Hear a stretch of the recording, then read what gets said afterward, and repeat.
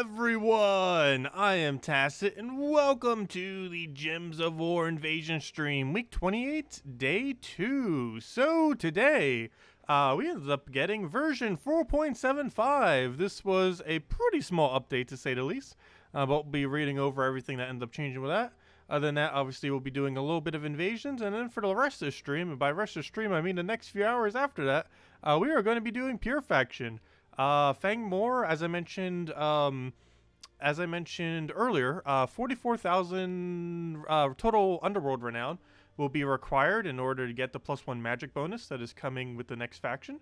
It is going to be possible as of next faction to reach 45,000, and that means we could potentially get +1 magic bonus starting next faction.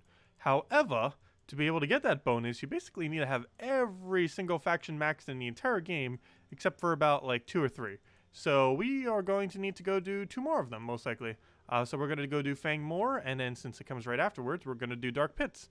And then in combination with Fang Moor and Dark Pits, we should have enough renown to go do the 44,000 total for when we finally go and get that as of next delve. Because next delve, we'll get 2,500 more, obviously. So that would bring us to 4,300 and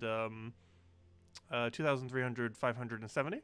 So we then need to go and cover the last little gap, and I believe we should be able to do so with 2 350s, which will end up covering the rest of that gap, and we'll be good to go. So we're going to do that with Fang Moor Pure Faction today, and then Dark Pits Pure Faction next Tuesday. Also, their rate of giving out patches on Tuesday is so ridiculously high. I can pretty much just guess that next patch of 4.0 will come out on a Tuesday and probably have like a 90% chance of being correct. So I'm confirming it now. Next patch will be on a Tuesday. A Tuesday night. I'm not sure what it is about Tuesday nights. It is love, as of recently, releasing like nearly every patch on a Tuesday night. But anyways, it is patch. It's a mini patch, but still a patch. And I haven't actually read over the full changelog or seen them yet. The patch just went out 2 hours ago. So it's rather fresh, but let's go over it right now. Also, I might need more water. We'll be here a while. Not because I'll be reading this forever, but because Pure Faction.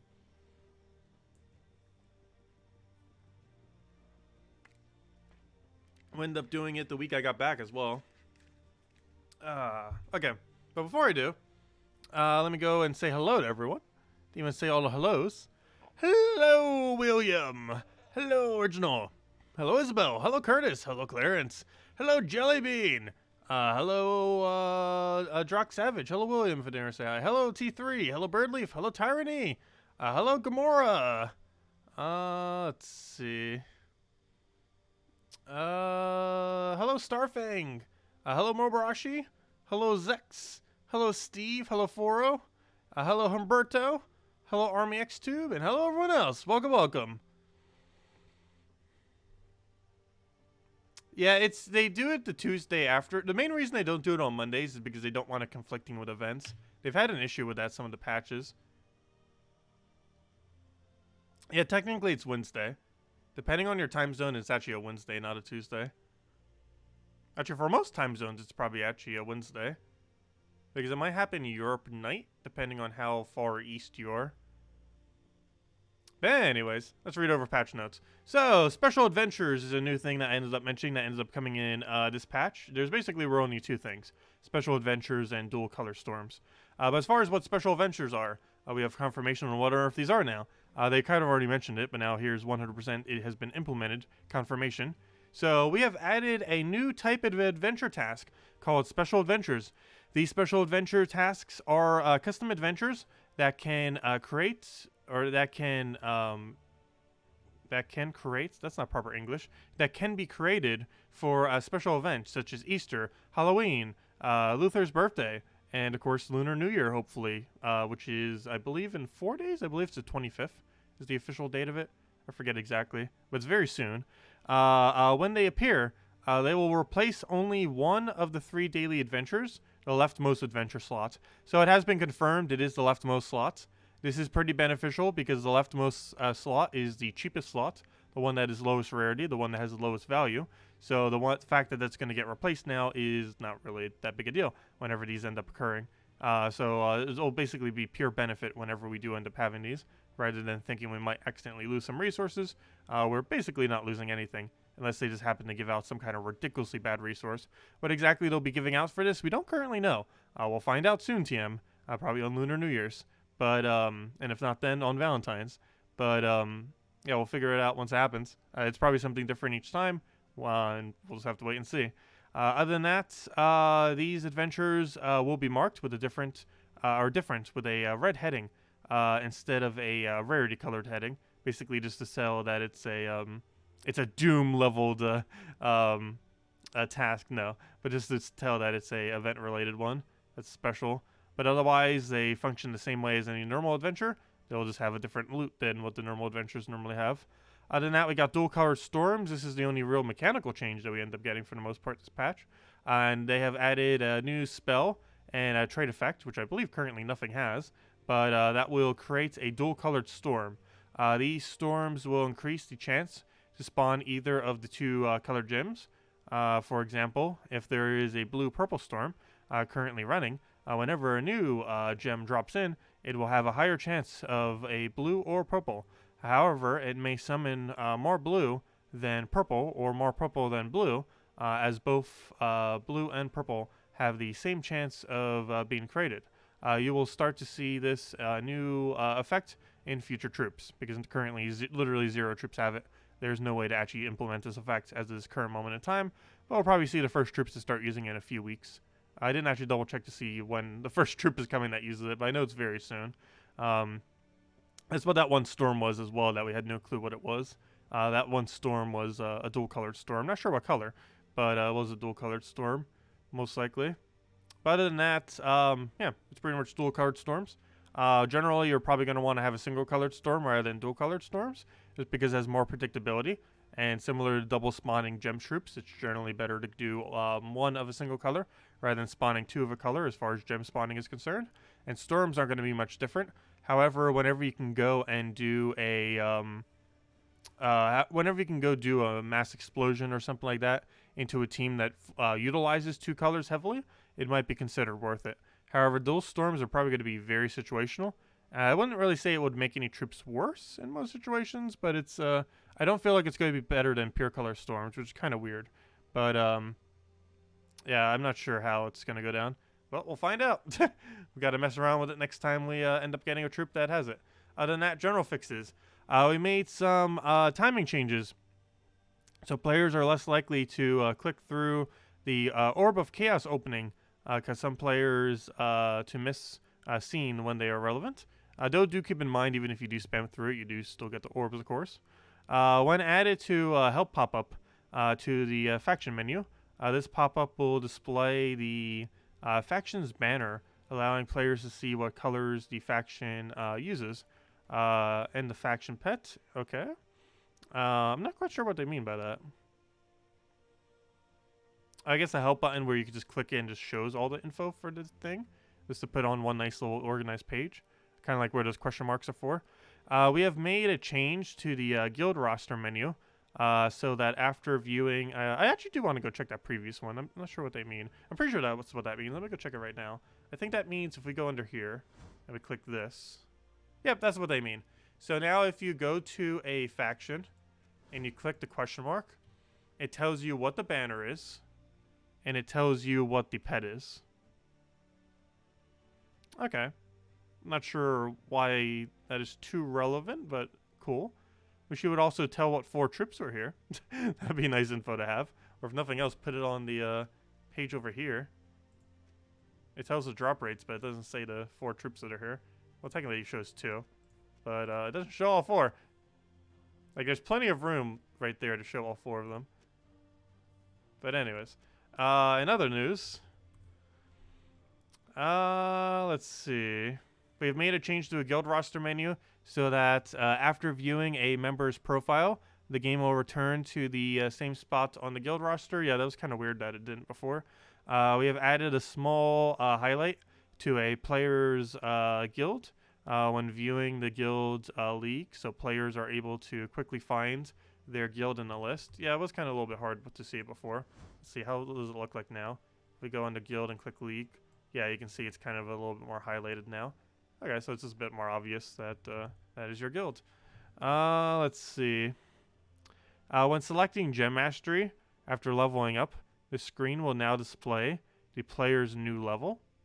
Did it not before? Interesting. And we have removed the holiday-themed logo and all that, so it's not really too relevant. Just a little visual change there. Other than that, bug fixes. And they actually listed out bugs for once instead of saying we fixed several other minor bugs, which they do still say, but at least they listed out a decent amount of them. We have fixed an issue where the gold key icon would display in Treasure Hunt when getting rewards. Yeah, that was kind of weird. Whenever you got glory keys, it would show us gold keys. I think there was a few other locations in the game where that happened too. Not sure if they fixed all of them. We have fixed a display issue where the mastery icons were appearing too large on their colored orbs on the hero info menu. We have fixed an issue where the Suncrest shield was scaling incorrectly on the Stormcaller class menu. We have fixed an issue where troops freshly summoned, like Harpy, could trigger their traits the same turn as being summoned. Oh yeah, that was pretty funny. It's pretty rare. However, you could summon a summon that summons a summon that summons a summon. The percent chance was a decimal of a decimal. But it was possible to get a summon off of one of the harpies that summons a harpy that summons a harpy because of how their trait interacts, assuming that it's down on the line. And the main reason for that is traits work from top to bottom on your team, or it works all the way from top left to bottom right. So given that they're going down in order, assuming that they're going down in order, you could end up getting basically a full team resummon off of 0.000 something percent chance if that was to happen. Though the chance of it happening once was, I believe, 5% chance. I forget what harpies per turn summon is. I believe it's 5% chance. But it was possible for that 5% to trigger, and then for the other 5% to trigger, and then for that 5% to trigger for however many team slots you didn't have a thing for. Obviously, that was pretty rare, but they did end up making that so it doesn't happen on the very first turn, just so things like that won't happen. Let's see. We fixed an issue where on def, summon traits could trigger on multiple copies of the troop, like Inferno King. Instead, just a troop that was killed. We have fixed an issue. Wait, I'm trying to actually figure out what it is. We have fixed an issue where on def summon traits could trigger on multiple copies of the troop. What, do you mean if you like instantly kill it twice or something? Very quick. I'm not sure exactly what they mean by that one. And they have fixed an issue where spells that eliminate all armor, like Mang and Flesh Ripper, versus reflecting troops, reflects the armor removed as lethal damage. So it doesn't do that anymore, right? This fix does not affect spells that only eliminate part of the armor, like Bone Dragon or Golem. Oh, wait. Wait, I misread that. Wait. We have fixed an issue where spells that eliminate all armor versus reflect troops reflect the armor removed as lethal damage. Yeah, so they basically fixed it so lethal damage, or that armor removal will no longer like instant kill you if you hit it on reflect. This fix does not affect spells that only eliminate part of the armor, like Bone Dragon and Golem, nor will it stop reflecting lethal damage effects, like Assassinate and Bullseye. But basically it has made it so you won't instant die to reflect. Now they use Mang or any other full armor tier. So that's nice. And also a few other changes that they did not mention. But, yeah, there we go. There's all the patch infos. Not much of a patch, obviously. We already knew it was going to be a small one. However, next patch, 4.8, is probably reworking hero classes. How so? We have no clue. And we'll find out eventually. But there is a good chance that 4.7 patch will be reworking heroes. So we got that to look forward to. Or not to look forward to, because there's a possibility that that will bring in grind when they end up doing that. We'll just have to wait and see. Hello, Liz! Hello, Barbara! Welcome, welcome. Hello, Carlos. Let's see who else did I say hi to while I was reading all that. Hello, Preserved Music. Hello, Mark Punk. Welcome, everyone. But yeah, that's 4.7 patch. Not much, but those are the changes. However, we might be seeing the adventure board thing pretty soon. Since assuming they do it for Lunar New Year, which I assume they are, they did a pet and everything for it too. We'll be seeing it in a few days. So it's right around the corner. So we'll get to see what the first instance of that looks like. And again for Valentine's Day. Not sure when the next time after that will be. But I'm pretty sure they're going to find a lot of weird reasons to do it. Based on the fact that they joked that Luther's birthday would be one. Or, you know, within the comment thing.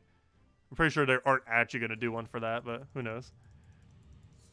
They'll probably find really weird things to do it for.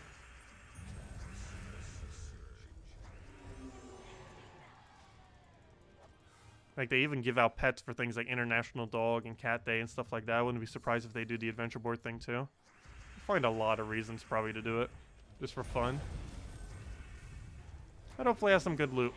We'll have to wait and see, since they never confirmed at any point what the loot for it's going to be. It's probably going to be better than a common task, though. A common or rare task, so we'll see.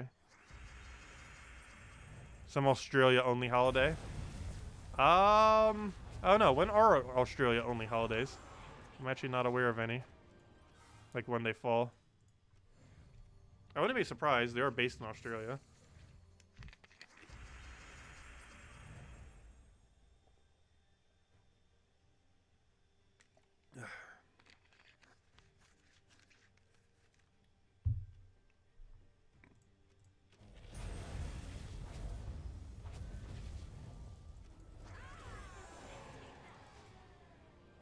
Australia bushfires relief pet.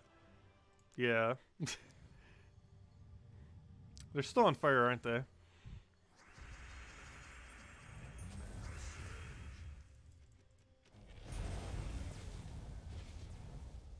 Be probably like trade stones or keys for it. Hopefully keys. Hopefully not trade stones. Yeah, as soon as I finish out this, we'll probably go do invasions. That'll probably be the last of the invasions we need to do, because I believe the guild will get the rest by the time we go stream tomorrow night. And then after we do that, we'll hand out code. And then we'll be going for a couple more hours, because we need to go do the entirety of Fang Moor factions. We're doing it all the way from 20 to 500. I am going to be using rush method the entire time, though. 100% the entire time. And the main reason for that is the delve is already so long. To do the entire delve, I think we have to do like 5 rooms or something. So we're just going to use the rush method the whole time to complete it out.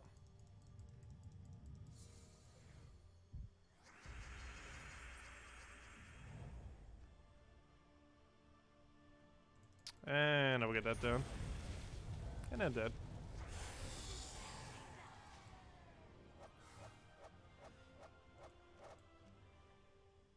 Yeah, I wouldn't be surprised if they try doing some kind of way to donate to it. It would make sense since they're based in Australia.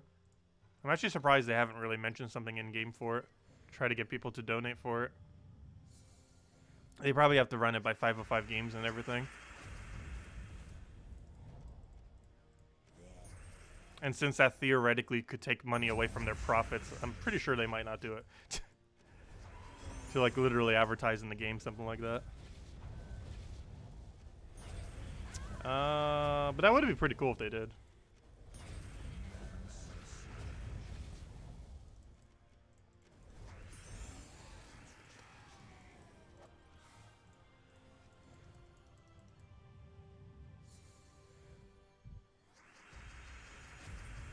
Oh, Salty said they can't do in-game things like that.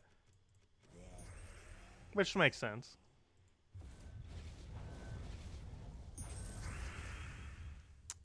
Throw that down.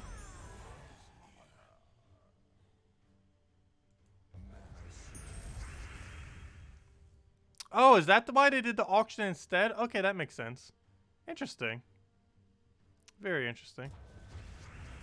I didn't realize that's why they did the auction thing on their socials.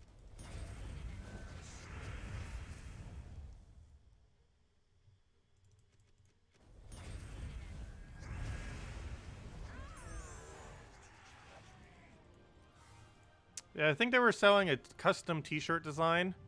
They were selling that one book that was posted on the forum, but they're selling like the actual physical version that they end up making up. And what else were they selling? They were selling one other thing. I forgot what it was.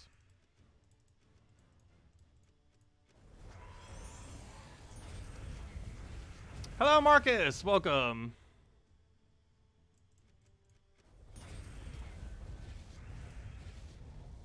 For last week, you managed to get 2 copies of the Macaw, and only 2 event keys. Wow, that was pretty lucky. Double drop. Always nice when that happens. Okay, there we go. So that's out. That's out. Next order of business. Let's go do our 4, which basically means 6 invasion events or invasion battles. And that's probably the last we're going to need to do, because my guild is going to carry us to stage 12 probably by tomorrow night. So we won't need to do any more. Nice little mix of orbs. At least we got a blue in there. So that's perfectly fine. Getting 1 blue within 3 orbs. I'll take that every single time if we could. Though ideally I'd want to get a purple in there too. But anyways, we're still running this, and we will be for probably the rest of the event. And by the rest of the event, I mean like right now, because this is the rest of the event. Okay, let's get 20% mana starts, and I guess attack? I guess we'll go attack. Attack, magic, HP, which any of it will kind of work right here. Or it just depends which one we feel like having more for. Because almost all of them work for this team. I'll go down the attack route. And 20% starts just to get things rolling a bit quicker. Not a necessity, but it helps. Alright, throw that down, throw that down. Earth's Fury. I don't think we need Earth's Fury to get into one-shot range. So I'm not going to go for it yet. We'll take out one of these. Take the Skull. And then we'll Earth's Fury into Skull. Or ideally a Skull. Or Nimia, that works too. Dead. Which is a Skull. We just get the good word off it. There we go. 1 down, fight a go. Because we're almost guaranteed getting a Valraven Tower within this set. It's possible we don't, but it's very unlikely.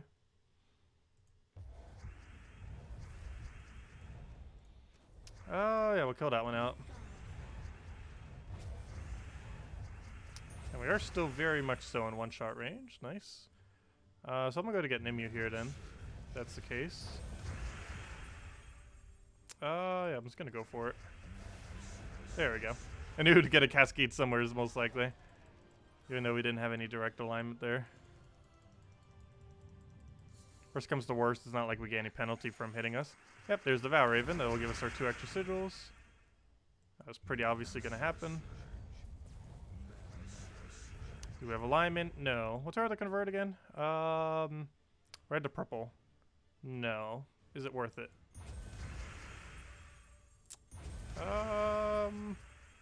Now it is. There we go. That's a lot of value. Hey, we got Celestial for it too, nice. Actually, there's a chance we might get another Valraven.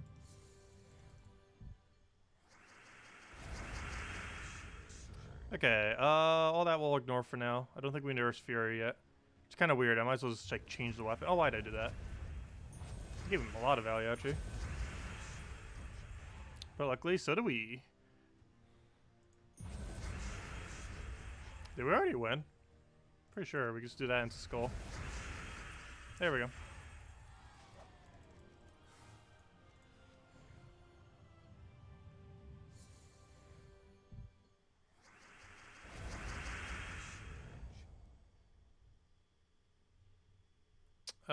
Let's see. Did I miss someone's question?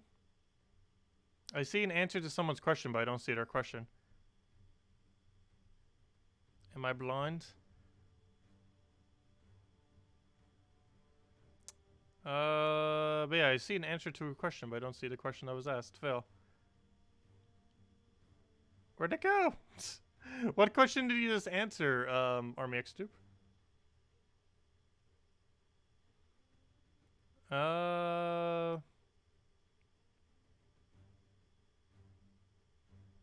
Oh, there it is. You're level 110. What's the best class or troop to trait first? Also, hello, Lampard. Is Titan good? Yes, Titan's the best hero class in the game. Get that upgraded first. You get it from Stormheim all the way in top left. You have a Glaceon. Oh, you can build into Glaceon then. Glaceon and the or Mountain Crusher and the Glaceon isn't too bad. You might already have Mountain Crusher. If you don't, you get in a few more Brown Mastery. I think it's at like 20-something Brown Mastery. Did I say I'm getting new glasses? Yes. I still haven't gotten the phone call yet that they were that they're done, but I should be in a few days or so. They said it'd be 7 to 10 days, and as of right now, it's been 7 days. So in any day now, they're just gonna call and say, "Hey, they're ready to pick up." But yeah, I should have new glasses hopefully tomorrow. But yeah, either tomorrow or Thursday. But very soon, we shall have new glasses.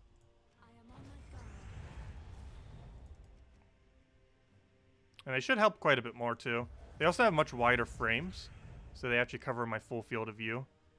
There's one slightly annoying thing about these is they don't actually cover the full view. Like the top and like, you know, like the very, very far areas they don't actually reach. But the other one that has a wide enough thing that it will. Also make sure to get anti-glare ones so they don't get a bunch of light on them. Or at least hopefully they don't get a bunch of light on them. They'll still be like probably still somewhat be an issue. But it shouldn't be as much of an issue with these. Supposedly. I've never actually had anti-glare ones before, so we'll see exactly how well it actually works. Hopefully well. Oh, I did not mean to do that one. That's not what I should have done, but there we go. It still works. Okay, final battle, unless Vow Raven. And then we have 1 billion battles to go do. Oh no, we got 2 more. Because, after that we're going to be doing all of Pure Faction. All the way from 20 to 500.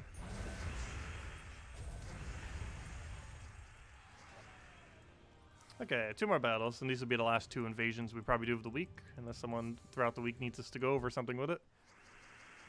Because at that point, my guild will get the rest done. And then we're done with the weekly guild events. It's kind of funny, but if you have a more active guild, you theoretically actually have to do less of the events every single time they come around.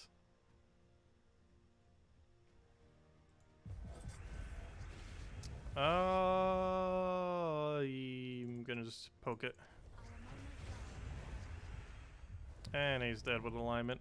It's not an extra turn, but it's enough to kill him. It's the only thing that matters for the final turn. Also looks like we're gonna be gaining a hero level this stream. 1,510. I feel like this hero we've been gaining a level every other day.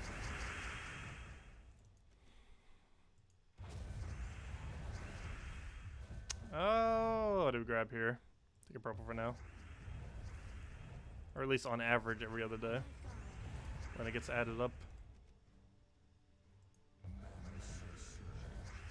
Mostly because we can be doing so many pure factions, which gets a lot of battles done for pretty quick EXP.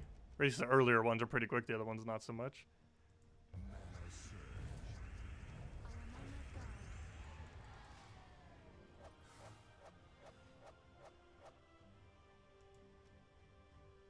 Will we have a special pet with the new glasses? No. The glasses pet. But there we go. Okay, invasion's done. Let's go hand out code, as I mentioned. And then we got a lot of Fang Moor to do. We are currently at 20. We're going to 500. And obviously Pure Faction 500. Let's see how many people went for it. Whoa, a lot of people went for it. What? Almost the entire thing. Maybe some people took my advice. Because it is required to get almost every kingdom to 2,500 if you want that +1 magic kingdom immediately. And I assume quite a few people probably don't have Fang Moor or Dark Pits done. Just because potions did not exist when they first came out. So people wouldn't have potioned them. Because potioning them wasn't a thing at the time. But now people can potion them. And now it's actually relevant to go get them up. So that might be why there's a little bit more than normal going for it. But anyways, let me go hand out code. And then we got a lot of grinding to do. We might be here a few hours. Not sure how long it actually takes. I think it took us 2.5 hours last time. I don't know. We were streaming almost to midnight that one day when we got back. The day I got back, we did the exact same thing, the faction. All the way to 2,500. And we're getting really close to not ever needing to do a 2,500 Tuesday ever again. I believe I only have 3 kingdoms left, or 4 kingdoms left, my bad. And we're gonna get 2 done. 1 today and 1 next Tuesday. Because Dark Pits is next Tuesday. But here you guys go. Here is the redeem code. Use on gemsaward.com with the game code section. Your invite code is found in your settings menu. Redeem code is right over there in chat. It's copy paste of random numbers and letters. And it gives same reward as always. 2 treasure maps, 1 gem key, 200 souls, and 2,500 gold. There you guys go. It's only usable on PC mobile version. Enjoy, everyone. Nice little gem key in there. They add up, that's for sure. Okay, so Fang Moor. Let's start doing this. I don't know, what team do I want to run for? Do I just run Truffle? Pretty sure we're allowed to use Truffle. I better be. I mentioned it for the video. I believe we have access to blue, so we should be able to. Oops, that's not what I wanted. What I wanted is games. That's not also not what I wanted. Yes, it is. Fang Moor. Fights. Actually, before I do, we need to buy up packs. How many packs do we think we need?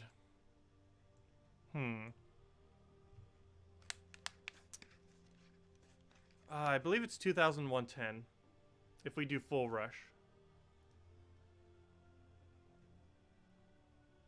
It might actually be longer than that. Oh, I forget how much we actually need. Has anyone actually done it? Is it 7? Can you 100% confirm that full rush is 7? Did anyone do full rush for the event? Pretty sure one of you might be here. There was like, at least on just on PC Mobile, there was 85 people. Is it 7 to 8? Okay, we'll do 7. Yeah, 7 doesn't sound correct. Okay. Because that brings it to about 2,510, I believe, is 7. I believe that's how much we did last time. You did 5 with full run? Wait, full run as you did in every single room? Or was that with rush? Because rush gets a lot less sigils. Like, I think you could do it with 3 if you did, like, literally every single room for every single one. But that would take a very long time. Okay, so that's 1,110 right there. Okay, that was with every single room. Yeah, I'm definitely not doing that. There might not even be enough time to. That takes a very long amount of time. You do get a lot of loot for it, though. Like, if you have a lower amount of gems and you're going to bother doing this, you probably do want to do every single room. But we have enough where we can kind of just waste them, or waste some of them. So that's 1,110. And now we'll buy up this pack. And yeah, I guess we'll do it 7 times then. I believe that brings it to 2,510, right? Because buying this 7 times is 1,400, which brings our total to 2,510. Nice. Okay, so we'll go do that. So let's buy it 7 times. 1. Goodbye, gems. 2. 3. 4. 5. 6. And for good measure, 7. And now we have 7 tier 7s. And that comes out to a cost of 2,510 gems. Well, there goes all of our gems. Now, let's go do it. Let's go switch over to the team. And let's go use a lot of truffle. Oops, I just realized I'm going to need to change that. I need magic, and I'm going to need to repaste the team. I hate that it doesn't save it. Doesn't save it until you finally do a battle. Okay, let's go do this now. Should take like 2 to 3 hours, probably closer to 3. And we'll do it with Warden into this meta team. I don't think we'll need to revamp to anything else. For the earlier battles, we might actually want to do something else. Just for the sake of it, I think we're just going to stick with this. Because why not?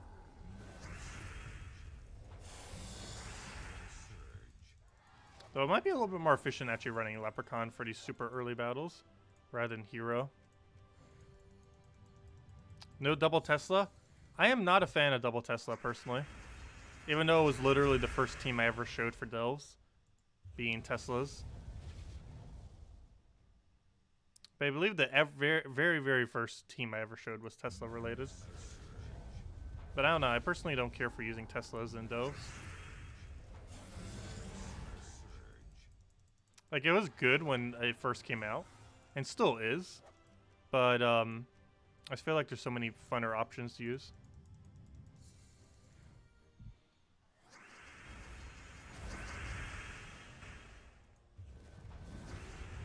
Okay, I might want to go do a Rowan build for these early battles. I forgot how much slower this is at really low level. It scales very well, but for super low levels, it actually is a little slow. Until we reach like 60, there's going to be things way quicker than it. Once it gets to like 100 plus, it's definitely perfectly fine though. And even by 60 or 70, it probably picks up the two about the same rate anyways.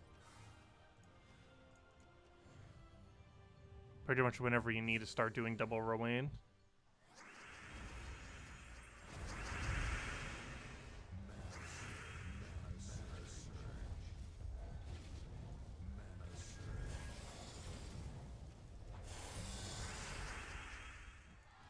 There's our 20 gems for today.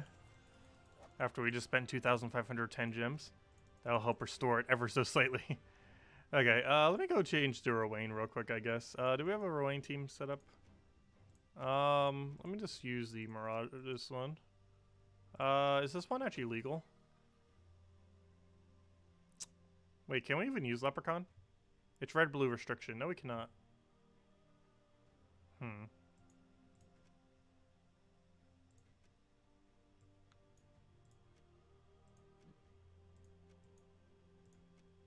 Oh, one fun trick is that should actually save the team as... Oh, no, it didn't. Never mind.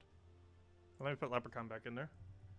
I was going to say, normally when you don't have a full thing in there, it actually saves it back to whatever it was. We'll go do that. And the only reason I just did what I just did is so we can go do this. Because it wouldn't have let me paste that, I don't believe, otherwise. Now we can go paste team. Not to actually use this team, but to go replace our Alistair. Is there not a good empower under red-blue? Firebomb. That can only be used once. Scurvy Sea Dog? Sure, why not? What's your convert again? Green to blue. That doesn't help as much, though. That's better than nothing, I guess. Alright, let's just quick kill stuff with this real quick. That should be fine. Just immediately take mana, go from there. Oh, I am running wrong metals now, though.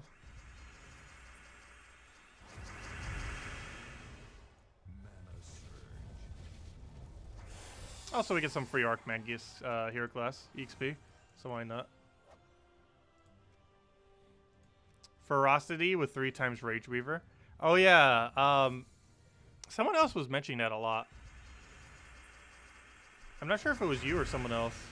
That became somewhat meta, or not meta, but like actually usable a little while back.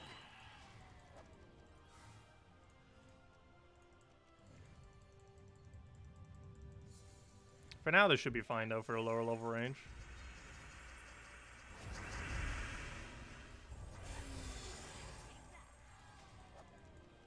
Hello, Taro! Welcome. Also, I'm going to go need to get more water soon. This will definitely not last the rest of the stream. It won't even last the next few seconds.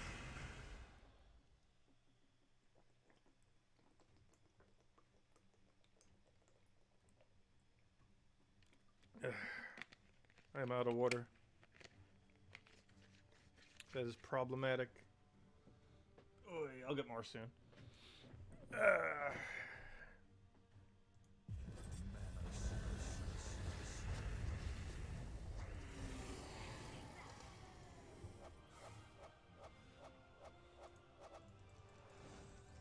Yeah, Holy Saint Atra cannot be used here. The restriction is blue-red. You also can't use Leprechaun, which makes his team ever so slightly slower.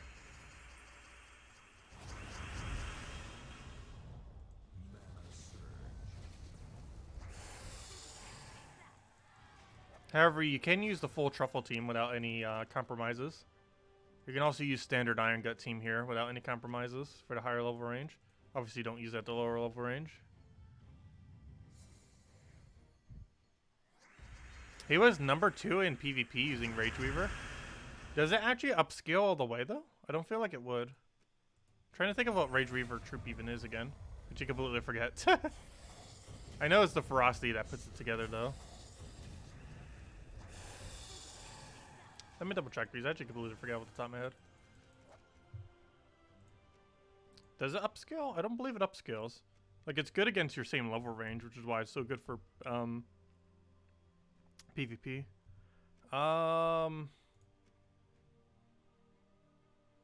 Wait. Rage Weaver? Is it not called Rage Weaver? Oh, Rage Weaver is the weapon. With 3 times Ferocity. I misread that. Whoops. But yeah, Ferocity, or Rage Weaver ends up creating the mana. Which does... So that's why I was confused for a second. I was going to say, what troop is called Rage Weaver? It's the weapon, that's why. Ferocity is the new Guardian troop that we ended up getting a little while back. Previous patch. Or, you know, patch before this patch, I should say. Since we technically just got a patch today. But yeah, it creates a bunch of reds based on Tauruses. And it can boost ratio off itself if you set it as Shaman, which you should. And then that ends up getting a total of 12 boost ratio for 16 red for 15 mana. And the other thing is Ferocity, which is this thing. And Ferocity is that new Guardian thing. It deals damage to an enemy, and a random enemy boosted by life, attack, and armor. And yeah, that wouldn't upscale indefinitely. It'd be good at around your level range. However, it does not scale all the way. And every extra turn it gains a bunch more stats. But yeah, that would start falling off after like 150 or 200 delves. By that level range, it's just not going to have enough damage. For PvP, it probably can against any team that you're up against. But I don't see that having enough damage for delving.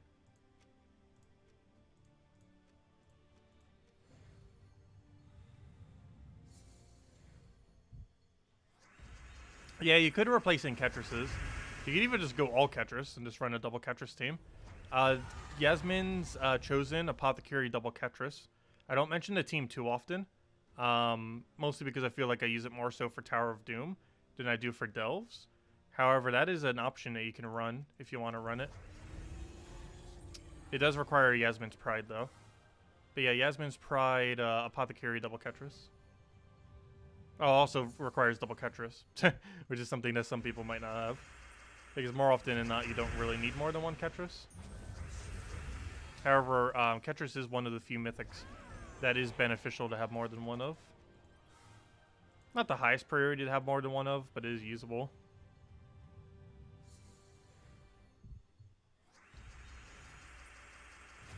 Yeah. Yeah, I'll take that for now. Actually, I'm pretty sure just taking the mana. Oh well. Too late. It's dead now.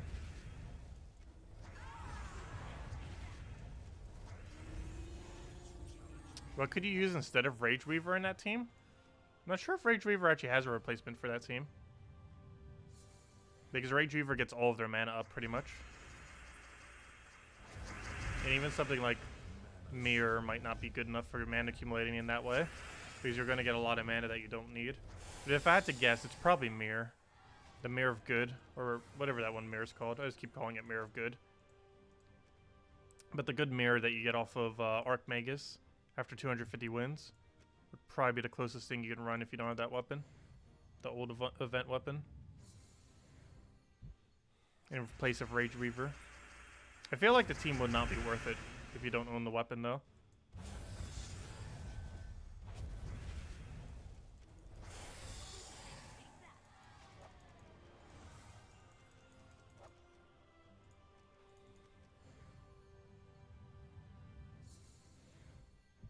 Yeah, Elspeth is usable for this delve, that is correct. Wouldn't really advise using it, though. Because after you cast her once, whatever happens to that one troop, if you do it on herself, will permanently stay as that one troop. Kind of like how you wouldn't use a firebomb.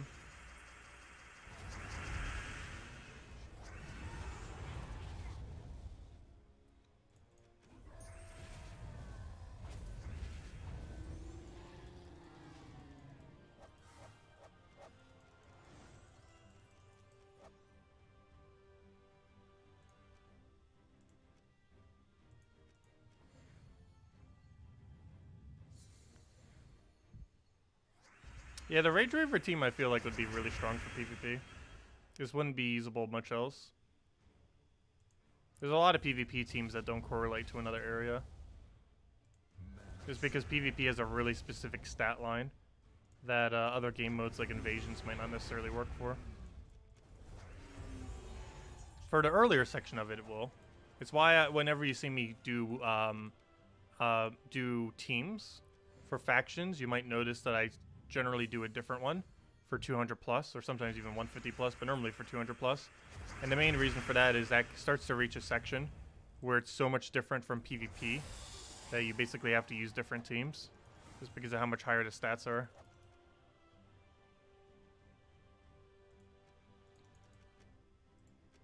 Oh yeah, Urskeo Crown is a pretty cheap way to create red. If you don't have Flame of Fur, if you don't have that Rage Weaver for that one team. And you get it for free from Urskeo Kingdom. I believe that's the only thing where they didn't change the condition of which you got it. There were a few others that you would get, like War and Peace. But they end up changing the condition of how you end up receiving it. However, for whatever reason, I don't think they changed the condition of how you get Urskia Crown, which I'm pretty sure is still from doing Urskia questline.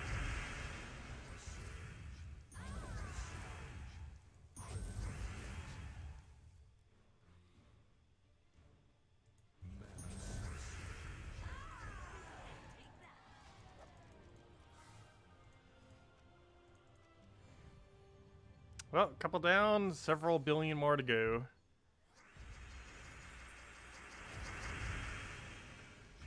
And we'll get that down. That'll go down pretty easily if nothing else.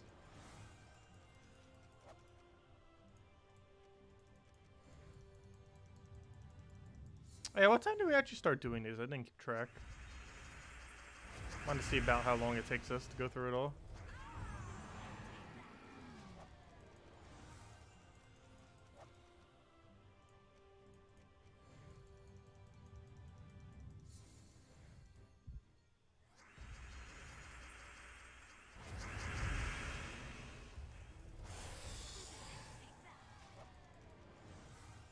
Also, this is gonna soon start not one-shotting. I think we can get away with like one more delve. As soon as we stop one-shotting the final battle, I think it's truffle time.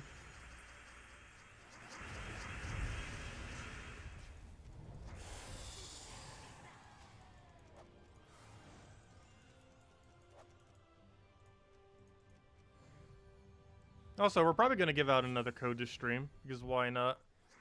It's gonna be long enough that we probably should. Ugh.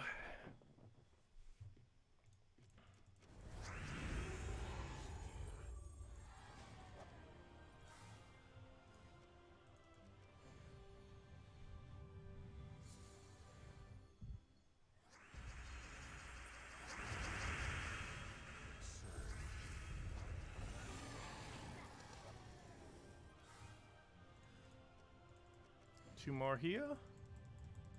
So probably about 100. I'll take a quick break just to go get waters.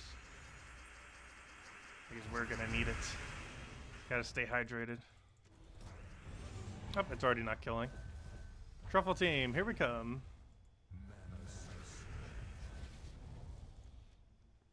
Too bad you don't do damage. We'll just do that instead. Kill it out that way. Hey, Archmagus level 74. Nice. Still got a ways to go, but hey, there's our level for today. I said if we do one level every single day until that point, we're pretty much going to have it there. There's our level for today.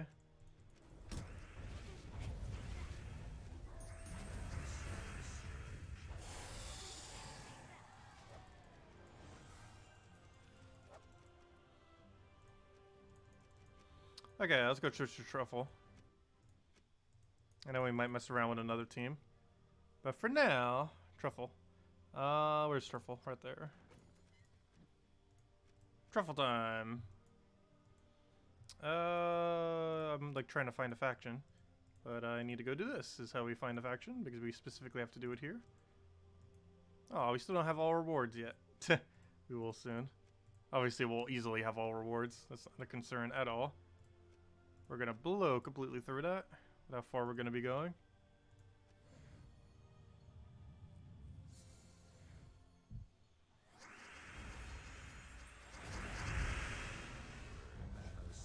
I could have just doubled. I didn't realize he already had full mana. Got a lot from the explosion into enchant, into 20% mana start. There we go. That's the kind of numbers we want to be seeing. Everything dying instantly.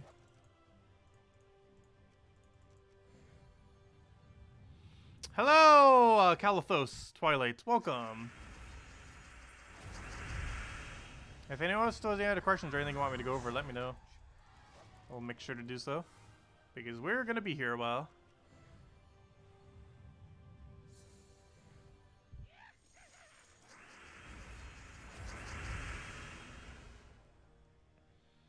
Yeah, it would be kind of nice if you could have these extend a bit longer than a day. It's really annoying doing the entirety of the pure faction in a single day. Especially if you're not doing rush method, where you're just rushing the final boss room. Because it can take a very long time. Doing no skip will take upwards of like 6 to 10 hours doing this. Probably closer to 10 hours. Though with pure skip, it's only like 2 to 3 hours or something. I think closer to 3. Depends how long pure faction takes for the given faction. This one shouldn't be too bad, but you never know. I think we can get a first try. We have 50% score reduction, and that factor alone will probably make us so he wins. However, we do have a lot of rooms to have to go through. And there's no alternative path either. Like some delves with a lot of rooms. Like the one that we just previously had last Friday. There are multiple paths so you can kind of choose. This time around, not so much.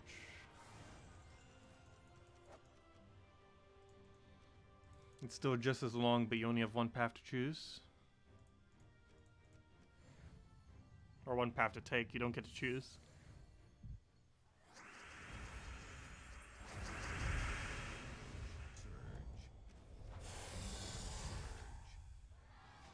What do you think is top 5 easy pure faction to complete and top 5 worst to do? In what regard? Because there's 2 different difficulties to doing them. How difficult their pure faction is. Oh wait. Oh no, you mentioned pure faction, never mind. Because there actually is a difference between how difficult a pure faction is relative to how difficult actually completing up to 500 is. Because it's possible for something to have a really easy 500, but having a hard to do going to 500. But as far as pure faction, the absolute easiest is Crypt, because instant kill is the highest rate. Second easiest is Stone Song Eerie, for instant kill reason. Have no clue what 3 to 5 is. The absolute hardest though are the one that just came out last Friday with all those transforms. There is a chance that they might end up tweaking it. However, as it currently stands, it's probably the most annoying in the entire game. Absolute hardest though is probably Sea of Sorrows, mostly because it has true damage. Third hardest is probably Hall of Guardians, because of the gargoyle in the final battle is pretty much the bane of ever being able to complete it. It is very annoying. Still haven't been able to get past it potionless. We're probably just gonna have to do potions for it. And other than that, not sure what else has a really high hard category. Those are the main 3 that come to mind.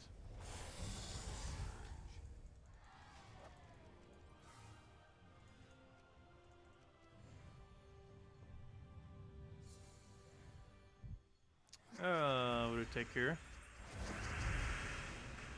Grab a truffle.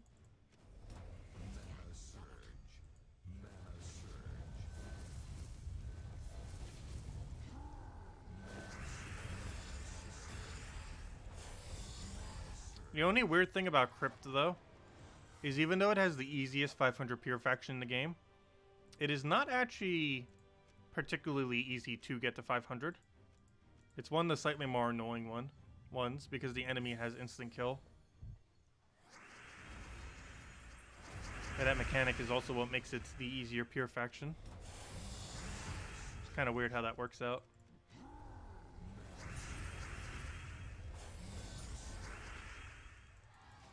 Because the only problem with me always saying that Crypt is the absolute easiest pure faction is it's not actually the easiest to reach 500 at, which makes it slightly difficult if people are going for it as their very, very first faction.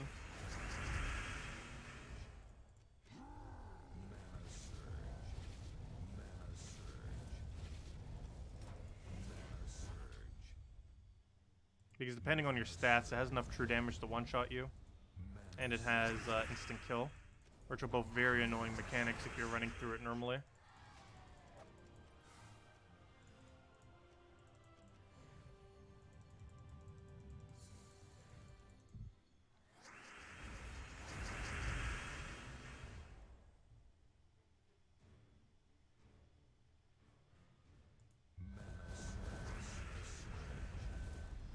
Alright, this is not going to be enough mana, but what will be is if we do another forest troll into it.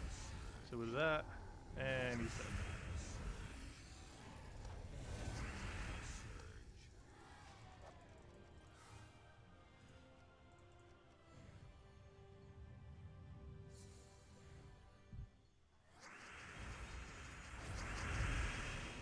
What else do we need here? Grab that. double everything up.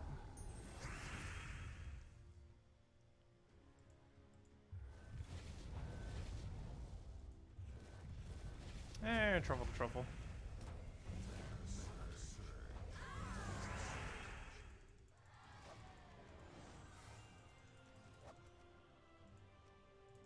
Yeah, we reached the 100 mark. Oh, didn't I say I would get warders at 100? Should probably go do that. Because I will need them.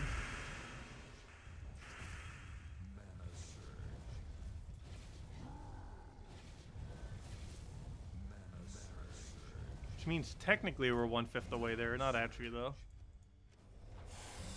Of course these are lower level battles, so they go quicker.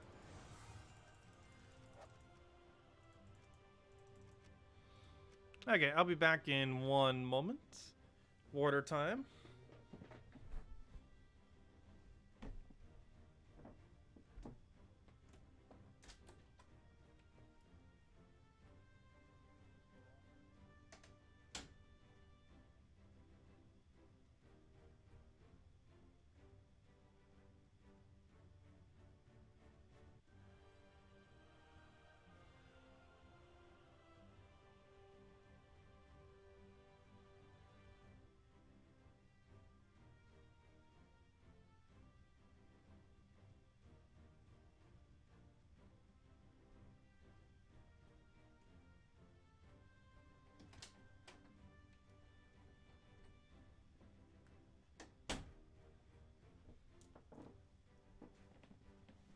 Okay. I have stocked up on double water. Normal water and sparkly water, because why not?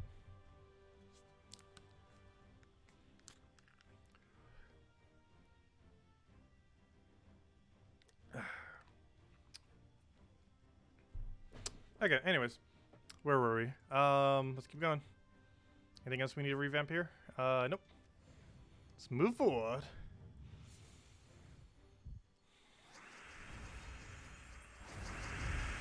What do we need? What do we need? Grab, take that for now. Hopeful mana next turn. Buffalo Moachi. That should give a setup. And he'd be dead.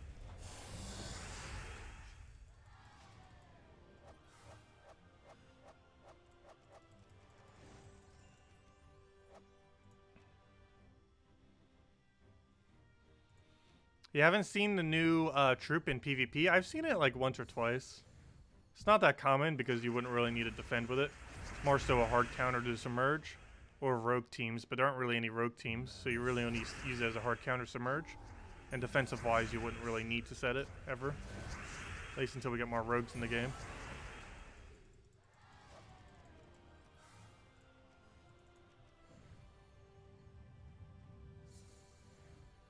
Oh yeah, I never did still post those 2 event videos. I've had them done for like ages.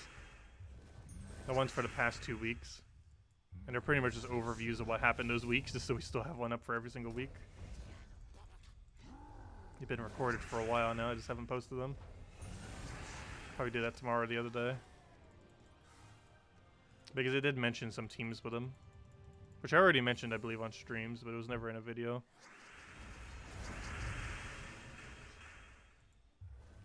Also, did Key Lime still not post a video this week? He's being as late as I was.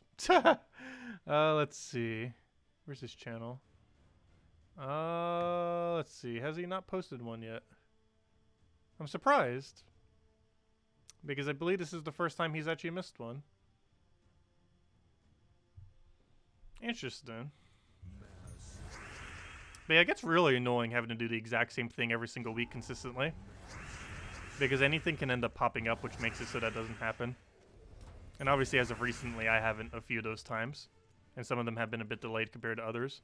But it's really hard to maintain doing something at the exact same time every single day or every single week consistently forever.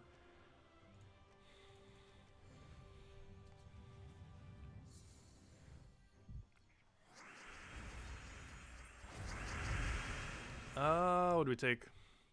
Let's grab blue. Grab what do we even need here? Take green for now. Then we get their double green. And there should be 3 casts. And he's dead.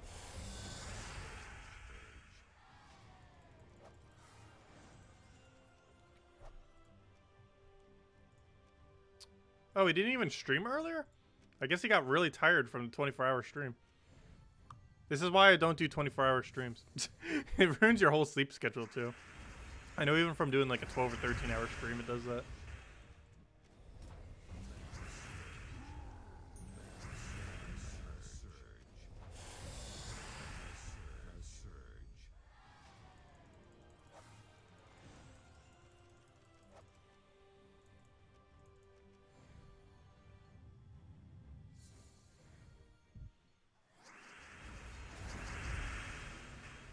Oh, did something happen to his dog? Isn't Salty getting a new dog soon, too? Or she might have already gotten one. I haven't had a pet for years.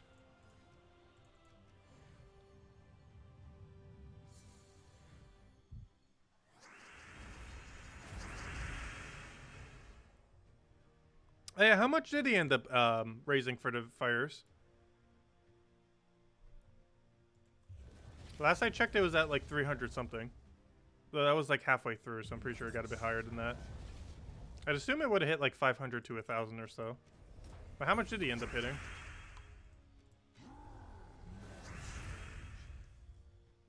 400 is pretty good.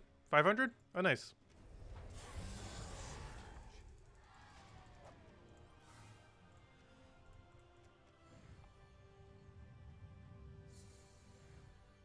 Yeah, I've yet to actually do a charity stream. We might eventually. I just hate doing very long streams. And for something like that, you would need to do a very long stream.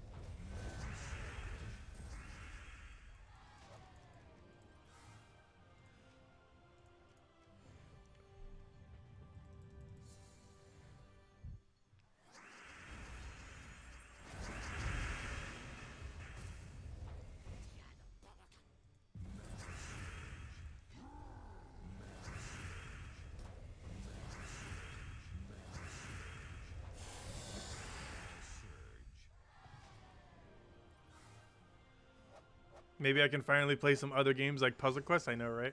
Oh, no, we'll be playing some other games very, very soon. Getting back into that. Wait, I feel like we haven't for ages, but we'll be doing that soon. Soon, TM.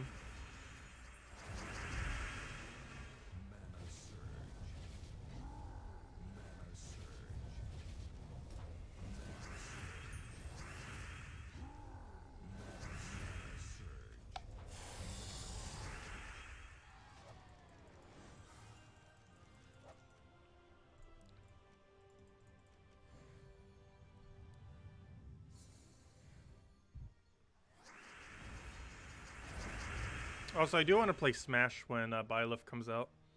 I'm actually pretty hyped for that.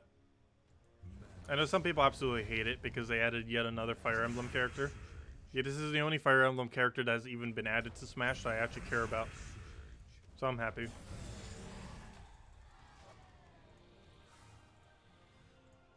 Actually, it releases in a week from now, if I'm not mistaken.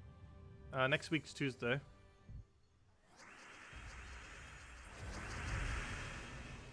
So I might just stream all day next Tuesday then.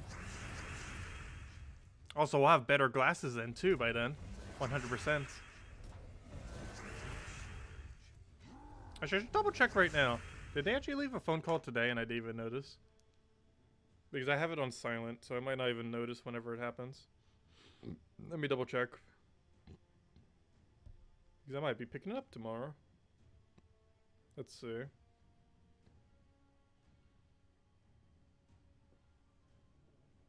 If it'll load.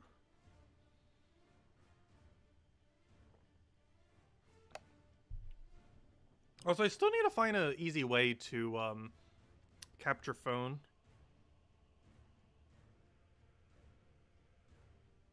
Let's see. Or not to capture phone. Capturing phone is easy. But I mean like to be able to stream it onto the thing. So I can actually record it with my PC. Also, why on earth is this being so weird? Come on now. Let's see. Go to main. Did we get a phone call of them yet? Oh, we got one. Is that them? Probably not. It's probably junk mail.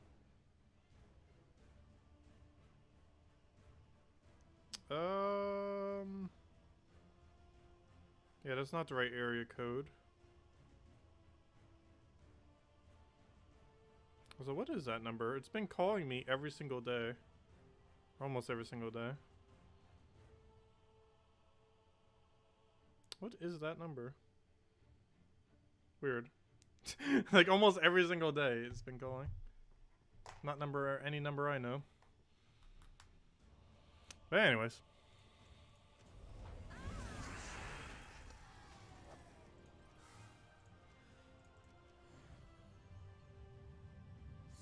Am I going to get that Pokemon DLC? Probably just for the sake of getting it.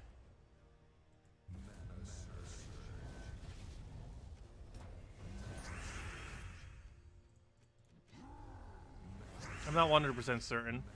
But I probably will. I wish that would have just been part of the base game, though. It does seem weird that they cut a lot of Pokemon just to pretty much just add that new, the DLCs.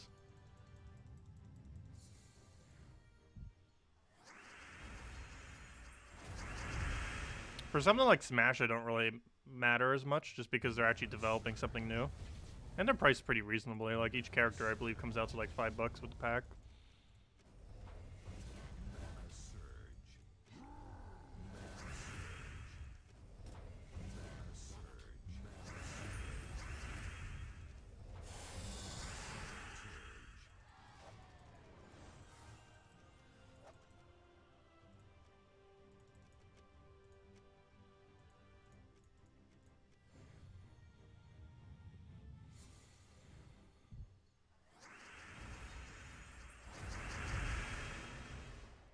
Well, Andrew Yang will be eliminating robocalls.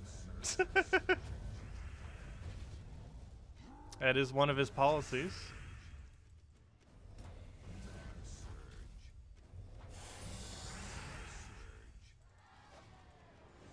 I don't know, something really does need to be done about them, though. I don't even ever check my phone calls just because there's so many fake calls. Robocalls is pretty much single-handedly killed off ever actually communicating with people by phone. Everyone just texts and everything.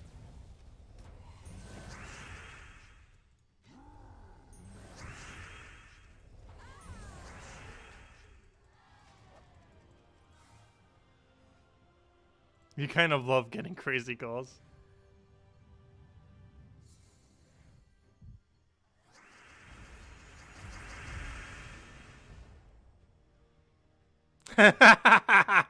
Calathos, that's funny. Troll the people.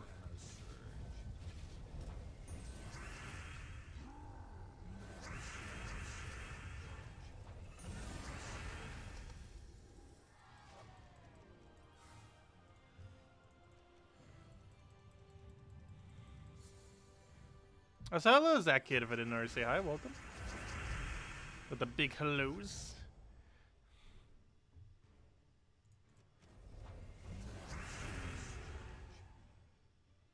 You don't understand how some people get so many robocalls. I haven't been getting an absurd amount. However, it is a relatively newer number. I only average probably about 1 or 2 per day.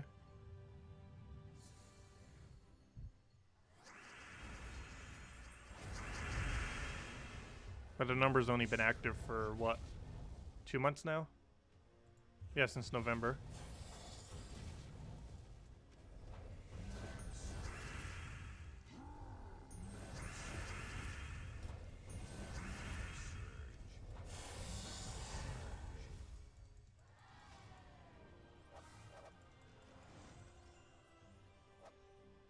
Are we going to get Elfie emotes?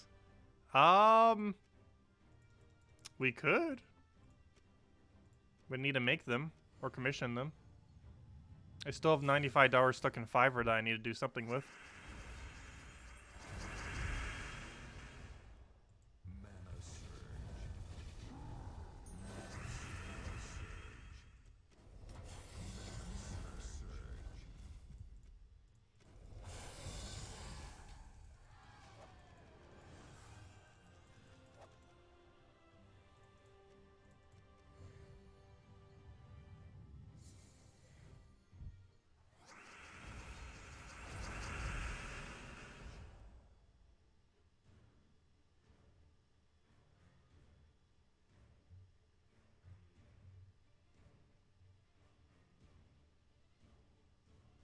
Oh, Calathos, that's mean.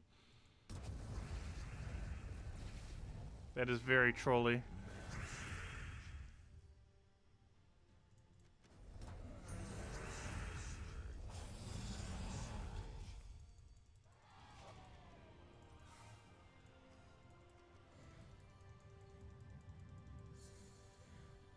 Yeah, Andrew Yang has a lot of really interesting policies. He's like almost 200 of them laid out on his website. Barely any of which I disagree with.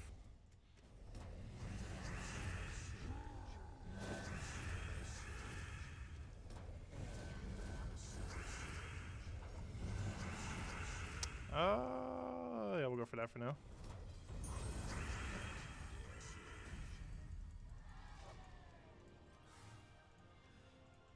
Also, the establishment really wants to go after Bernie. I do have my disagreements with Bernie, but gosh, they really do not want him to win. What do I take here? We get that for now.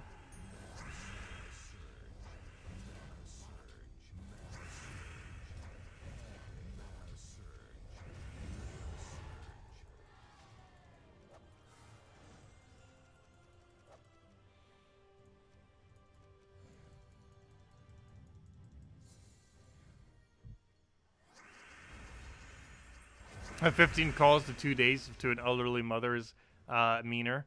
True.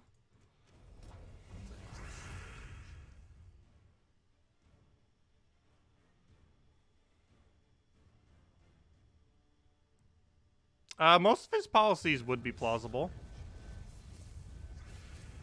The biggest issue would be getting them passed in Congress.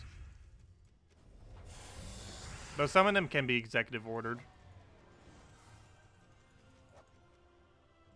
But most of them would have to pass through Congress, which is a whole issue on itself. I think Congress's approval rating dips under to single digits sometimes. I actually forget what it most recently was. But I believe it averages like 15% approval rating.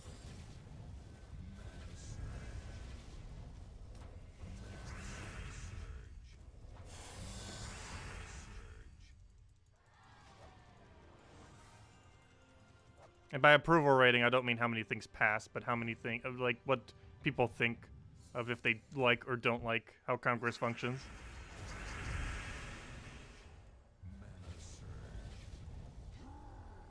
Yeah, it was 13% last time. It's absurdly low.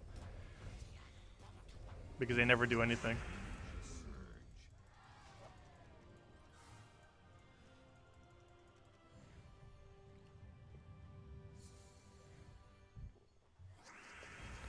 Oh no, America really desperately needs a third party. Like a viable third party. Obviously we do have third parties, but they're so small that they're not viable.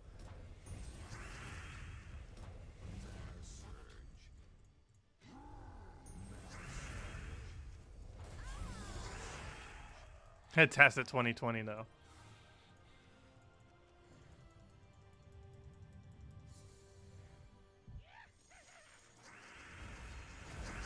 Yeah, Andrew Yang was going to do term limits for what do they call it? For Supreme Court. I believe he was also going to do it for House and Senate as well. So for Congress. I have no clue who Yang would choose for VP if he was. Though we know for sure that Bernie's probably not doing Warren anymore. Like, someone like Bernie would probably pick Telsey or, hopefully Yang. Like, they are, like, not super buddy-buddy, but, like, they're not, like, have anything against each other. That would be kind of interesting, a Bernie Yang. Yang would most likely choose, Telsey Gabbard. And Telsey, unfortunately, is not polling anywhere near high enough to actually win.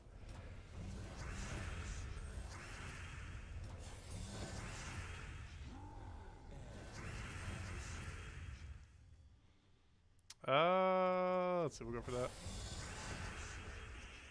Also, even Biden was considering picking Yang for VP. Which I find kind of interesting because they have somewhat conflicting views on things.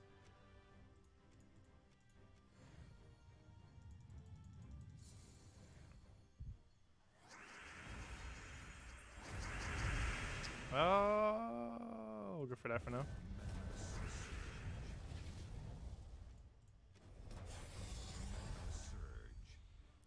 Oh, what do we even want? We'll go grab a... We'll grab green for now.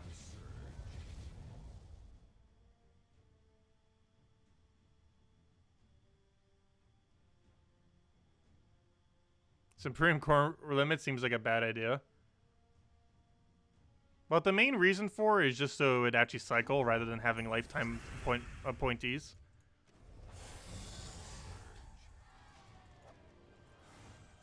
I believe the way he was going to set it up, it would have made it so that one of them would switch every 2 years. I believe it was. It was either 2 or 4 years, I forget exactly. But currently they're in for life. So you could get someone who stays in there for like 50 years or 60 years.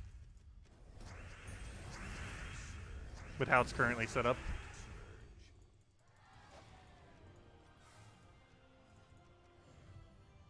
Is it worth spending gems on a weekly bounty? You mean monthly bounty, right? But yes, it is. Well, kind of. If you have several thousand gems, it's probably worth it.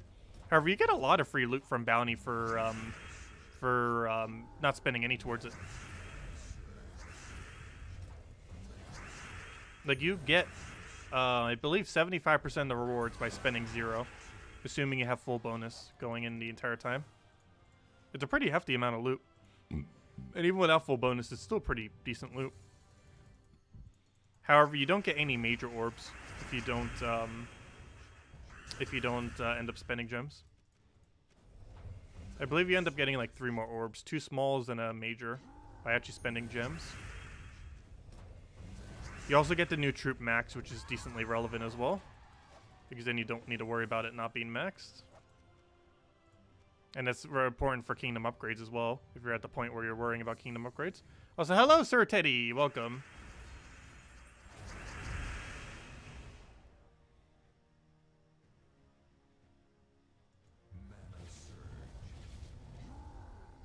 Yeah, orbs are nice. Always good to get more orbs. I feel like I've been a little bit low on orbs lately. Mostly because we burned through so many when we ended up doing the Guardians a little while back.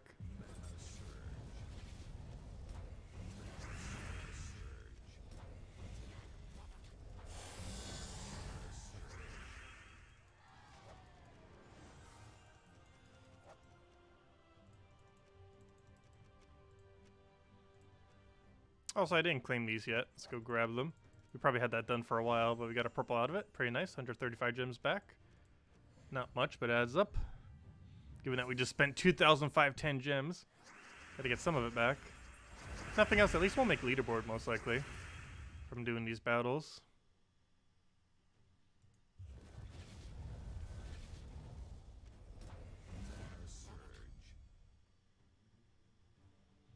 Yeah, my gems are getting pretty low. It's almost dipping below 20,000.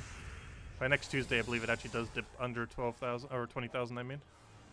Which is still a pretty hefty amount of spare gems, but you can go down pretty quick. But yeah, starting next Tuesday, I will, for the first time in like a year or two, reach under 20,000 gems. That's concerning. Whatever shall we do with only 20,000 gems? It's still obviously a lot of gems spare, but that would be the lowest I've been in a very, very long time.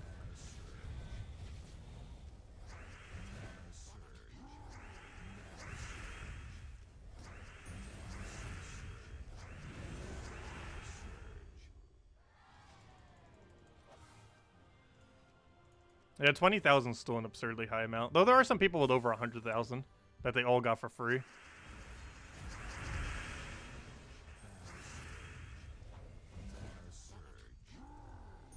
Some people really hoard them. Also, theoretically, if you did 10 hours of treasure hunt every single day while taking tributes the entire time while doing so, you would end up getting, let's just say you take 10 hours of tributes and 10 treasure hunts, or 10 hours of treasure hunt a day. That would come out to about 700 gems a day, approximately. Let's even just say 600 and bring it to the lower end. You'd get 600 gems per day. which would come out to 3,600 gems per week, which would come out to 14,400 gems per month. That's a lot of gems. Obviously, probably almost no one does that, but it's possible.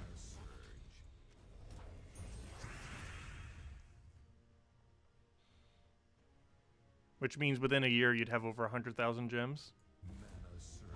However, that would require a lot of time, to the point that most people probably wouldn't do that.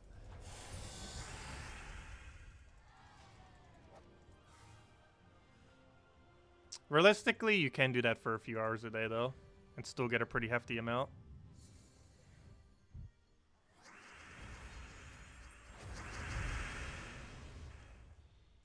Even if you just do a few while you're waiting for things throughout the day, that alone would end up being like an hour's worth, probably, over the course of a day. Not to mention, you have to keep in mind, a lot of that comes just naturally, too. Just taking tribute every single day, which doesn't take, like, any time at all. Assuming you take it about 10 times a day, at least later in the game, that's basically a guarantee over 100 gems a day for doing nothing but clicking 10 times, of course, across the day.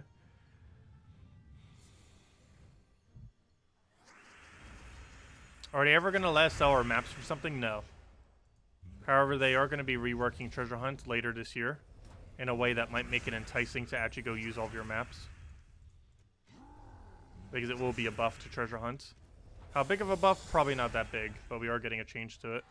And when they do, I might actually finally use all my maps. We'll see.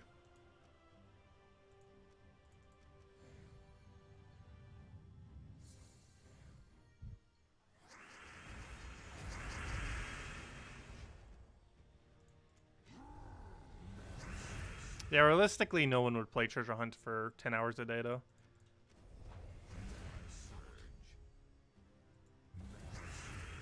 However, there have been some people in the past that have done that. They do exist.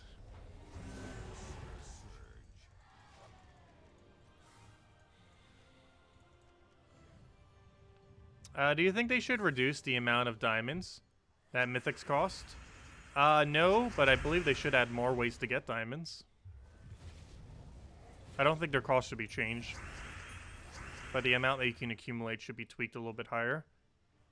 Especially with the fact that the number of mythics in the game keeps increasing over time. I've known quite a few other games that are structured like that. As more highest rarity stuff come into the game, they normally tweak how easy it is to get higher rarity troops. At least to some degree. Because it gets increasingly harder for newer players otherwise if they don't. Because obviously people who've been playing a while like myself, like, it doesn't really matter what the cost of a mythic is. Because we're always going to be able to get it immediately, pretty much. But for newer players, this becomes increasingly hard to get them all. If they don't end up tweaking how you accumulate them.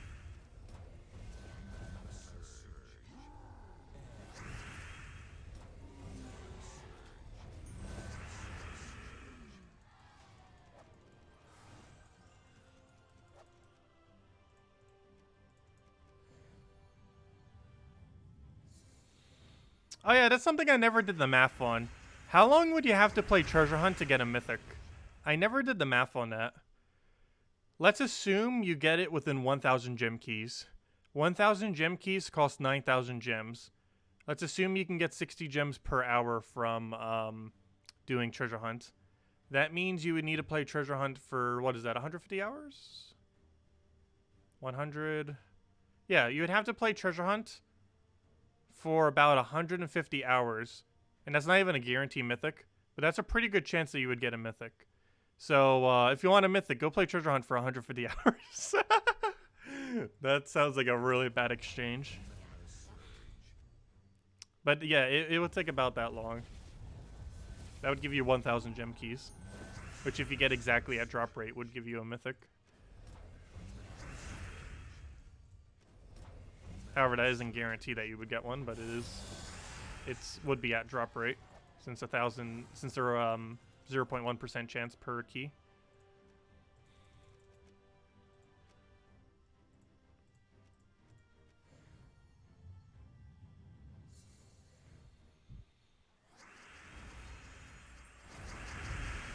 Oh, let's see. We'll grab that.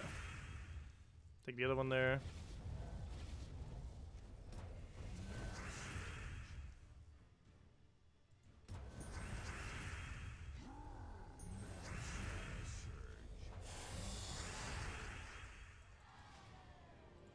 What should a relatively mid-game player spend glory on?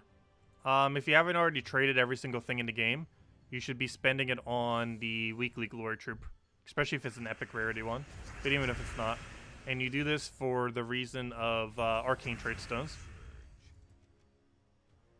Yeah, pretty much all your glory in mid-game until you have every single thing in the game traded, which is until like early part of late game most likely. Until then, you don't really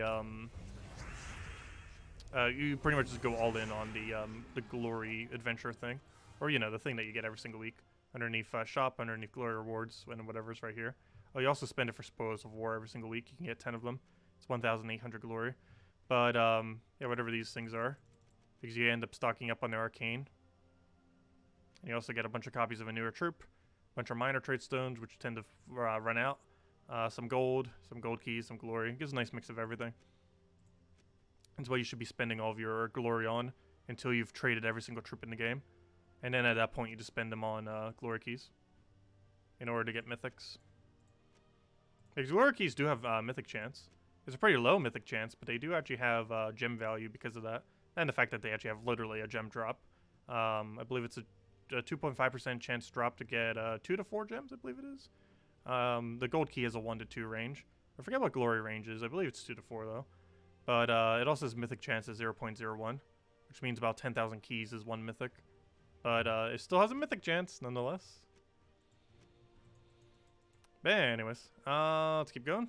We're about, what, 1/3 the way there? Yep, actually we're almost half. Of course, the later half takes a lot longer than the earlier half. We're about an hour in as far as doing delves. So yeah, it looks like it will take us about 3 hours then. Slow and steady. We'll get there.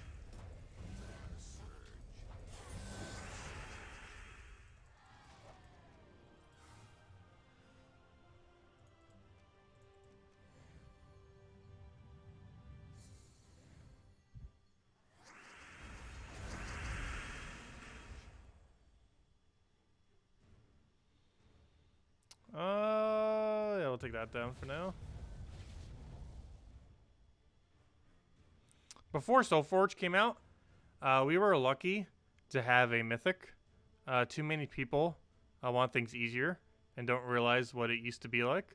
You think it's fair for us oldies to be able to get new mythics? I don't know. I still found it pretty easy to get mythics when it first came out. Soulforge didn't exist at the time. However, that really wasn't as much of an issue. Just because there were so few mythics in the game that you could pretty much get them immediately off of keys. Like, even when it wasn't an event where they were exclusive, there was just so few in the drop table that you could just get them off of opening any key. Because at one point there was only 1 mythic in the game, then 2 mythics, then 3 mythics, and so on and so forth. So it was pretty easy just to get them off of Glory Gem Guild or VIP chests, even when they weren't exclusive to it, because there were just so few. But now if you try doing that, you'll get one of like 50 random mythics.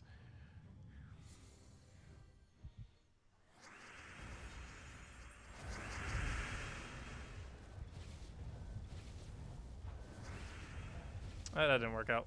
Let's just grab brown for now. And then just double up the thing. And then truffle him to death.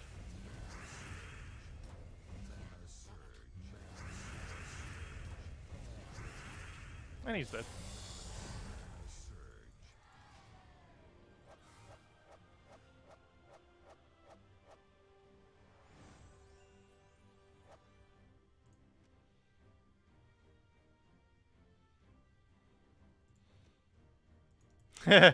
Calathos, it's funny.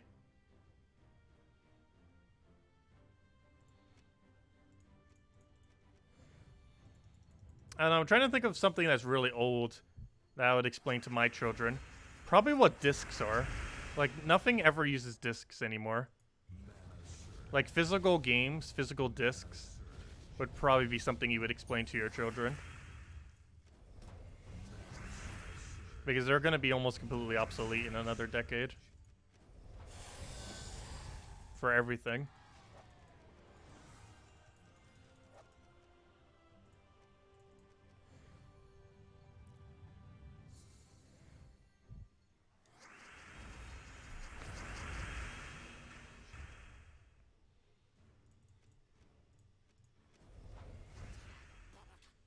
Floppy drives. I've never actually used a floppy drive before.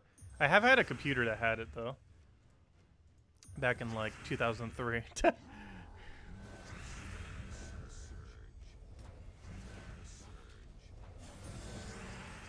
I'm not that old that I was really around when they were used, though.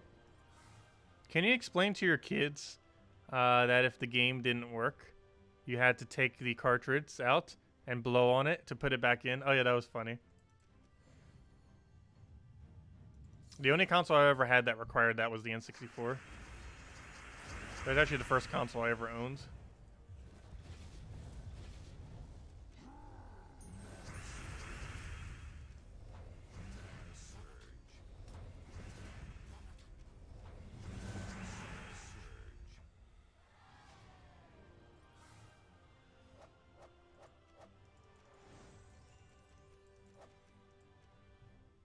Why are the games flat?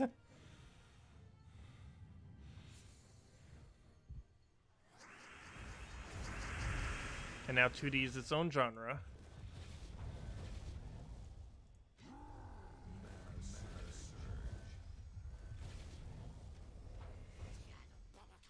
Had a dial-up before the internet still haunts you. I had to use that all the way up to 18. I was still using dial-up 7 years ago. I was really behind in that regard. Yeah, I've been using dial-up internet since 7 years ago. Or until 7 years ago.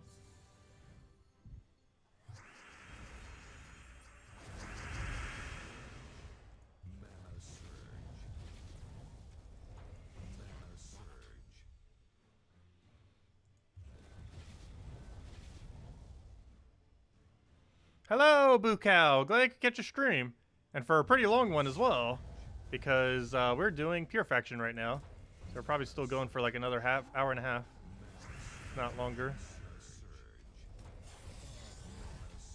Probably till almost midnight. But when we do finish, I'm like crashing immediately. What's the very first video game I ever played?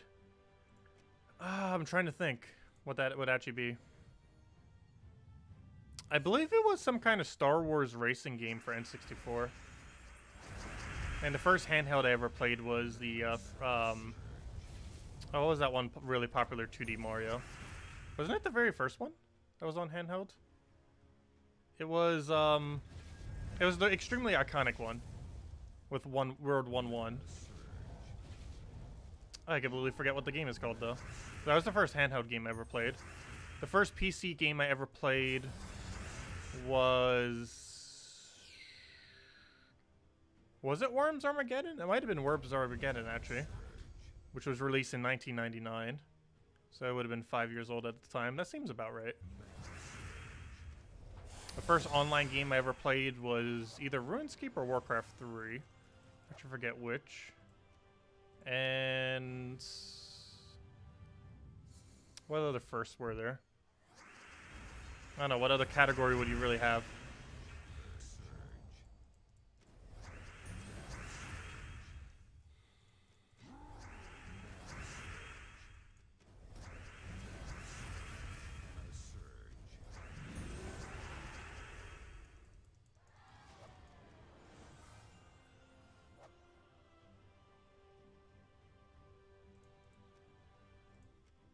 Yeah, I never owned anything prior to N64, unfortunately.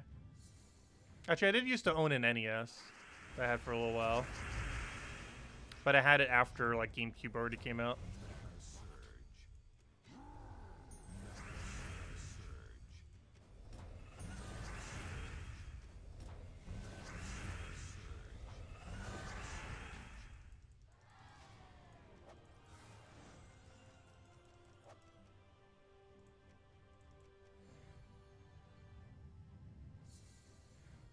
Pong.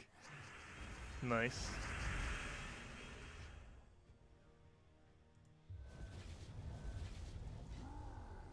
Oh, that missed hard. Luckily we got Man Alpha enchant. Oh, that also missed hard.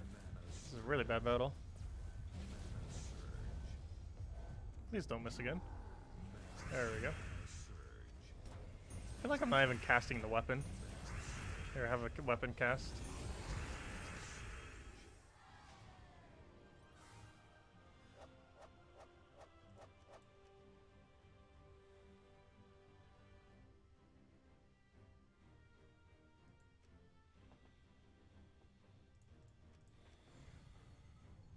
Hello, Contendo. Welcome.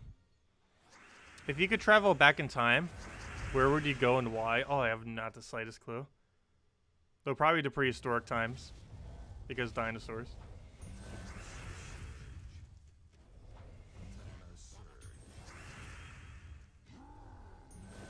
Let's see. We'll go for that.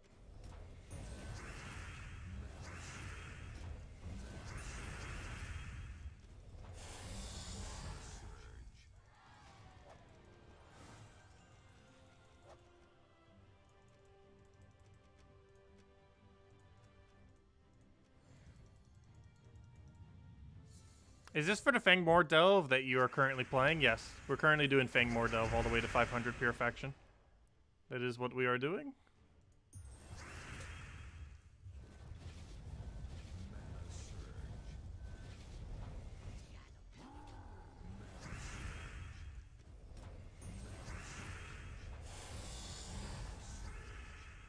Oh, we already won. I'm like trying to cast again, yet we already won. There we go.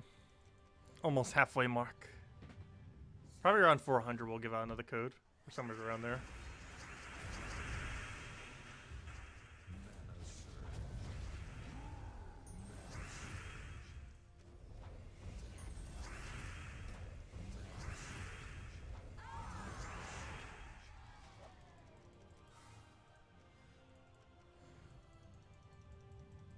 Also, it's starting to take several casts to get these things killed now. Hey, you're trying to watch a stream while playing Subnautica. Yeah, some games can be a little bit hard to double task with.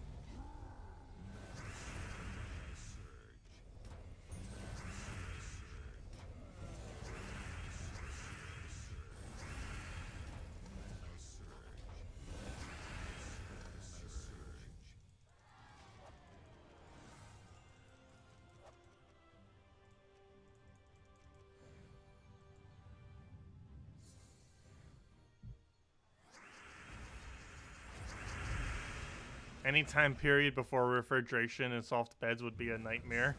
I don't know, you could make soft beds in pretty much any time with various materials.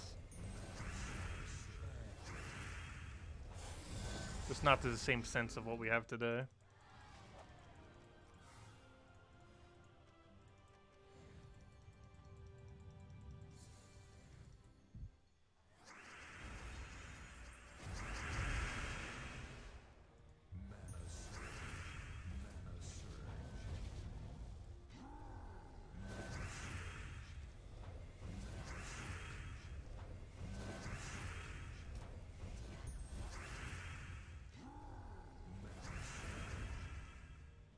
You have 1k event keys. Should you get Aquaticus? No, most likely.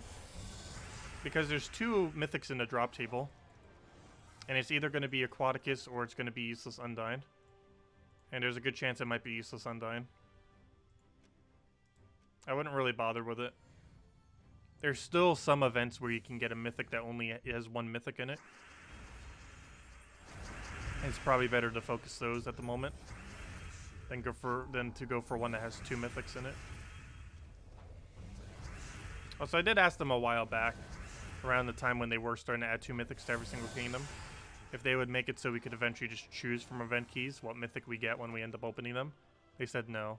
I wish they would change that though, because event keys cost more. I mean, it would be nice that you could choose the mythic that you get if you're going to go do it, but currently you cannot. But who knows, maybe they'll eventually change it.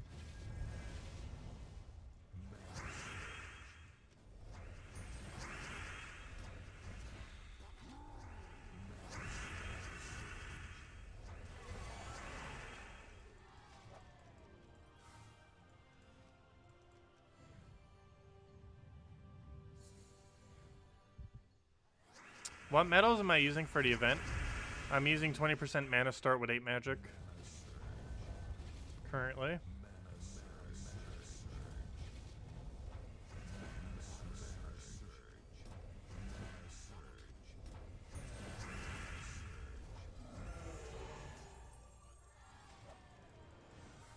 Yep, we got a penguin. We already got that max though, but we might grab it for the food. Food.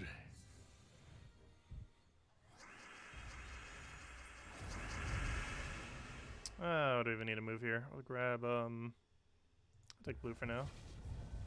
Grab our greens. Grab our yellows. Take the other thing. Truffle to truffle to truffle to truffle.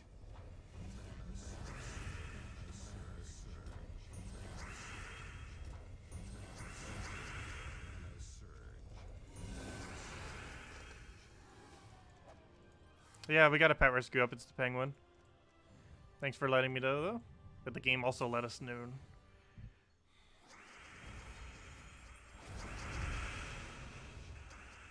That don't make you hungry. You just ate. Yeah, I'm not even hungry right now either.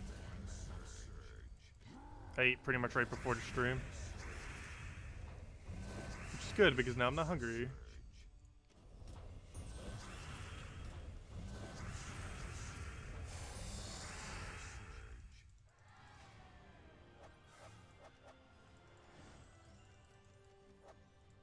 Speed run the pets. Oh no, I don't really like speed running the pet. Man, if we ever get like a really solid meta team for it. Because the weird thing about speed running, if you were to try speed running pets, is over time it's going to get increasingly easier. So there's really no point in doing it yet. Because as time goes on, it's going to get easier to get a quick time for it. Because we'll have higher stats and better options. Once something really, really meta comes out for pet battles, I'll probably do it. But I don't feel like there's anything absurdly broken for pets at the moment. Until we can push under 3 minutes, I don't think I would try getting a world record for it. It's also a pretty uncontested category. Obviously no one really tries speedrunning it. Like, legitimately. It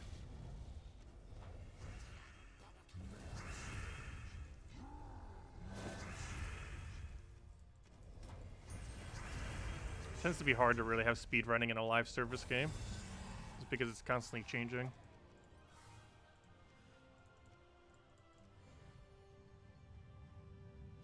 Did I change my PvP defense? I have no clue what it is right now. I think right now it's 4 of those frost birds, because I was testing something with them on Monday. So yes, I did change it. Yeah, Key Lime's still been speedrunning it. Doesn't he still use the Skull Spam team, I think? Or has he changed? I normally just run Key Team for it.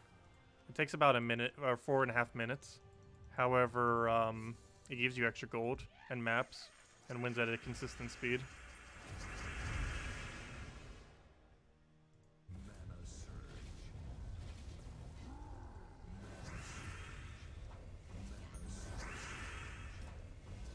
But it is possible to average closer to 4 minutes per thing. And it's easier to get even a little bit below that. It's hard to get to about 3:30 currently though. Like that's the main goal you'd currently want to do in the current state of game. However, I do feel like it's going to be possible to do it in under 3 minutes. Counting loading screens and how other areas in the game work, we could probably get it as low as about 20 to 30 seconds per battle. And at 30 seconds per battle, that comes out to what? 4 minutes. So yeah, we could definitely get it quicker than that. Because it was 20 seconds per battle come out to. That's pretty manageable in many situations. Like as far as explore and such. So I'm not sure if we're ever going to get it that low. But if you could do it 20 seconds per battle, that comes out to 2 minutes and 40 seconds. Not sure if you'd ever get it down that quick though.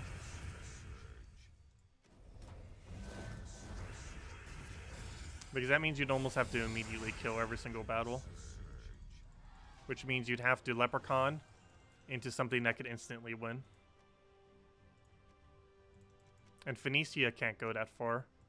Phoenicia, I believe, can only go up to 4 or 5. I think 5 or 6, actually. No, I think 4 or 5. Yeah, I was right the first time. 4 or 5, I believe, is the furthest she can go. While still one-shotting the entire battle. And then you would have to switch team if you wanted to do it that way. And I believe they have the category split for switch teaming. Switch teaming is actually quicker. However, I believe it's a separate category.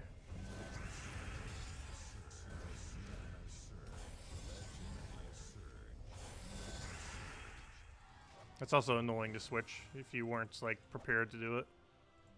Because you have to make sure you have the other team already on copy paste. And that takes time.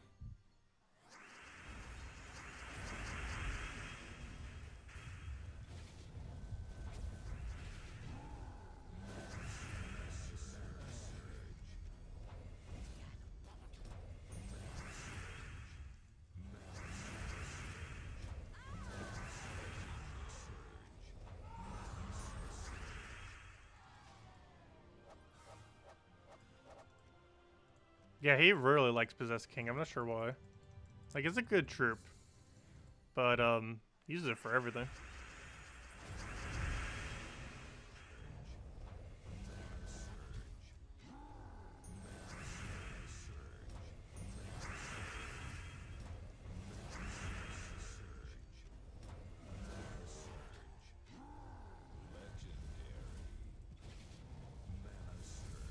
And dead. Actually, does Key Lime even own all the mythics yet? I'm pretty sure he's still missing a couple of them.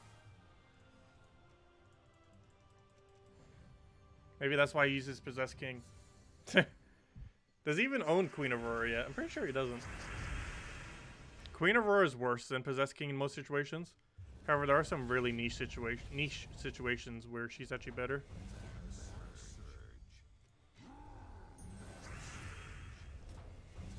And she was the original Possessed King, before Possessed King ever came out. They serve a bit of different roles, but it's still the premise of giving more mana. Just in a different way. Possessed Kings is more skull-oriented and board clear-oriented, whereas Queen of Auroras is more mana accumulation method.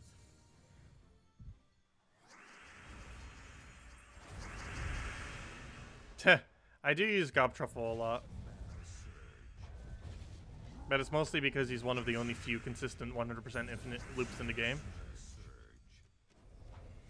Which reminds me a lot of how the game used to play like 4 or 5 years ago.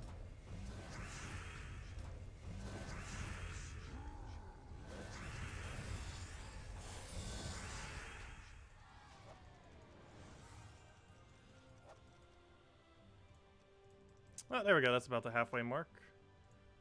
We're almost there. Making progress.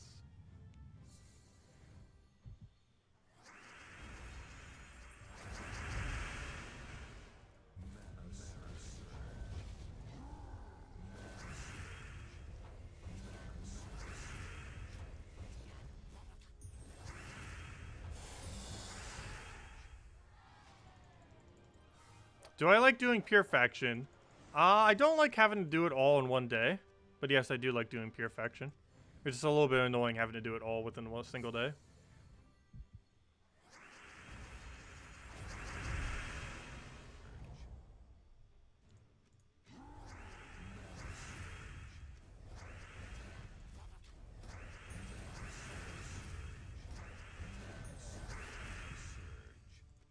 Hall of Guardians.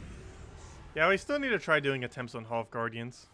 It could actually save us 2,500 gems. Though we'd still have to do Dark Pits eventually, so.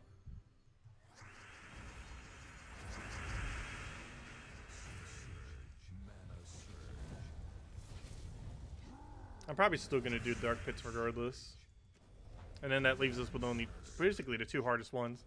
Hall of Guardians and Sea of Sorrows. As the only 2 that we won't have done.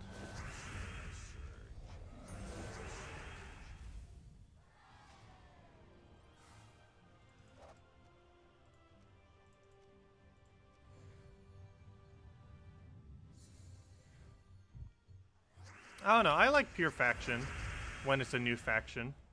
I like the whole process of it. I don't care for it as much when doing it for an already existing faction. Mostly because you have to do it just on a Tuesday. And because you already know everything that's around. Like, it's not like something that feels new. Feels like you're having to go through what you've already gone through all over again just to go do 500 pure faction.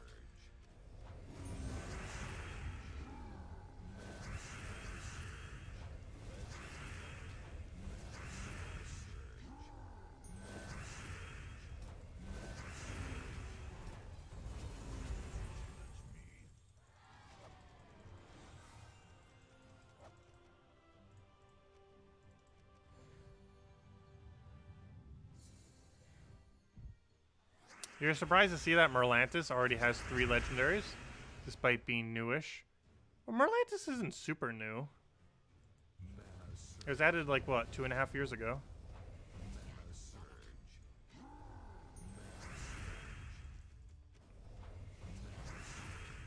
Actually, was it closer to 2 years ago? Never mind. I guess it is somewhat newish. Wasn't it the 5th to last kingdom? I'm not sure what number it actually was. Let's see. Cinder Mirage was last. Droxzoom was second to last. What came before Droxzoom? But yeah, Merlantis was a bit later because they were running out of land, so they literally just put one in the water. But yeah, the newest kingdom is Cinder Mirage. Cinder Mirage was the last kingdom they ever added, and they did that a year and a half ago.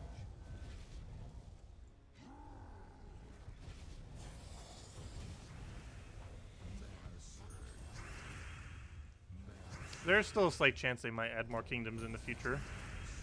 That'd be probably only one if they ever do another one. Well, they might eventually get another kingdom. It'll be a really big event if they ever do, though. Because they pretty much don't exist as new things anymore. Well, you never know. They might add another. Does your guild have all the tasks done? Yes. My guild has all the tasks done. Or we should. I think we were a little bit short the other day. But we should have them all done now. Normally we don't have enough gold to do it on Monday. I'm pretty sure some guilds do. But we normally get it done by like Tuesday. Let me go double check. Guilds. Sometimes we have enough to do it on Mondays. Oh no, we don't actually have them all done. I lied. We still need some people to go do purple and brown. Almost there though. How much gold are we short? We're about 5 million gold short. I already donated like 2 million this week. And my gold stack's getting too low to keep doing really high amounts on it. Also, what's our mail right now? Trying to think what we even did that would have given us mail. Did we gain a level? Oh yeah, that might be the hero level with 100 glory and event key. If it'll ever load.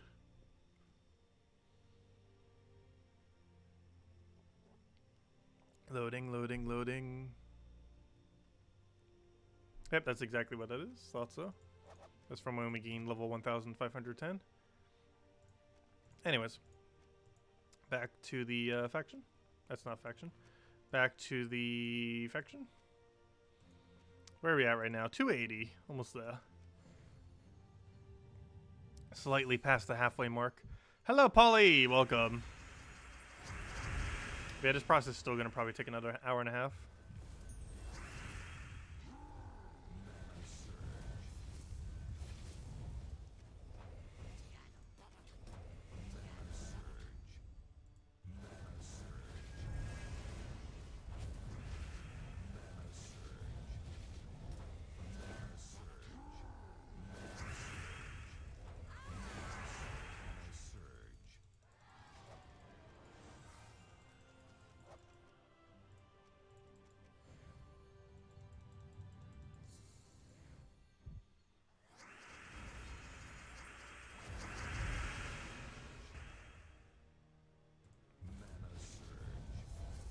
Double in there.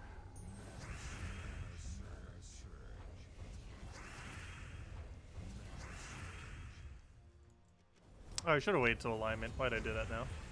We're gonna get hit by a billion things. Luckily it didn't really backfire on us there. very lucky.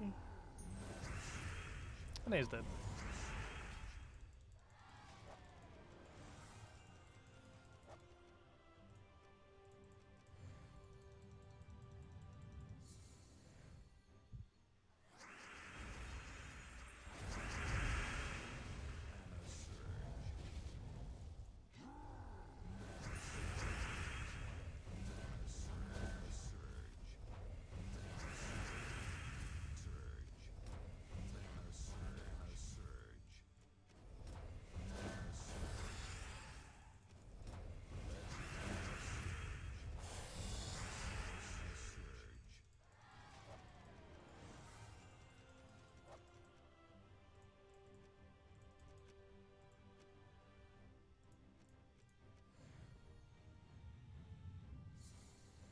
Okay, what do we have?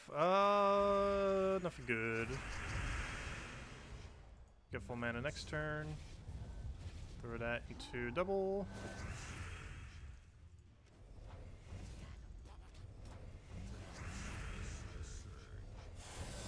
And dead.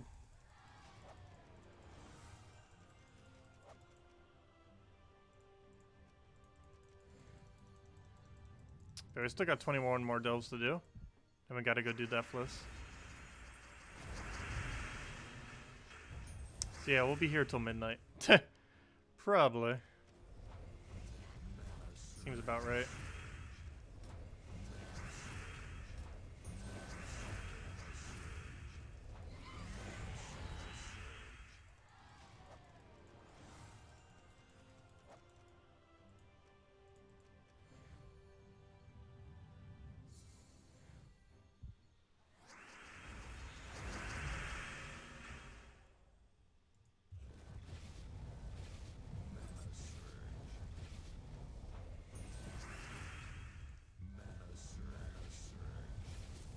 Also, the main reason why Merlantis has more legends than Zolkiri is any kingdom that gets a faction will already have one whole extra legend.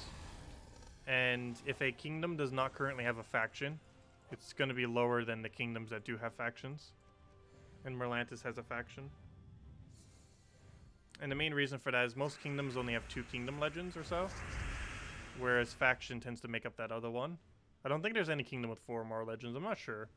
But most of them tend to be 2 or 3. 2 if they don't have faction, and 3 if they do. There might be 1 or 2 instances or a few of 4 legends. Oh wait, does that actually have 4? Oh wow. Wait, Skyla's not from Merlantis. I don't believe. Isn't she from Blackhawk? Wait, isn't she from Blackhawk?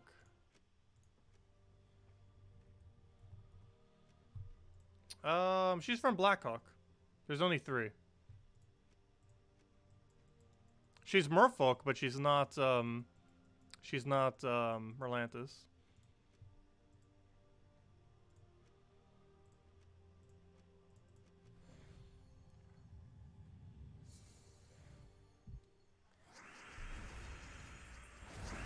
Oh, take care. Grab that. Get the double in there.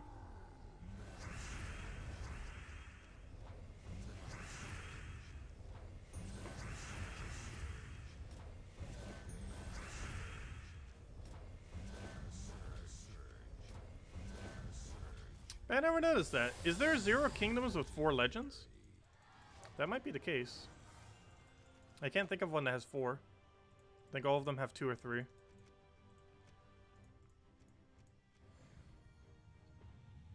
What is the current invasion team?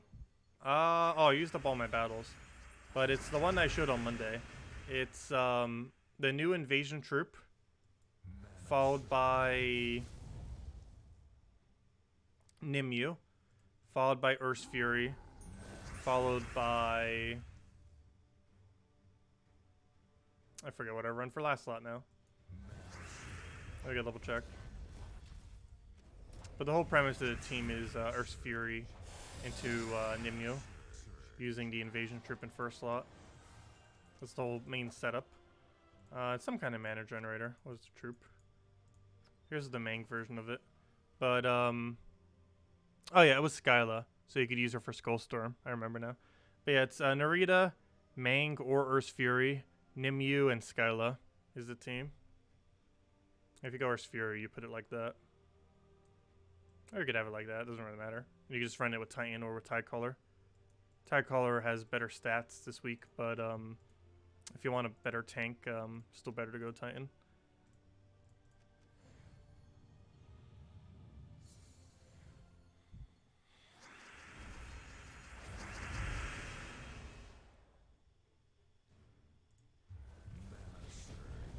That didn't give that much mana. That did though.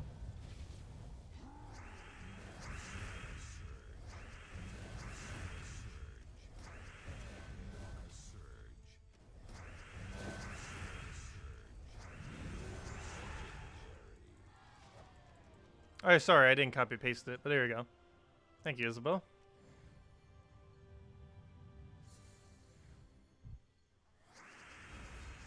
How you put Subnautica off and go back to gems?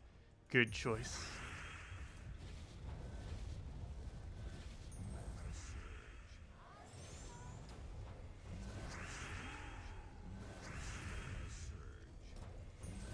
Yeah, we're actually gonna barely get this done in time. We're gonna do it with like an hour and a half to spare, or 2 hours to spare. So I'm starting to get tired too.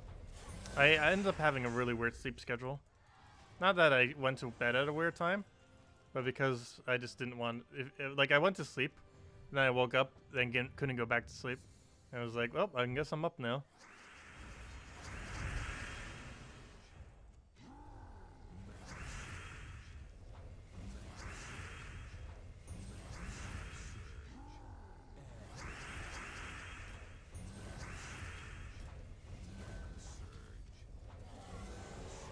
Why do you recommend a strategy to get all kingdoms to power level 10? Be in a good guild and wait. That's like your best strategy, pretty much. Get into decent guilds and ignore it for a long duration of time until you naturally get to closer.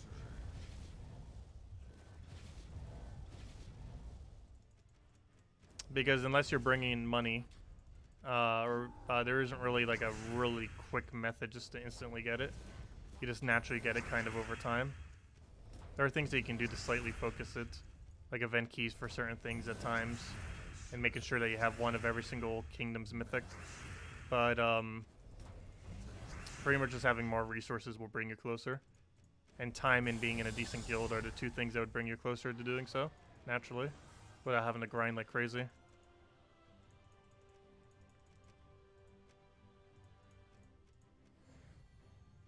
How does Skyla help? She creates Skullstorm. Her instant kill doesn't do anything, but you use her for the Bone Storm. She's quite literally only there to do Bone Storm and nothing else. She has the best Bone Storm in the entire game, which is why she's used. She has Bone Storm on extra turn. I believe it's on extra turn. But she's the most viable Bone Storm in the game.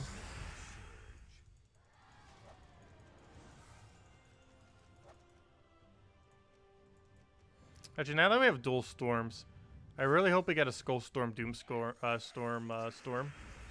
One that has a mix of normal skulls and skulls. And the main reason I say that is because they ended up nerfing Doomstorm. However, there's a possibility that a Skull plus Doomstorm Storm would basically be what almost like pre-nerf Doomstorm. So there's a lot of potential for that to be very, very broken again. So we'll see how that pans out.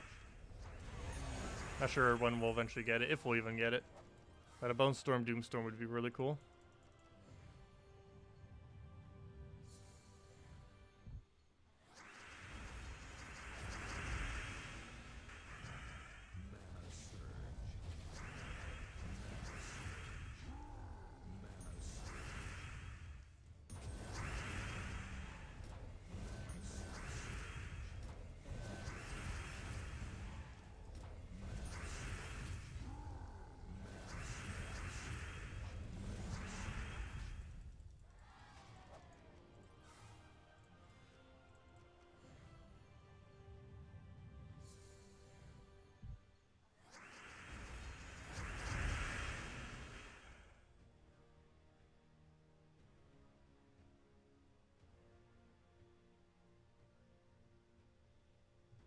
Yeah, instant kill does not work on anything that has indestructible.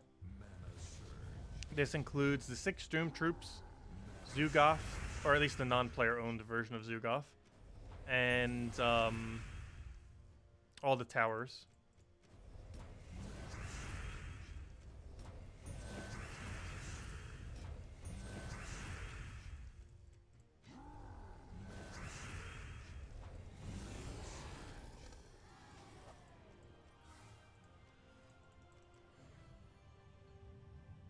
But you can use both.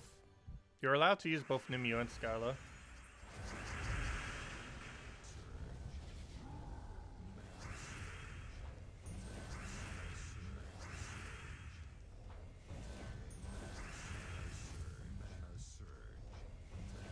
And the Skyla basically just makes Nimue work a bit better.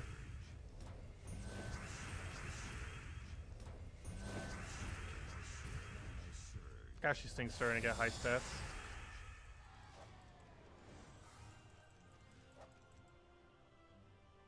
Alright, there we go. 310 down. Wonder how annoying Pure Faction is going to be for this place. I feel like we'll get it first try.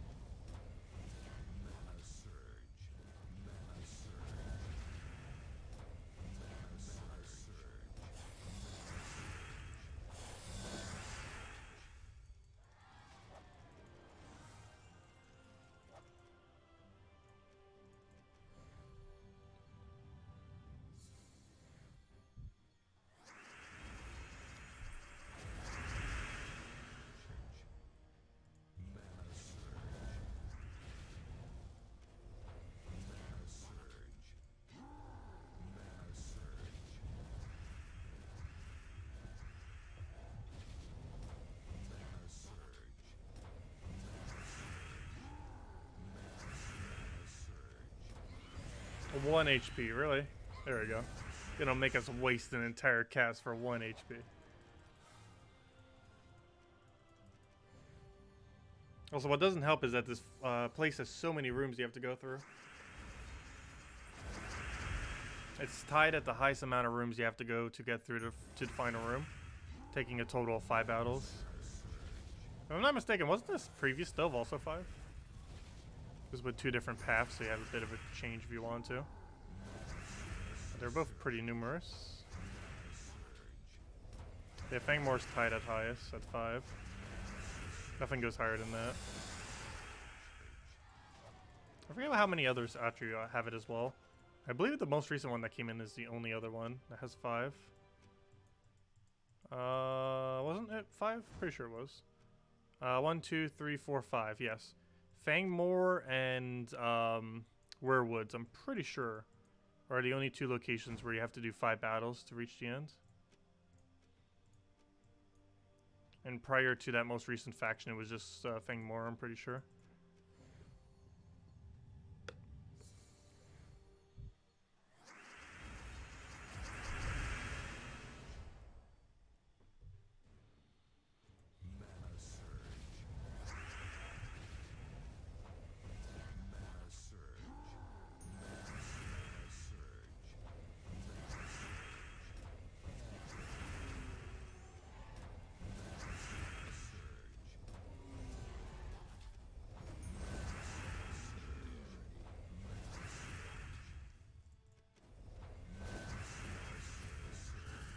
And it should be dead.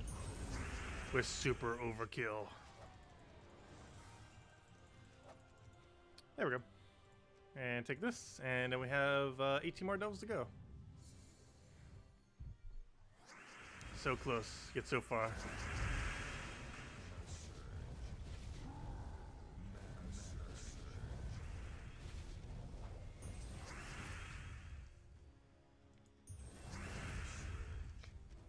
I should have grabbed that mana, whoops. Luckily we got it cascaded.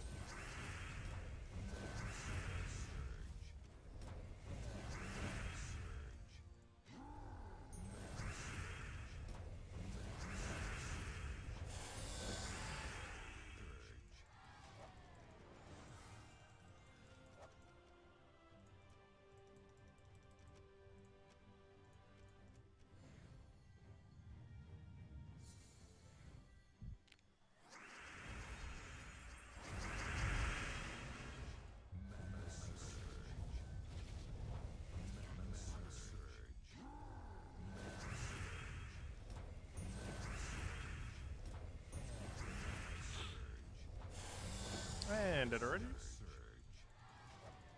I think that one worked a lot easier. Oh, duh. Because it's battle 1. I thought that was the final battle for a second. I was going to say, why did that die so quick? That would be why. It's battle 1, not battle 5. Or I should say battle 6. Oh, it's battle 5 since it's the 5th battle, but it's tier 6. The mythic tier thing. Yeah, the mythic one has double the stats. The tier 1 only has 50% stats. And tier 6 has 100% stats. That's why it died so much quicker.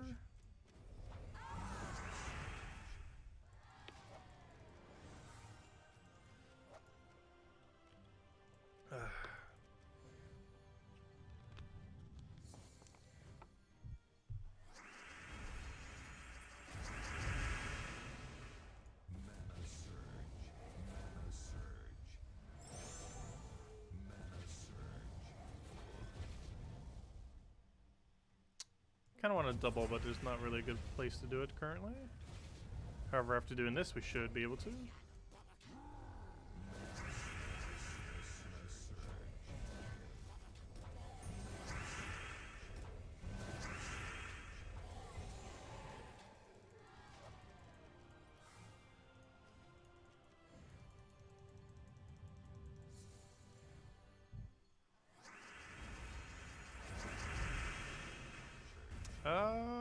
We'll go for double there. And then spam this out.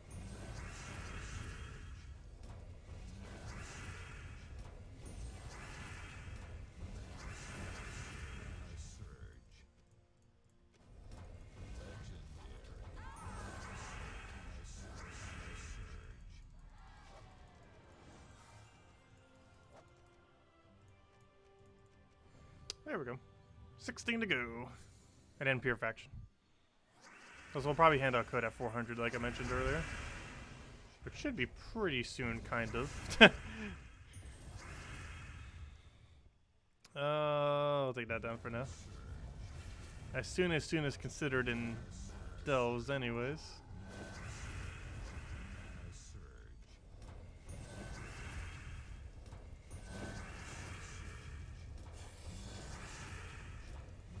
Also, I just realized something.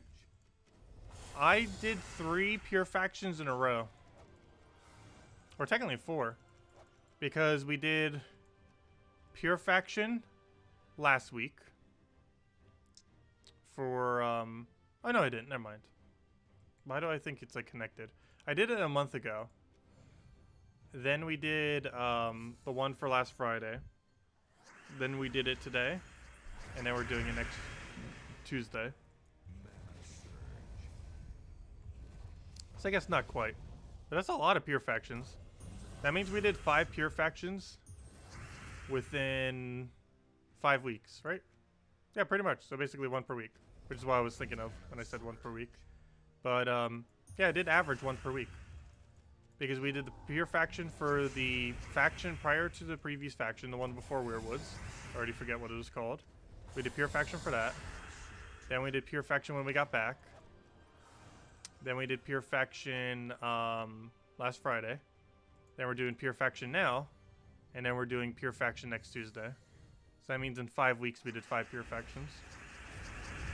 I wonder why my gems are so low.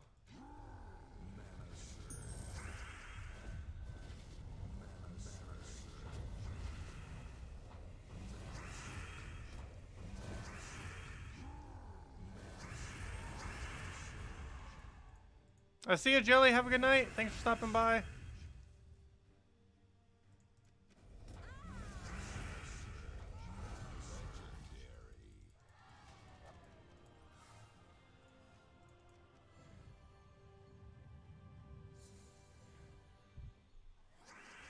Man, we're getting really close to almost having every pure faction done.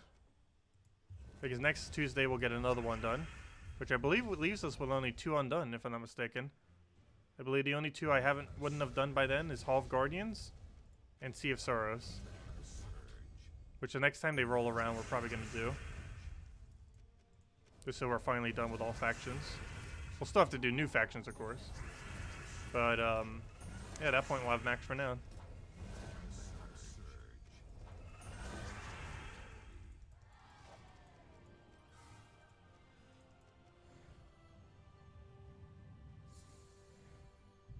You hit level 1000 today. Congratulations, Lazero. Very nice. Great milestone to have.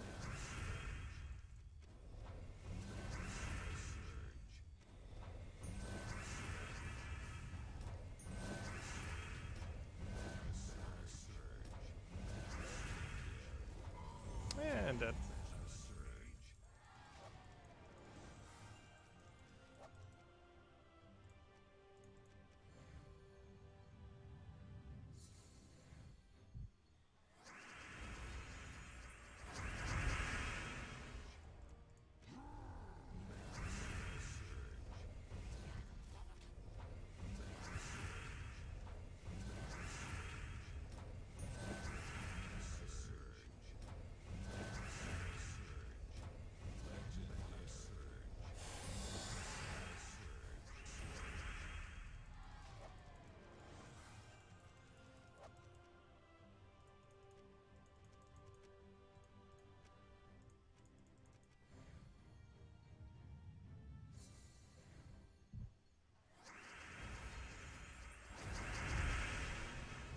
Okay, what do we take here?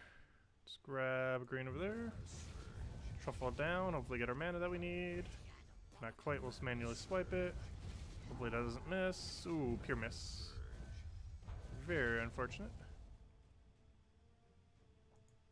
I'm just gonna wait till the other guy gets full mana. Too bad we don't need all that. I'll grab all that, get our double, hopefully land it good, and now we won. We got infinite loop. And once infinite loop starts, it does not stop. At least not with this team composition anyways. And he's dead.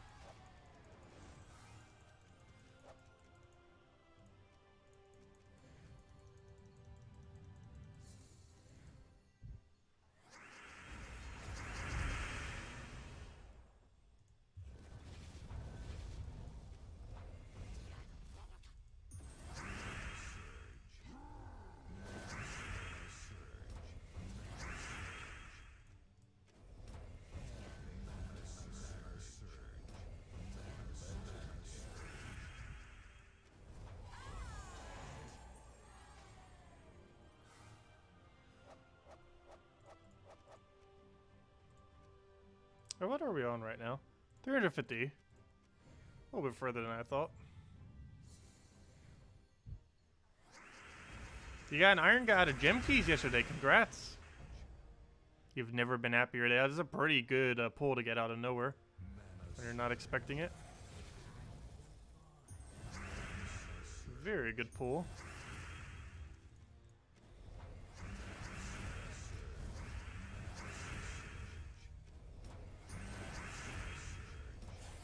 That should be dead. Not sure why I did it that way, but there we go. Like deliberately went to go do weapon. Could just done it with other casts. It's because weapon actually has slightly higher damage. This is the reason I do that. It has 13 higher damage in this particular instance. Sorry, did I say 13? I mean 12. There's 12 higher damage because you have to count the tempering extra 10 damage. It also gets Doom Skulls on top of that too, which can press some damage. As far as its actual AoE, it has 12 higher damage. When both of them are at max stats.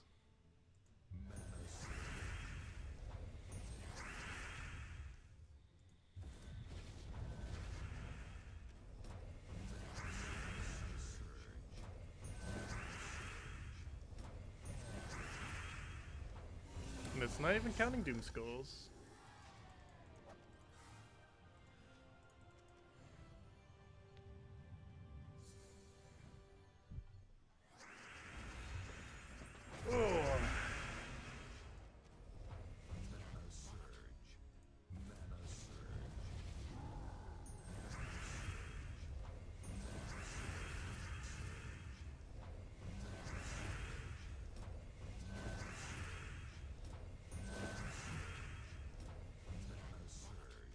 And luckily no spell reduction to get in our way.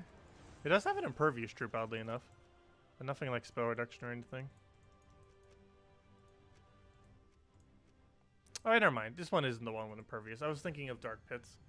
There's no impervious here. We do have Stone Skin, though, which will actually help us for Pure Faction. The legend has stone skin.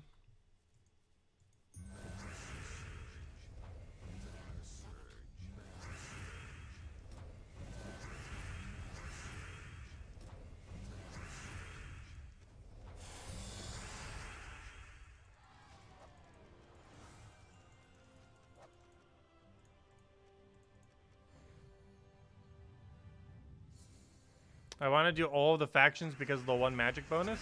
Not all of them, though we do need to do all of them eventually. But I figured since we need to do all of them eventually, I get the minimum that we need to go do the +1 magic. And for that, we need to go complete out Fang Moor, and then I need to go complete out Dark Pits, and I don't have enough points to get +1 magic when next faction comes out.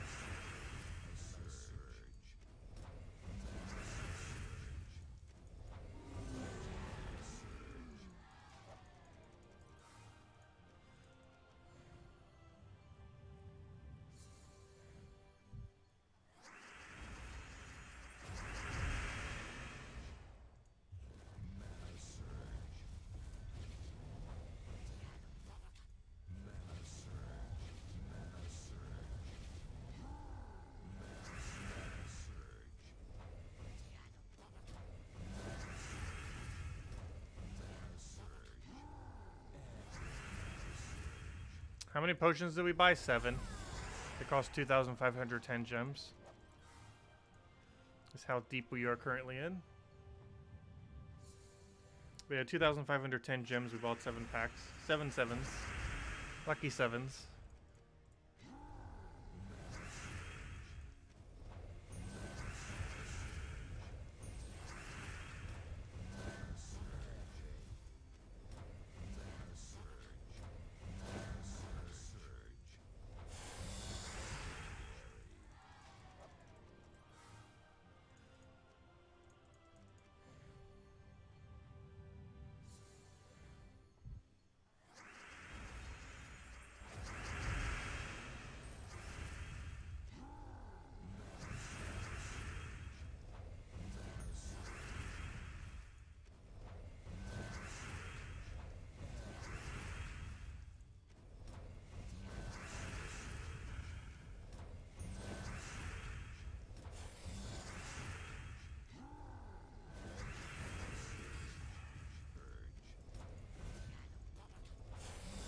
And dead.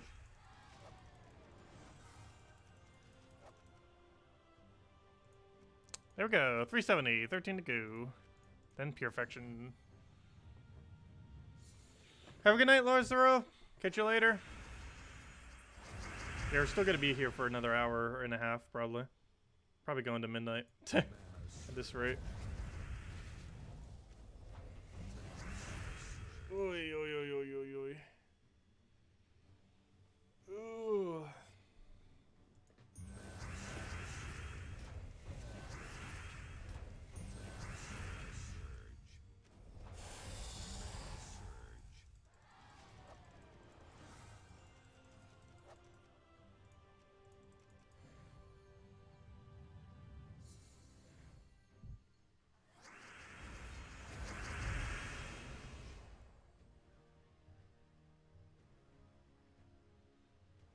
You're about to run out of sigils and don't have any gems left.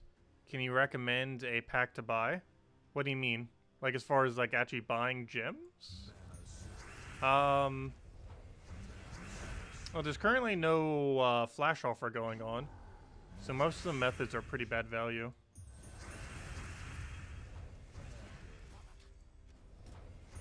This is the only problem with that. And I would say that you could go farm them manually. However, with how much time is left, you wouldn't be able to do that. To farm them for free manually. Because treasure hunt's only going to get you up to about 60 per hour. How much gold do you have? You can open gold keys and get gems from them. Every about 100 gold keys is 1.5 gems. So if you have a lot of them laying around for whatever reason, you could do that. Also, if you're saving some... if you've been hoarding some vault keys, you can also use vault keys. Use all your gold keys, use all your vault keys. And depending on how many you have hoarded, that could give you the amount of gems you need.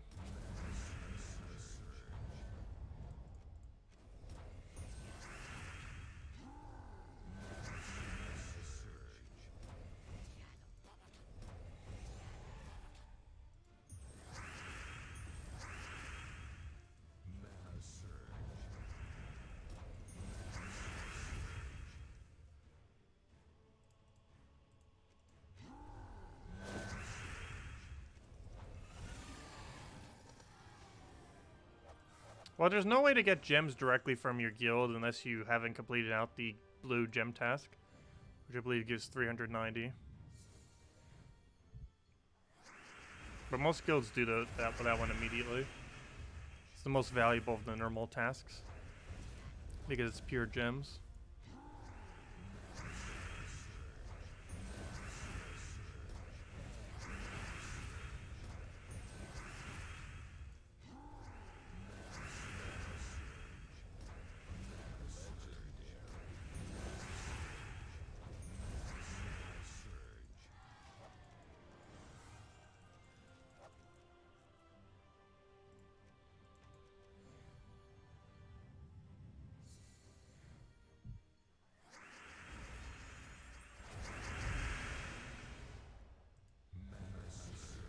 I'll take a turn. Let's grab a leg, get our truffle. Oh, I should have taken this blues first. Whoops.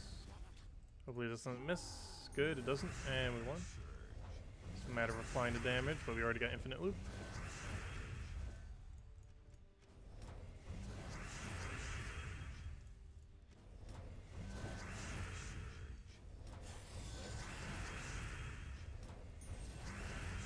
I was considering using weapon, but I knew it wouldn't have been enough to close the gap.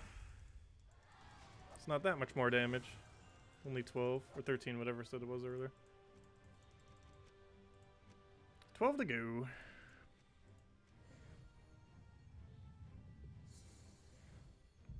Then the almighty perfection.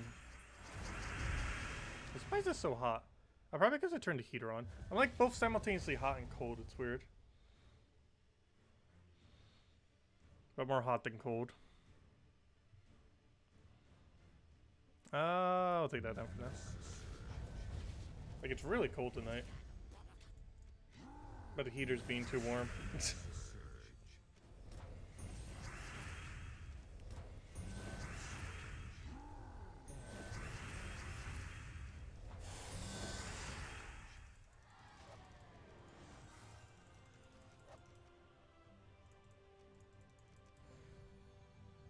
Also, did we just hit single-digit sigils? Was I looking at over there? That's bad if so. Have we gotten that few Val Ravens? We might have.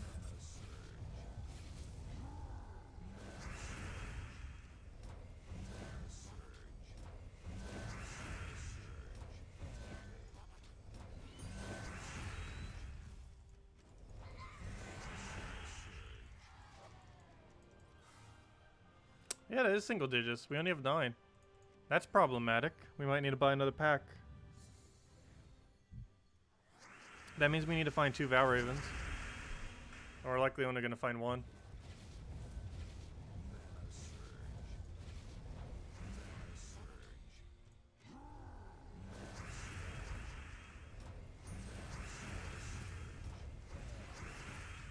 Well, actually, never mind. We only have to do 500 once. I keep forgetting. Since we've already done it before, we already have 500 Deathless completed. So we only need 1 Val Raven then, right? Let's see. 390, 400, 410, 420, 430, 440, 450, 460, 470, 480. Nope, we do actually need 2. I was right. Yeah, we need 2 Val Ravens, or 1 pack. And we have to spend another 200 gems if we don't get a 2 Val Ravens in that time.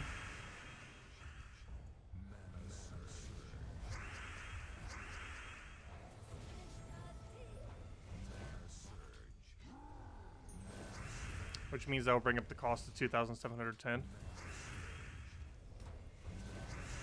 in order to use rush method on it.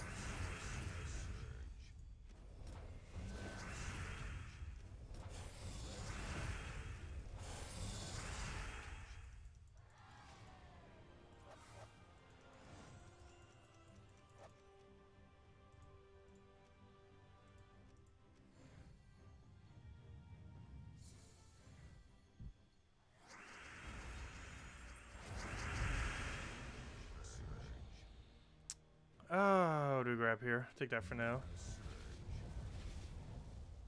Yeah, it's a lot lower for delves, just because every single delve has a lot of rooms to it. And it's scaled on the way that assumes you do all rooms. So when you do rush, you get a lot less Val Ravens.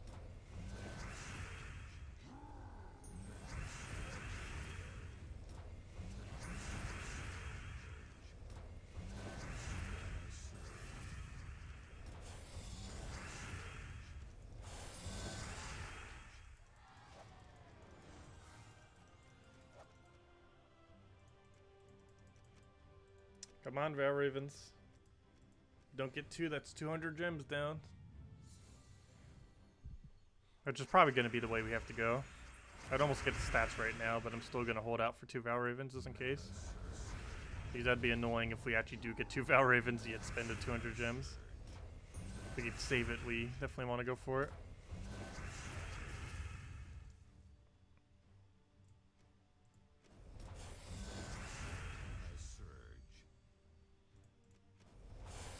You decided to doodle Tesla instead of doing the delve.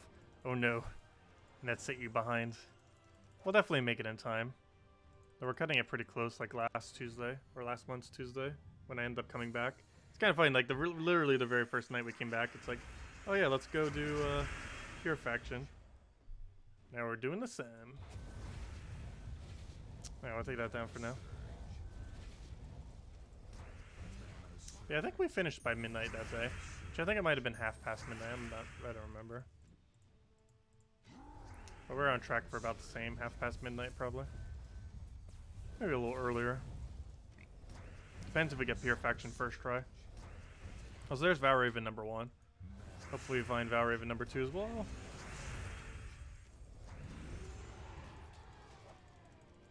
Yeah, that's the first Val Raven we needed. However, we're going to be 1 sigil short if we don't get another. So the hunt begins, or continues. I think we should be able to make it. Let's hope so.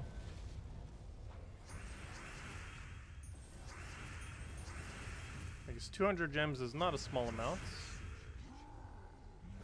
We keep tossing them like it's nothing, but it does add up.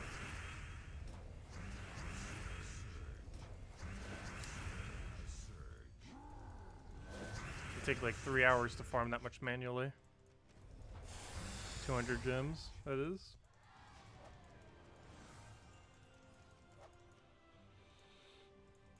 However, off of tributes, not too bad. We'd have to click the tribute button about 15 to 20 times, probably closer to 20.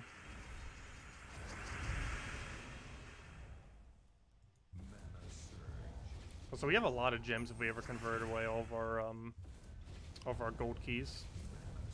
That alone is a pretty high amount of gems.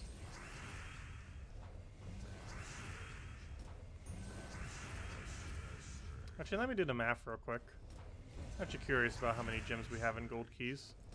Last time I recall, it's actually 5 digits long, if I'm not mistaken. Like 5 digits worth of gem keys. Oh, actually, maybe it was closer to 7,000. I should forget. I know it's several thousand. At least. Let's do the math on it real quick.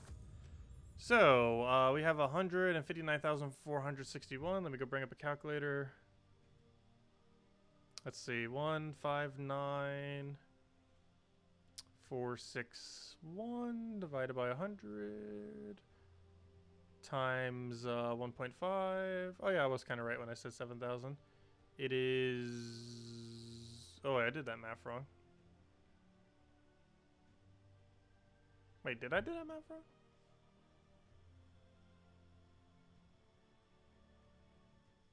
Oh, is it that low? Huh, I thought it would have been a little bit more than that. Did I do the math right on that? Yeah, that might actually be right. Comes out to about 2,391 gems. It's almost 2,400. Still adds up though. That's about how much gems we'd get if we opened every single gold key we had.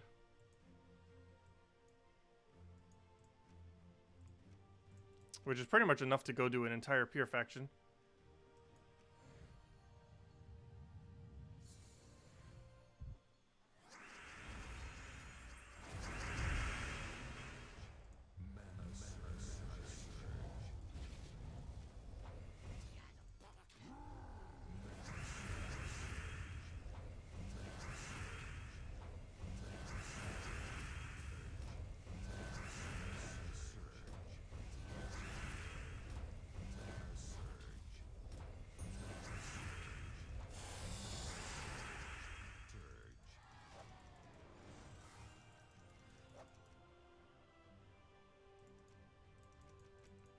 There we go. Now we're at the big 4-0. And as soon as we finish this out, as I mentioned earlier, we'll hand out code. And then the final stretch. Final 10. And we're still in need of one more Val Raven. Hopefully we'll find it randomly. If we took every room, we'd definitely get it, but we're definitely not doing that this late in Delve.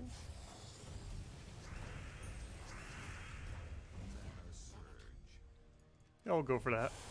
We don't get extra turn, but it's, actually we did cascade it. But it was enough to kill, so. Had a final frontier. Indeed. We'll get there.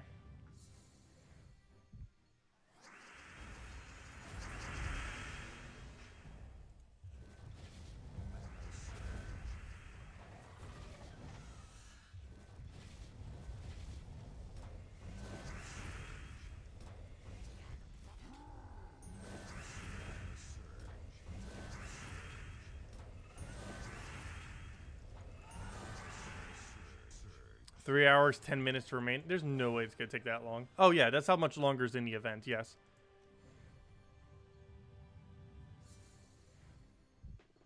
Oh, yeah, am I still going to be trying drawing? Yes. I haven't really had the time to do so. But yes, I do want to try to learn to draw this year. To some capacity. They probably won't be streaming it for a while. Just because of how ridiculously bad it would be.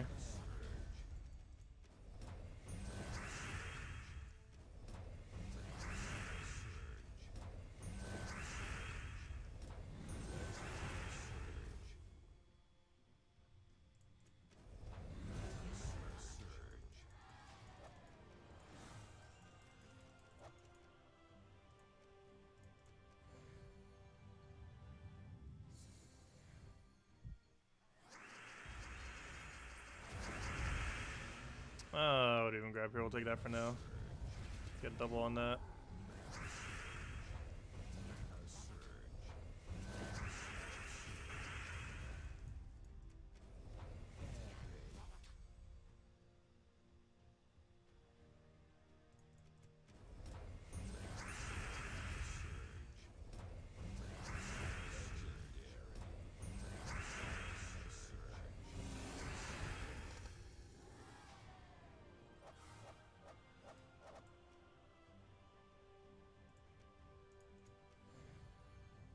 Well, I'm going to start at step 1 and see how far we get.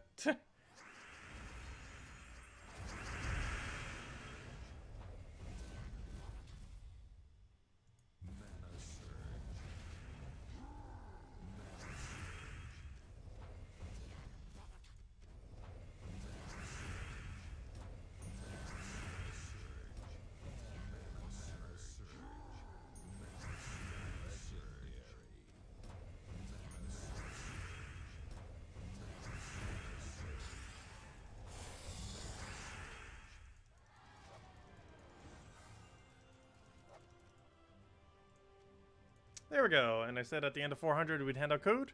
That is the end of 400. So let me hand out code. Second code is stream. And the last one, of course. We'll have more tomorrow. But for now, where did my code section go? Let me grab this. Let me mark them too, just so I don't forget. Marketing, mark. What are we down to? I think we went down 3. I hate how it's not highlighted there. I believe I just copied that one. Why did it take away my highlight? Let's see. It's the one that begins with P. Pretty sure that's the one I just grabbed. Yes, it is. There we go. Click that. Click refresh. Click that. Paste. Copy. And here you guys go. Use this on gemsofwar.com with the game code section. Enjoy, everyone. Your invite code is found underneath your settings menu. Redeem codes are right over there in chat. And give the same reward as always: 2 treasure maps, 1 gem key, 200 souls, and 2,500 gold. And it's only usable on PC mobile version. Enjoy, everyone.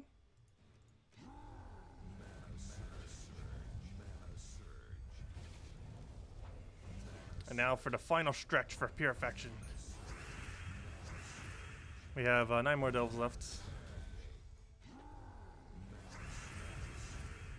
And there's only 3 hours and 10 minutes left. Actually 3 hours, 6 minutes at this point. Which is plenty of time for how much further we need to go. I highly doubt Purifaction will take more than 1 or 2 attempts. Should probably be able to get it first try.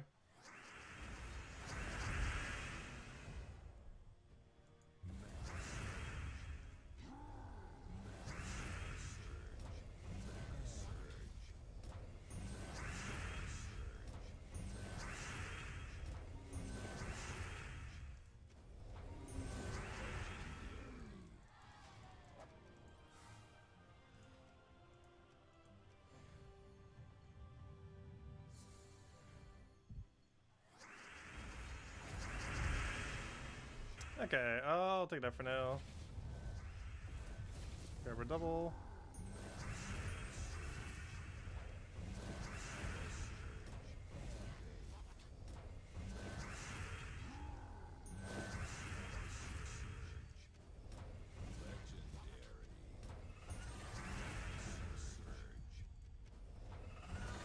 And he'd be dead.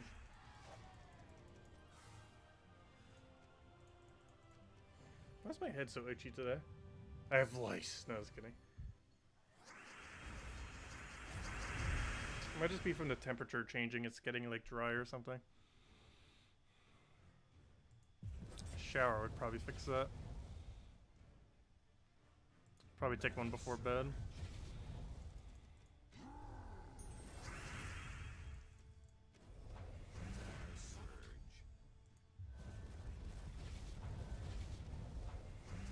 I should have taken an extra turn blue first. Whoops.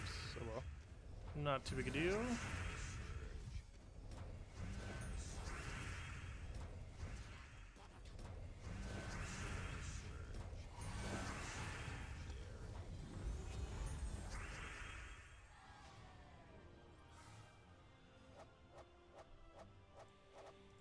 Yep, no problem for the code, everyone. There we go, 410. Also, where's our Valraven? We need it. Otherwise, 200 gems lost.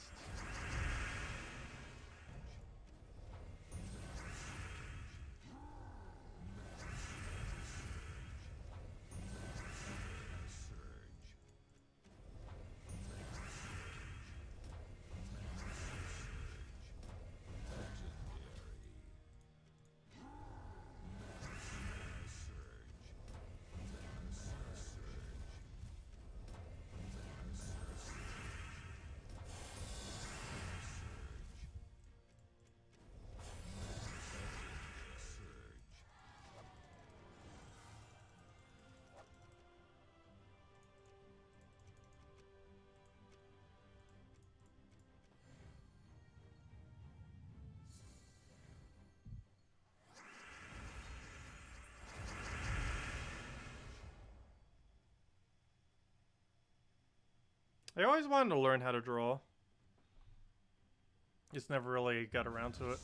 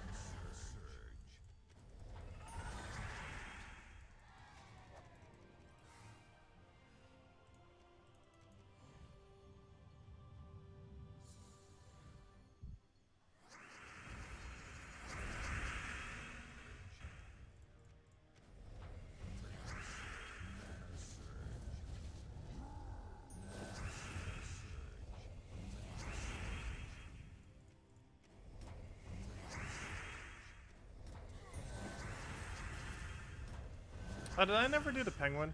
Oh well. Not too big a deal. I didn't need it, other than for food.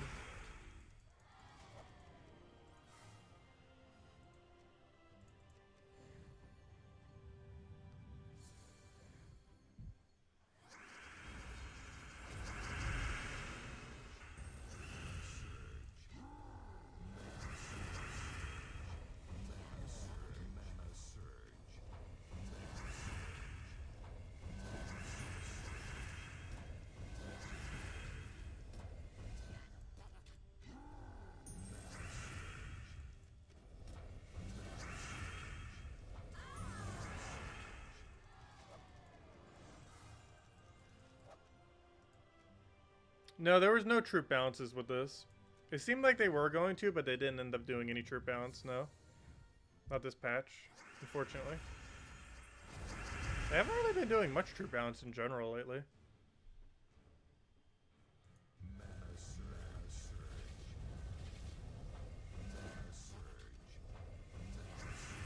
Yeah, next patch will definitely have some. They're also doing a lot of class rebalance, most likely next patch. It hasn't been confirmed, but there's a really good chance next patch is the class rework patch. And the main reason for that is every class in the game will be released as of 3 months from now.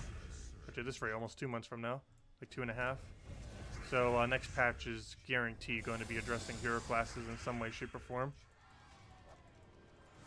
We'll just have to wait and see exactly how. There we go, 8 delves to go. Where's our Valraven? Otherwise, we're going to run out of sigils. We're going to be 1 sigil short otherwise. Which will be very annoying if we're exactly 1 short. Gonna have to spend 200 gems just because of that. Oh, why did I not take blue? So luckily enchant will carry us to full mana. And it should be match.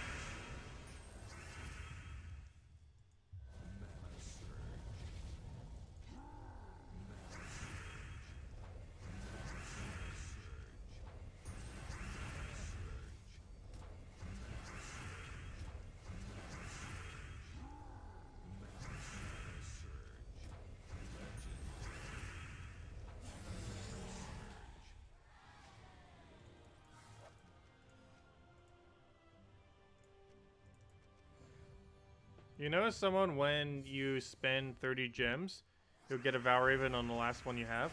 Sometimes you don't. The RNG of those is hard to understand. Yeah, it's really weird. I'm pretty sure there's some kind of consistent way to figure it out, but it does seem to be kind of strange sometimes. The way that Valravens work in general.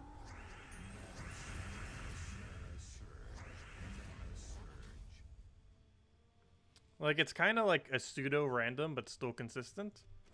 It's kind of weird.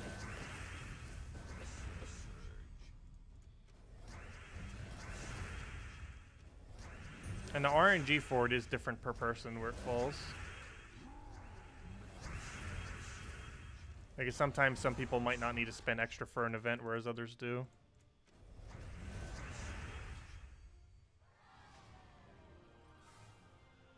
Just because of how Valravens fall. Particularly for class events. It's really noticeable. Just because it has one of the tighter scorings of any of the events.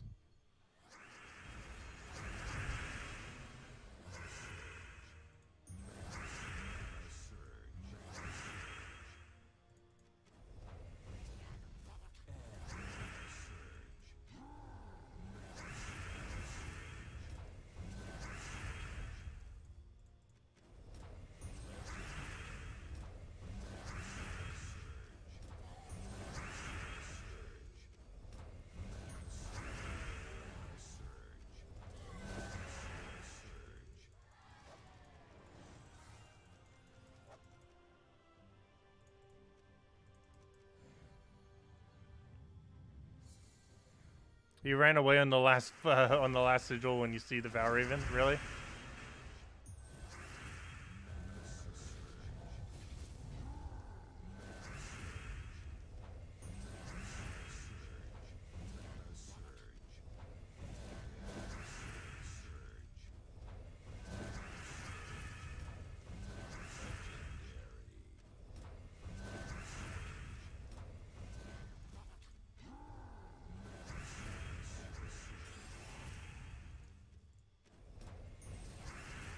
And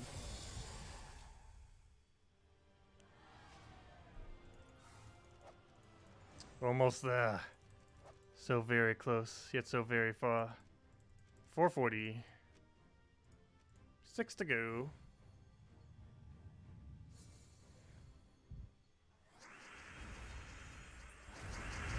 Then Pure Affection.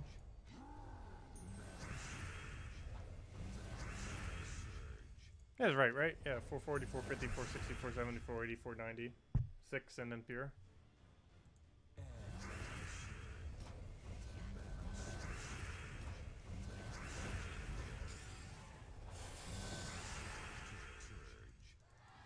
You hate this delve almost as much as Werewoods. Yeah, it has a really long path, which is annoying. It's not as annoying overall, though, like the actual Pure Faction, once we get to it, or shouldn't be. We got Werewoods done first try. Hopefully we get this one done first try.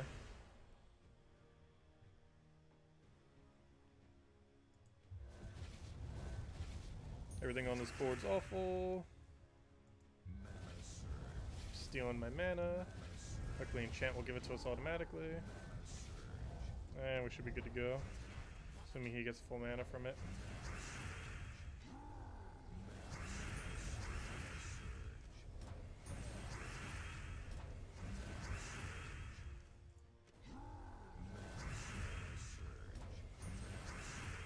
And it.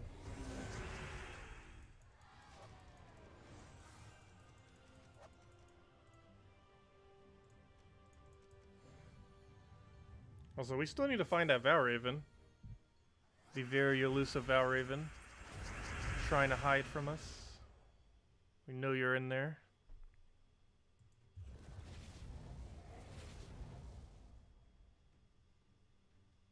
I'll take that for now. And then we can double our green. Which does almost nothing because a few are on the board. And then we can get rolling with that double cast.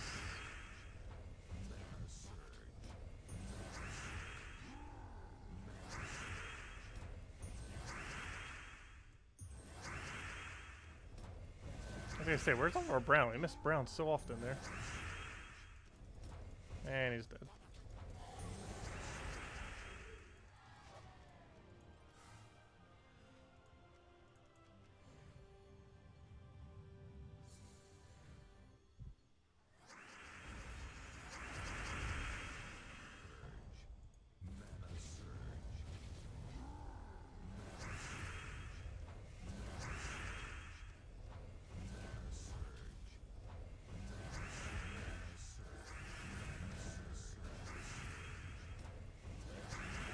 Getting a random map for doing nothing. Too bad it's not useful.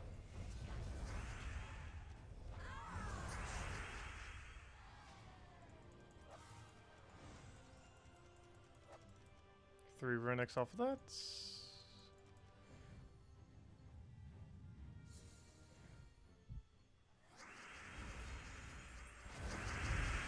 Okay, I'll grab that for now. Take our green, get our brown, get our doubly double.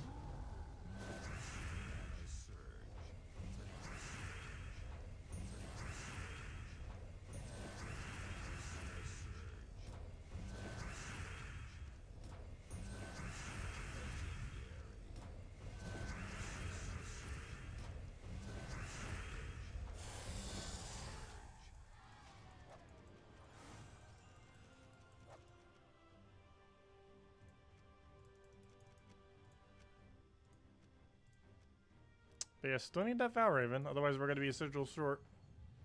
Come out wherever you are, Valraven. We know you're in there.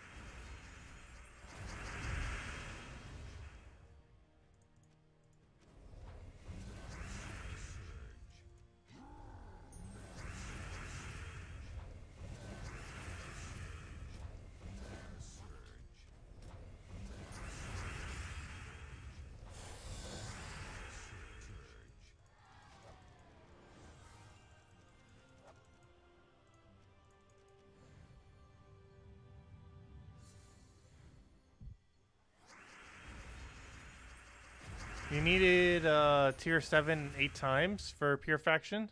Still 4 Spear Sigils. Ooh, that means the Valraven could fall like that. That'd be unfortunate if it does. It's a bit luck-based if it does or doesn't.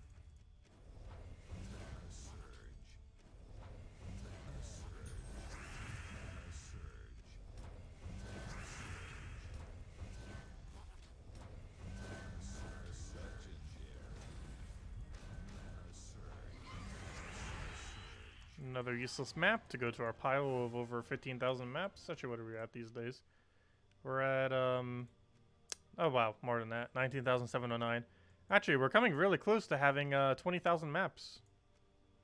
Did I ever get Max Yeti? Yeah, I did. It's another blue pet with useless blue food. Well, it's not useless, but that's not what I want. Why do I keep clicking there? I want, not adventure board, but to go back to faction. Okay, let's keep going. We're 450.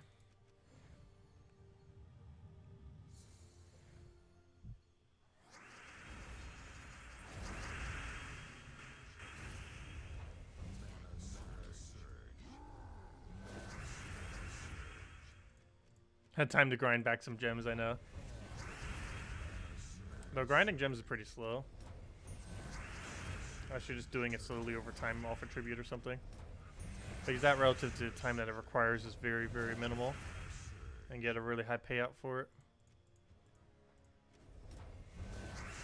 But I mentioned it earlier. Theoretically, taking your tribute is over 1,000 gems per hour. If you count the amount of time of taking tribute, and you combine all of them together to add up to an hour, you get over 1,000 per hour by taking tribute. Obviously, each hour you only get like 10 or so, or however many you get from your tribute at your upgrading range.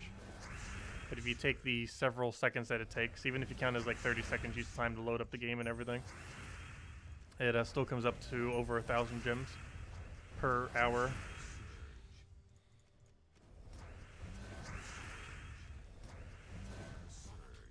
Which is why you generally don't see me farming gems. Because tributes is so overpowered for gems.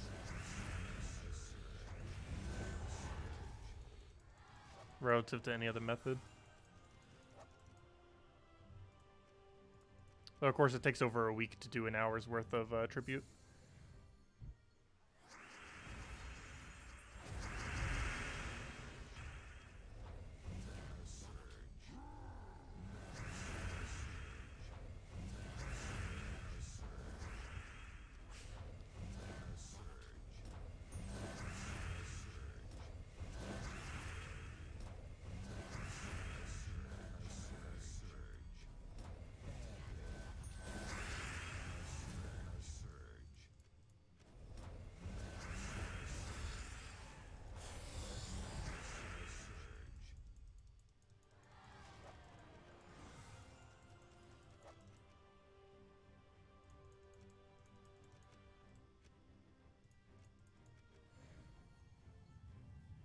What do you mean by tribute? The thing that you take every single hour off your kingdom.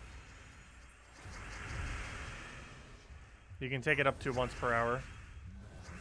And every single time you click on it, it gives tribute. Which will roll the percent chance that you have for every single kingdom in the game. And the number of tributes you get -1 is how many gems it gives you. And how many tributes you get -1 times 2 is how many gold keys it gives.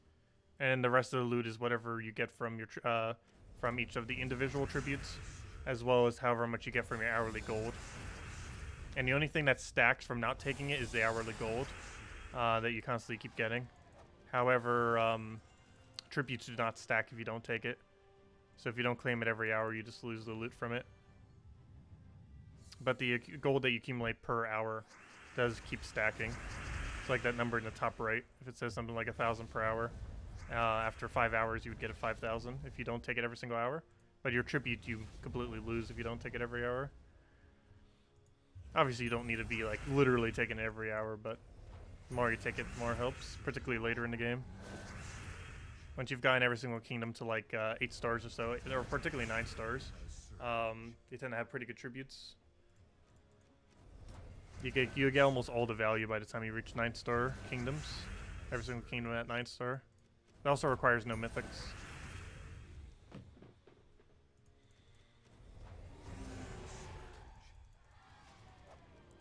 What is your pure team? I'm running double. I'm running double of the one that has 50% score reduction, with the mana generator that converts to red, or that creates a bunch of red, and one other troop. I forgot what the other troop was. Why do I not remember? But that's the team we're running. Double of the 50% score reduction, the one that creates red, and one other thing. Oh, it was a skull spammer. I remember now. The one that creates skulls is what the other thing was. I knew there was something important in that team. But yeah, double tank, the one that creates skulls, and the red mana generator is what I'm running. So all of them except the asp. The horned asp. Oh, yeah, we ended up getting a snake a while back as well. During that event week. For the horned asp. And also just to have one. Maybe we should go bring it out. For when we go do pure faction. I normally don't bring that thing on stream.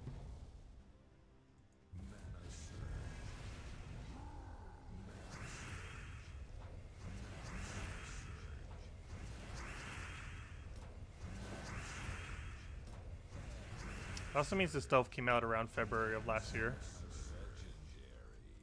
It's like February or March, somewhere around there.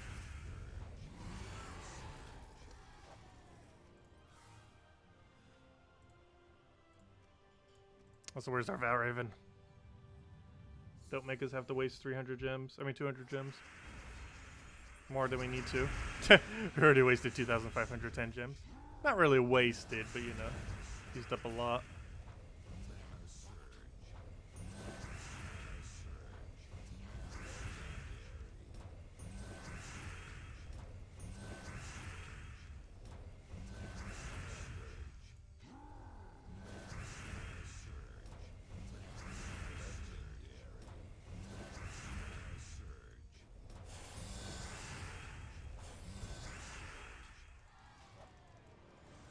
What kind of snake is it? I'm actually not 100% sure what breed that would actually be.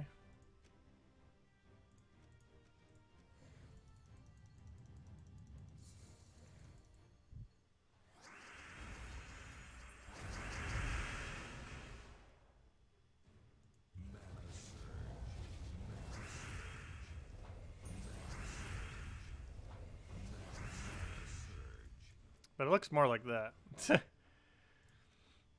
Let's see, we'll throw that down.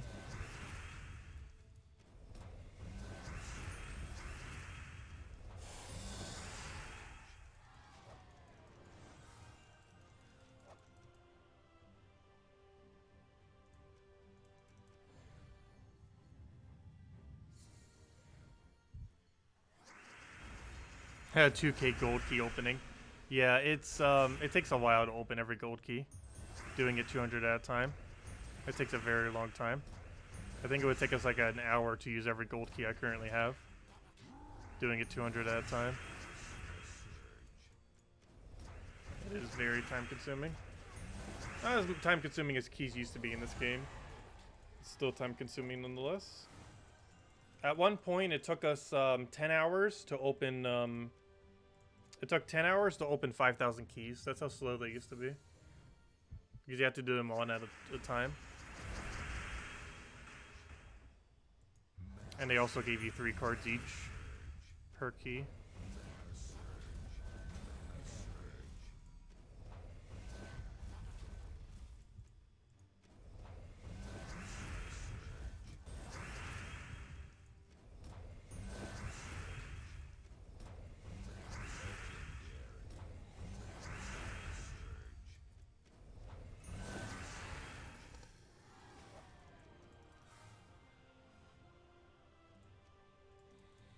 Valraven, where are you? We only go to 490 without it.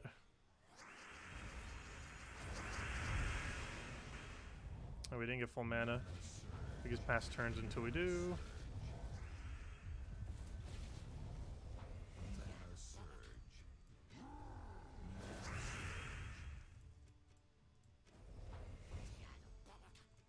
You hope the game lag means more people are playing. It actually gets really laggy whenever the new event comes out, because the amount of people playing like spikes out of nowhere to play for the new event.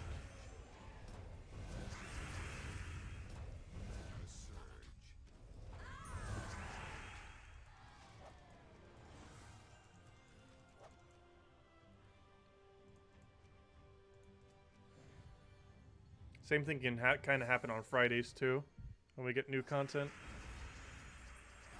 I'm normally not on around that time though. For Mondays, I normally am. For Sunday ones, I'm not.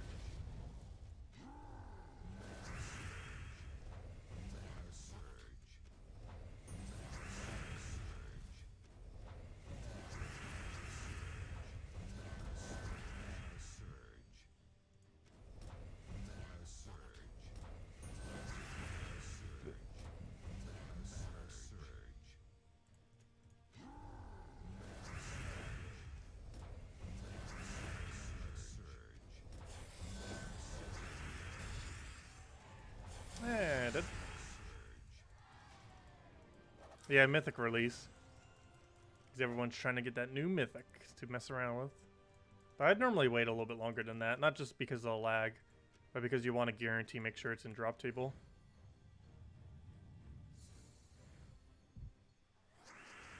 They haven't really had an issue with that lately. However, they have had Mythic events where the Mythic wasn't immediately in the drop table.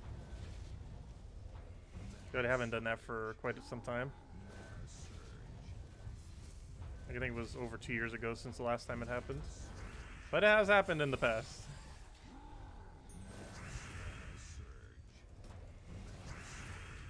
Also, not updating your game, I think, can occasionally do that too. So always make sure to restart it prior.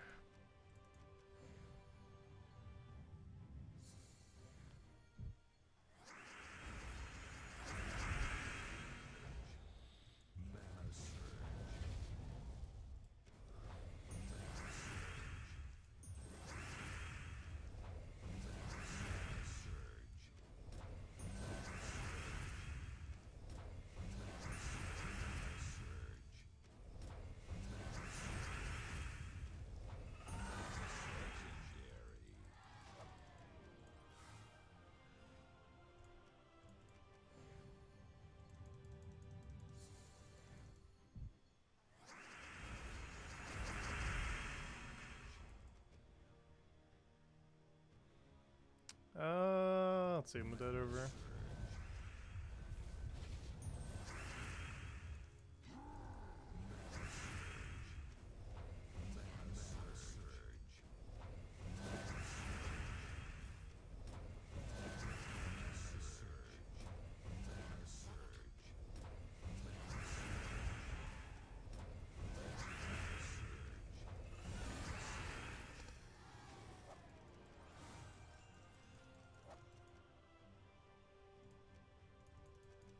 We're so close. Come on, Valraven. Valraven will make it even closer.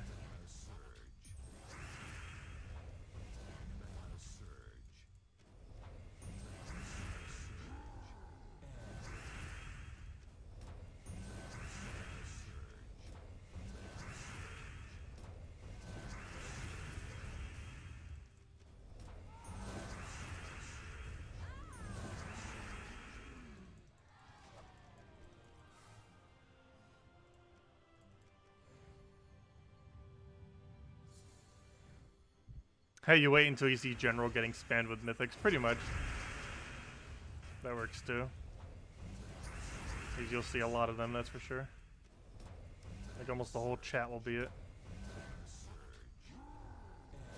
There's so many people going for it. As you can see how many people are actually in each of the chats. There's no way to actually see. Nor who's actually in the chats as well, you can't even see them.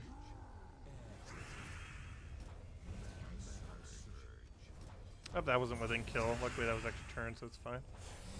That would have been really bad if that was an extra turn, otherwise we actually would have lost a troop there. Not like we need to go deathless, but still. Okay. Well, this is the final non-peer faction we need to do. Please find Valraven. Otherwise that costs us 200 gems if we don't. Which at this point, what's 200 more gems, but still. 200 is 200.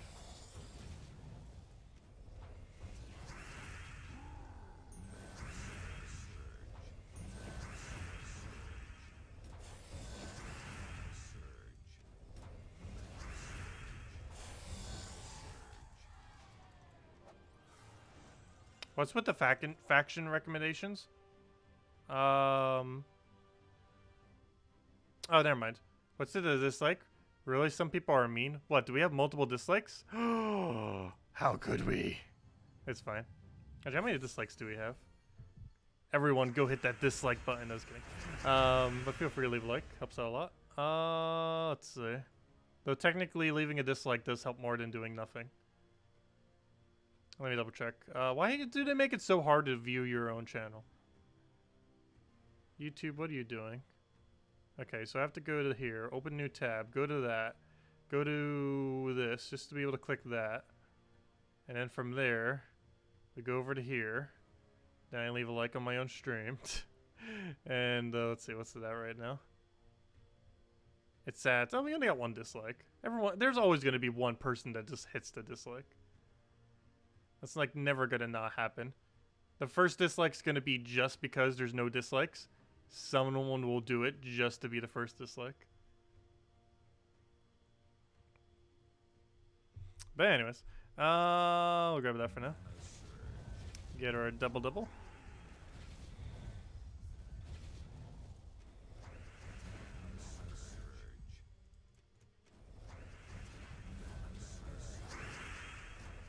How you countered a dislike with a like. Good job, thank you.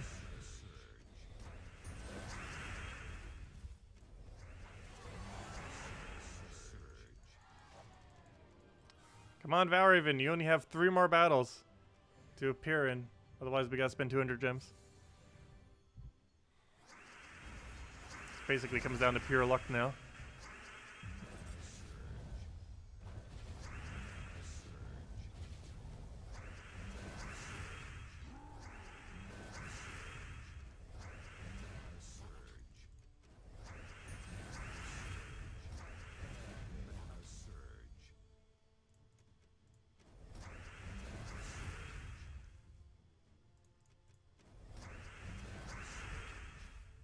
Yes, dislikes actually do help. Dislikes are, it's kind of weird that dislikes actually help more than doing nothing. It's kind of strange because they count it as engagement on the video. Comments count as engagement. Likes and dislikes count as engagement. And sharing the video through the share link thing counts as engagement. Also actual watch time as well. And if people click on ads or not.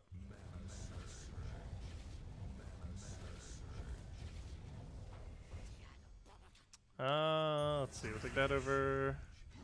Also watch time on ads as well. Particularly the skippable ones. Like if someone actually watches a skippable ad.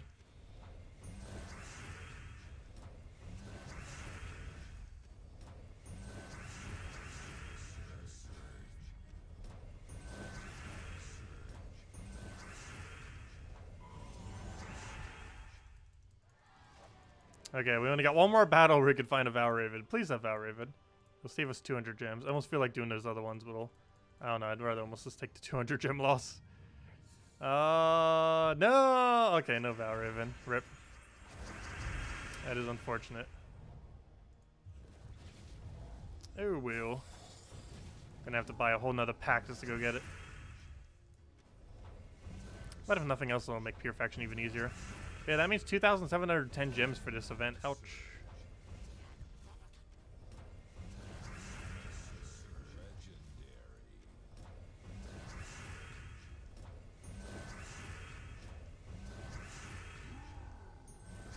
I feel like I probably should have done those other 4 rooms. Because we're probably going to get a Valraven in like 3 battles.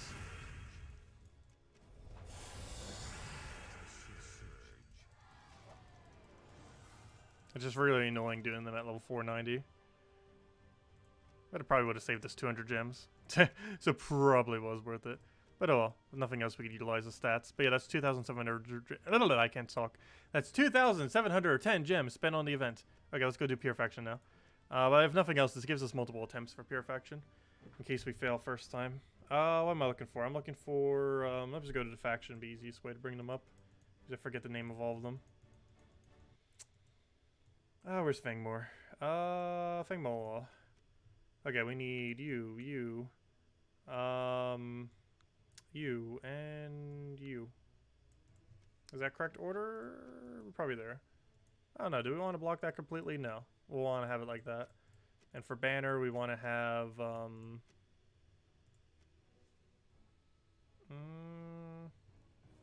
think we just run the banner of the kingdom, which is +2 red, +1 blue. Okay, let's go give this a shot. So, Chief Dargon, Zitari, and Shaman of Sets. Let's go see how this goes. Oh, did I need to change my perks? I guess it's fine. We're running 20% mana start and 8 magic. 20% mana start is fine. Not sure about the 8 magic though. Okay, we'll attack buff with it. But before I do, I'm actually gonna grab that first. Get some bleed down. Oh, you get explode, I forgot. Get that mana accumulation down. Okay, we got double bleed. They're both on the same enemy though, which doesn't help us. Let's create a bunch of red off of green. And now we have 2 different bleeds. Hate that they're all stacking on each other. Please hit a different target. You're allowed to. Do I take skull? I guess I do. Oh yeah, I forgot. They bleed on skull too. That's actually pretty useful. Just gave it more bleed in there. Okay, we'll try for that for extra turn over there. And make sure we ideally don't die on first slot as well. Gotta be a bit careful. Almost feel like giving him life.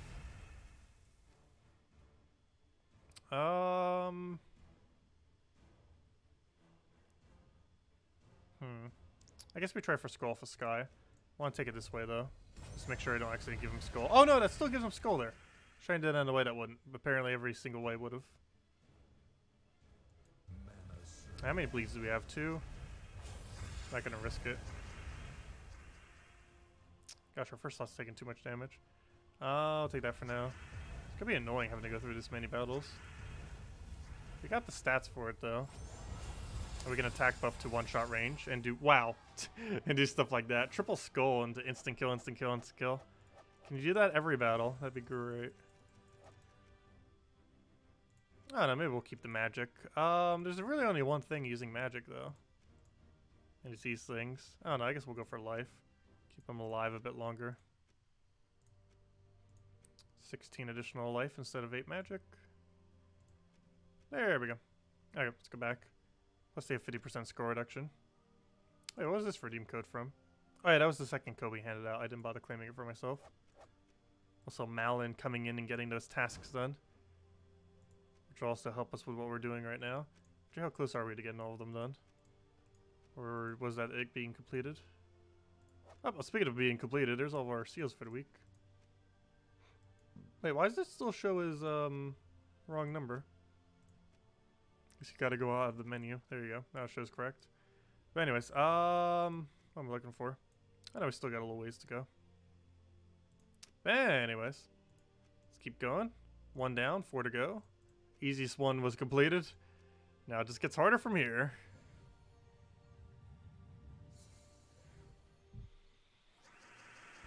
Aw, hate when the explosion ruins starting board.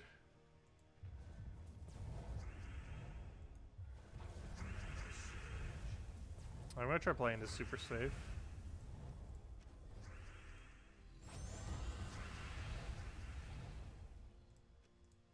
Oh, why'd I cast that one? Unless we specifically need it for mana accumulation, we really shouldn't. Don't have a drop for that, so I could just go for that attack then. Can we get triple bleed? Too bad you don't bleed on cast. You only bleed on extra turn and on skull. Still a lot of bleed, but not as much bleed as we could have. What do we take here? What has the most amount of red? Red. Are you not allowed to target red? No. You're not allowed to target red with the ability. That kind of makes sense.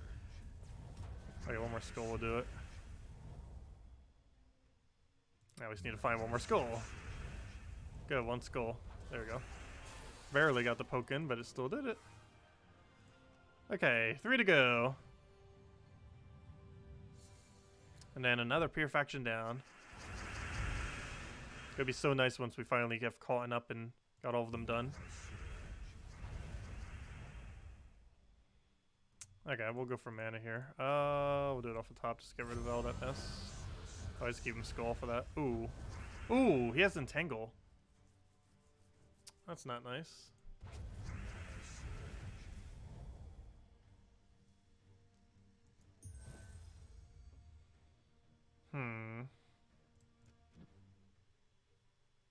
Oh, never mind. He bleeds on red gems, not extra turns.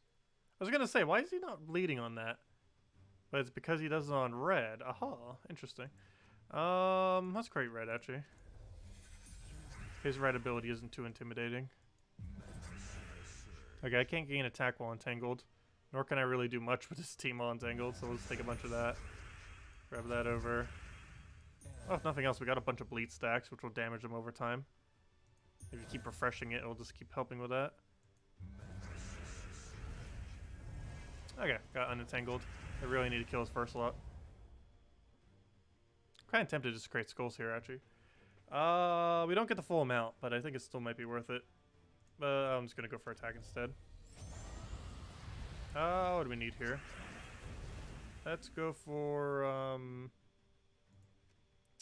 let's do it onto... Well, we have to do it on blue or purple if we want to get the full amount. So let's do that. We can then try to... I think we stack buff again. Because we're still not at one shot range for him. He does have 33% reduction as well. And he just got entangle. That's not nice. Well, we'll keep placing bleeds. We'll do yellow for now. Get that going. And then we can get the red there. That's kind of pointless to cast. Too bad it doesn't gain any durability. It's super strong whenever they do have a mechanic like that. We basically just have to pass turns until we get things going again. Don't you dare go for that. Luckily he did not, for whatever reason. Please get unentangled. Good. Okay, I should probably try skull spamming here. No, I need to wait till more of them get bled again. How'd they even get unbled? We'll go for that. Luckily that does not give them a skull. Yeah, they keep getting cleansed so often. Let's go get a blue here. There we go. I got another bleed down. Is it worth going for, or do we just go for more attack? I think we go for one more attack. We could cascade the other thing. No, I think we go for attack. So go for that. Get that down. Hopefully it doesn't get anything out of it. How many bleeds do we have down? Only 2. There's barely any green on the board, so he's probably going to miss. We'll stick another red for now. So we got 3 bleeds. Take a guarantee skull. Unfortunately, he's not dead yet. I kind of want to go create more skulls. Because we're already up to 1 shot range. Only problem is if we miss. How do I keep getting cleansed so often? It's like they have Cedric badge set somehow. Invisible Cedric badge. Okay, let's do this on yellow. That's quite a bit of spawn. Also gets us to cycle the board so we can go right into his skull. We're gonna do it off the bottom there. So why not? Oh, that gives him a free skull though. Let me actually do it this way. Okay, that keeps hitting healthiest, so that's not really gonna do much to us. Now all we really need to do is apply to skulls. We got triple bleed right now, so I guess I'll risk it. Nice, we got it. Only 1 though, no follow-up. Still works though. Grab our green, do it again. Nice, take the other skull. And then he's dead off of, again. Oh, that's not what I wanted. What's most popular? It looks like brown. We'll do that. Actually, yes, that is what I wanted. Never mind, that works. There we go. 2 more to go. So close. What's this battle? Anything annoying? All enemies gain 8 armor. Not really. Oh yes, Lord Ironbeard is going to be annoying. Oh no. Lord Ironbeard does triple damage to red troops. Our entire team except 1 is red. There's the Valraven. A little late. Just a little late. Oh, I couldn't even replace Lord Ironbeard. That would have been such a perfect opportunity to go replace Lord Ironbeard. Come on, Valraven, you had 1 job. Make this battle easier on us. And you have failed. Okay, get a bleed, get a bleed. Oh good, we got full max bleed. I'm just gonna skull spam.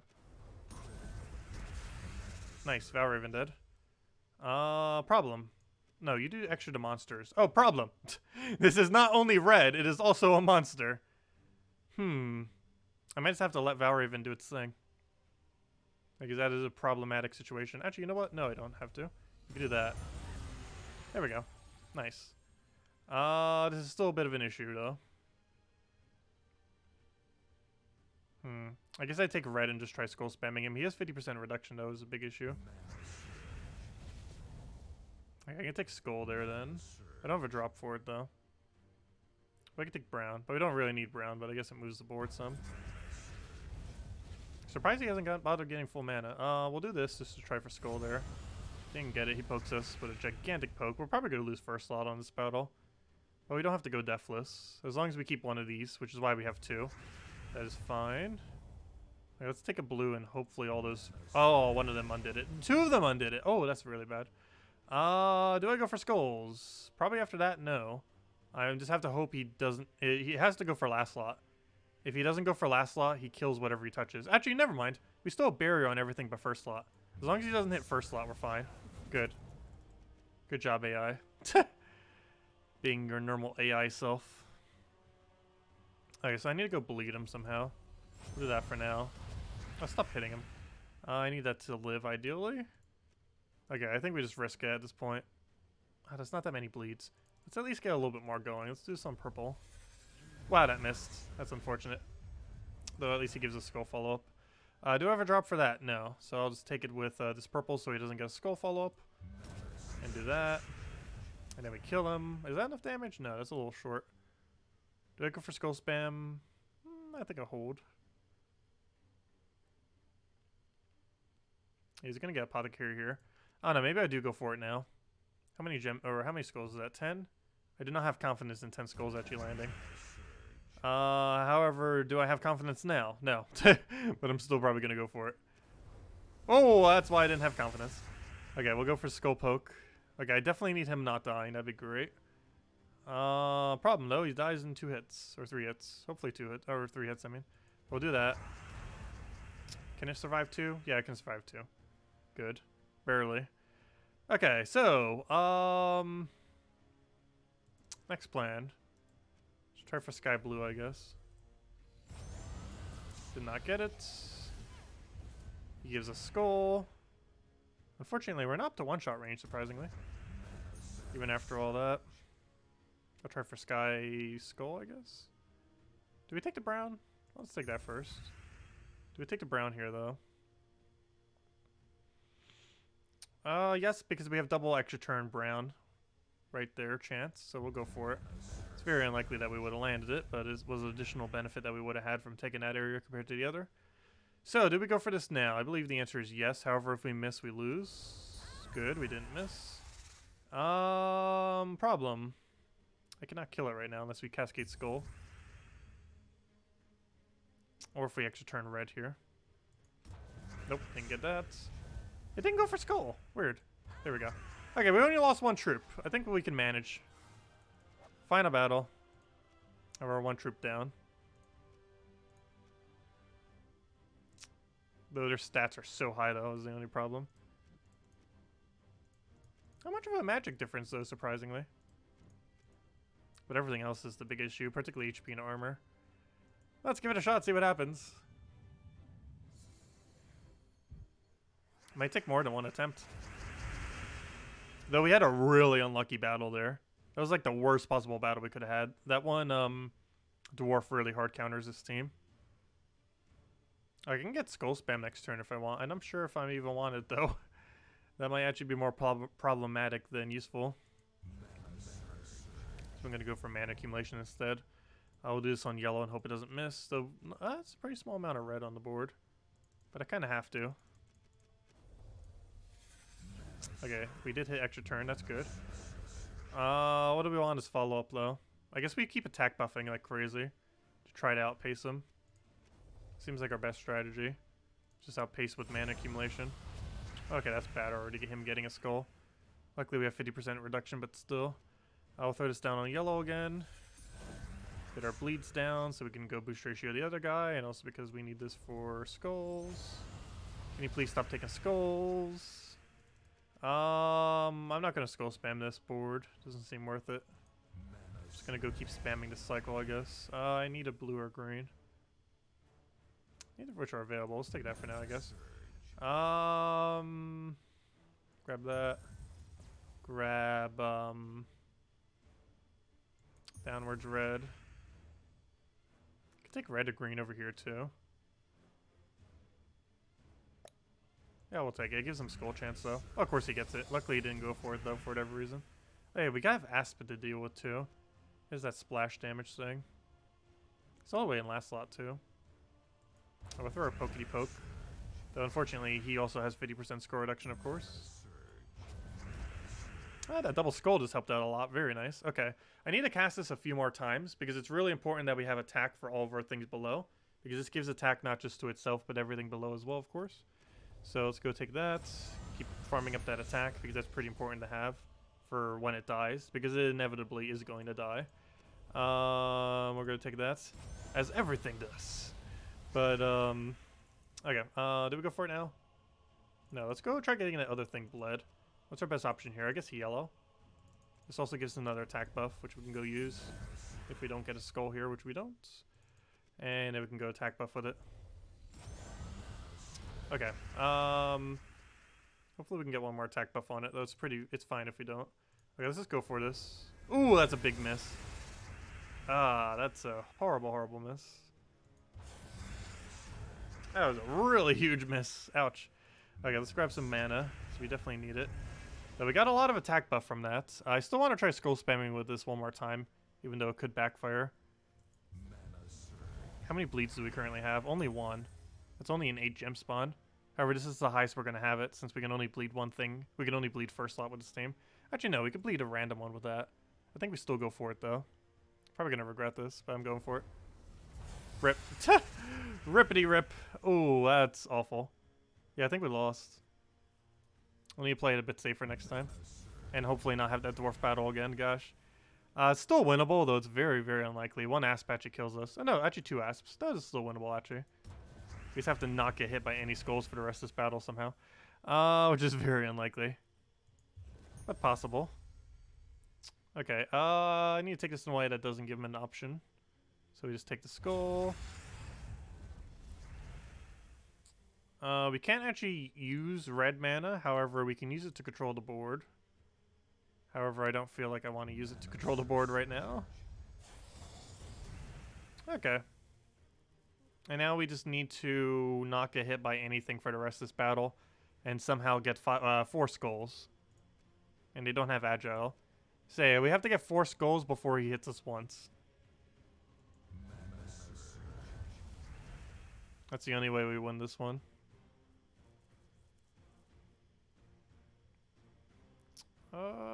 What's the safest path here? I want him to take that move.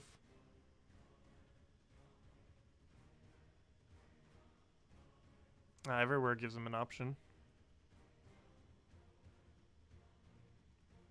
I like trying to find a place that has 0% skull chance for him, but they all have at least some small amount of chance.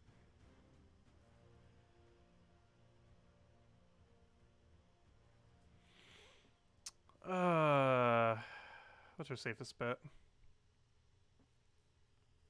I'm trying to make it so whatever I give him will be a bad option.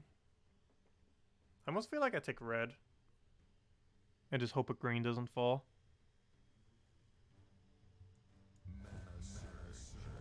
Okay, good. Let's see. That didn't actually give us anything though.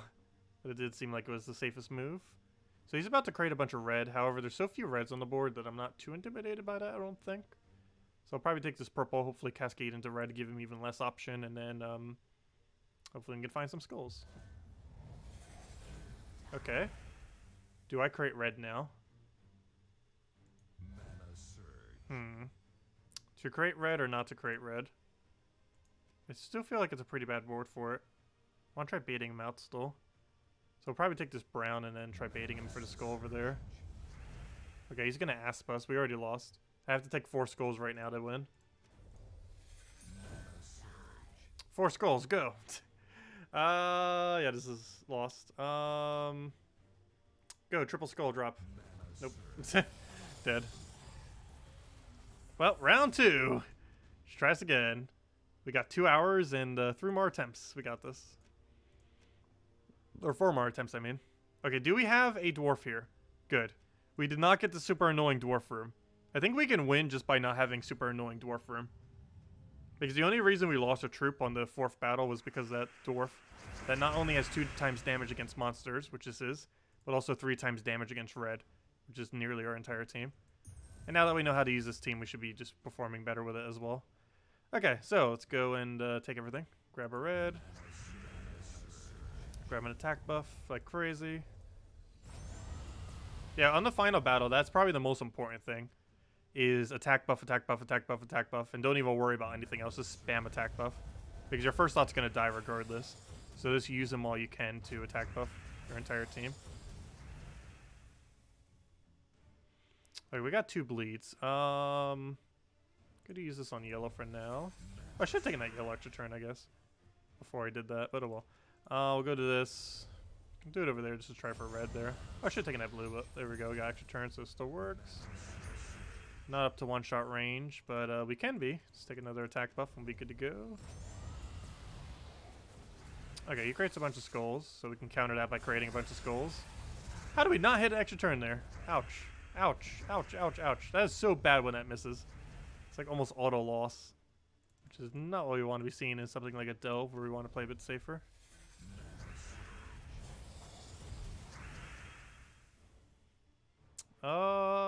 What do we want? Skull spam? Ta! I know, it's been backfiring a lot.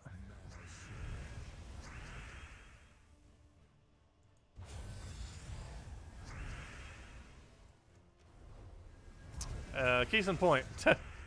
Gosh, if I get one more or 2 more hits, he dies. That's not what we want to see.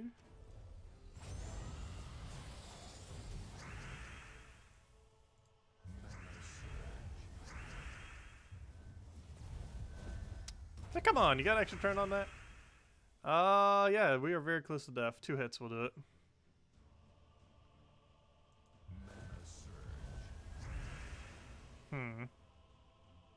I almost want to destroy all this top area just so we don't have to deal with it. We can try for skull though. I'm not sure if I want to. I guess we will.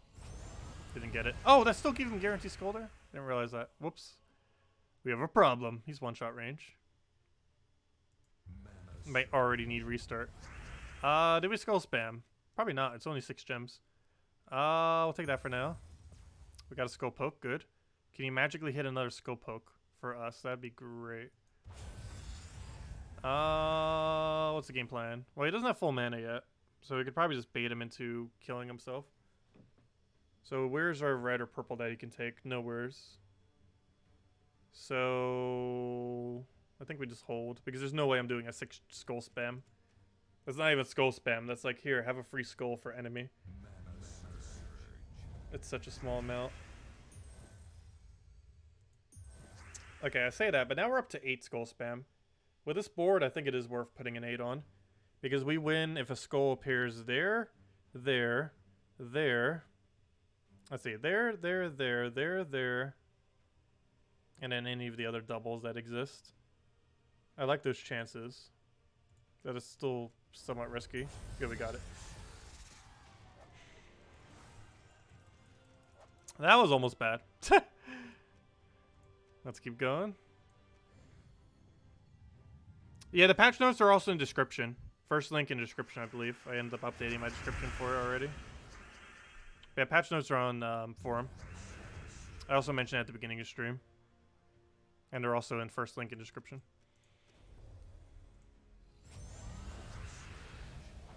Ah, spirit facts. What do you... spirit... I just said spirit facts. Like those car facts things. But the Spirit Fox just got a mana drain on us, which is not nice. I needed that for the for our first slot.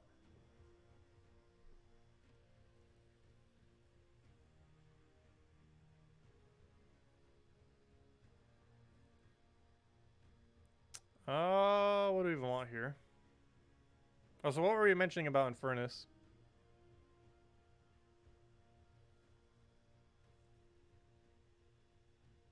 I don't think they did any fix for Infernus. Not that I've heard of. Okay, almost every single thing there gives them something. Let me just create a bunch of purple. I mean, a bunch of red off of purple. So we'll do that. That gives us a skull. Can I take it for extra turn? I don't believe so. I can do that. Any other moves? Take that. Anything else? Yes, grab that for free. And we need more attack buff, as we normally do with this team. Any good drops with it? I did not see any directly, though we'd have brown, so I guess we could try for sky brown, even though we don't use the mana. Actually, we technically have -1 brown, I believe, right now. Yes, we do. Yes, +1, we have -1. Actually, what is this banner right now? It's +2 red, +1 blue. Oh, no, never mind. It's the exact same banner. Duh, because it is the faction after all. Did he just agile my skull? I believe he just did. Okay, I'm gonna try for Skull for Sky, I think. Did not get it. Oh, AI loves using Spirit Fox and didn't even take the skull. However, he's gonna get follow up right there because I can't stop both. Unless we skull spam. I'm gonna skull spam. Nice. Actually worked for once. Worked really well for once. Very nice. Okay, we can make that work. What do we need from here? We'll grab a red. Actually, I think I want blue more. Actually, you know what? Let's get both. Let's do that on blue. Get all the reds we need. Anyway, skull a bunch. I'm just gonna take the safe skull. Then I'm gonna attack buff and take the unsafe skull. Or we kill that way, that works too. 2 down, 3 to go. Yeah, we should be able to get it this time. I think the only reason we weren't able to get it the previous time is Lord Ironbeard just hard counters this team way too hard. It has 2 times damage on skull to our entire team because its entire team is monster. Or never mind, it's not entirely monster. Just the most important one is monster, our frontline tank. And it does 3 times damage to red, which is everything except our last slot. And that combination of factors just made it really, really bad. Alright, we'll take that for now. Get a reds. Get a, do I want to take the other skull? I guess. Might as well bleed him again. I'd rather get attack bust first, but he's using Entangle, so it's kind of sketchy. We need to take kind of every skull we see because of that reason. We were up against this Entangle thing last time, too. It's not being nearly as annoying this time. Last time it entangled us a crazy high amount. Okay, well, there it goes. Oh, wait, it just hit on barrier. So we didn't get entangled for the first try. Nice. We'll try for Sky Skull there. Did not get it. We could try for this off of Sky again. That we could just go right into Skull Spam, but the chance of him getting something's probably pretty high. So let's do that into yellow for now. Get our bleed. I could take Skull over there. Do I want that? Probably. We could try for Sky Skull if it too. Did not get it, but still got our normal poke. And now one more poke will take him out, and he does. Okay, he does go for Entangle. It's slightly problematic because now we have to wait out the Entangle. So now we wait.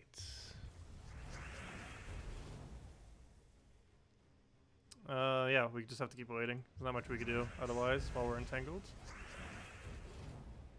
Oh, this is problematic. There we go. Okay, what to do now? Keep waiting. No, just kidding. Almost need to though. We'll do this on blue for now. Just hope we don't feed him. Good. Is it worth casting? Problem is if we don't hit skull, we're in a bit of a weird situation. I'm just gonna do this all the way on bottom, just to populate the board with more skulls ideally. And then go for our skull spam. Okay, good. I did get the kill.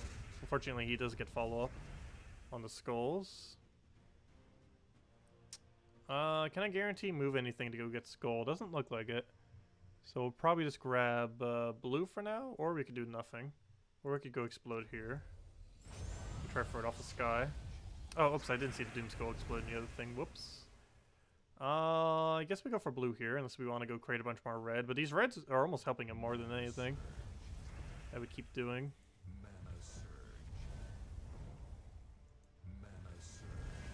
Okay, he gives us a skull. Nice. Not enough to one-shot, though, currently.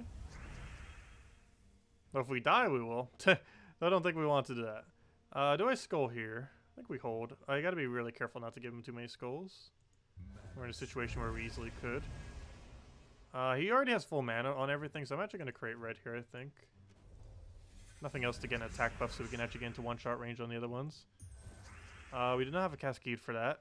And I cannot move. Actually, I can move it into place. Which I think I'm actually going to do just to go and kill it. If we don't get one there, which we don't. So what I can do is take this purple, and then next turn I can actually drop it into a skull take. So we'll do that. And now we can take this and get an attack buff. Fortunately, that does give him skull off the sky, but we had no way of seeing that. I could take an F for 5 times. Whoops. Take that for now. We don't need another attack buff. However, we need luck. Do we skull or do we not skull?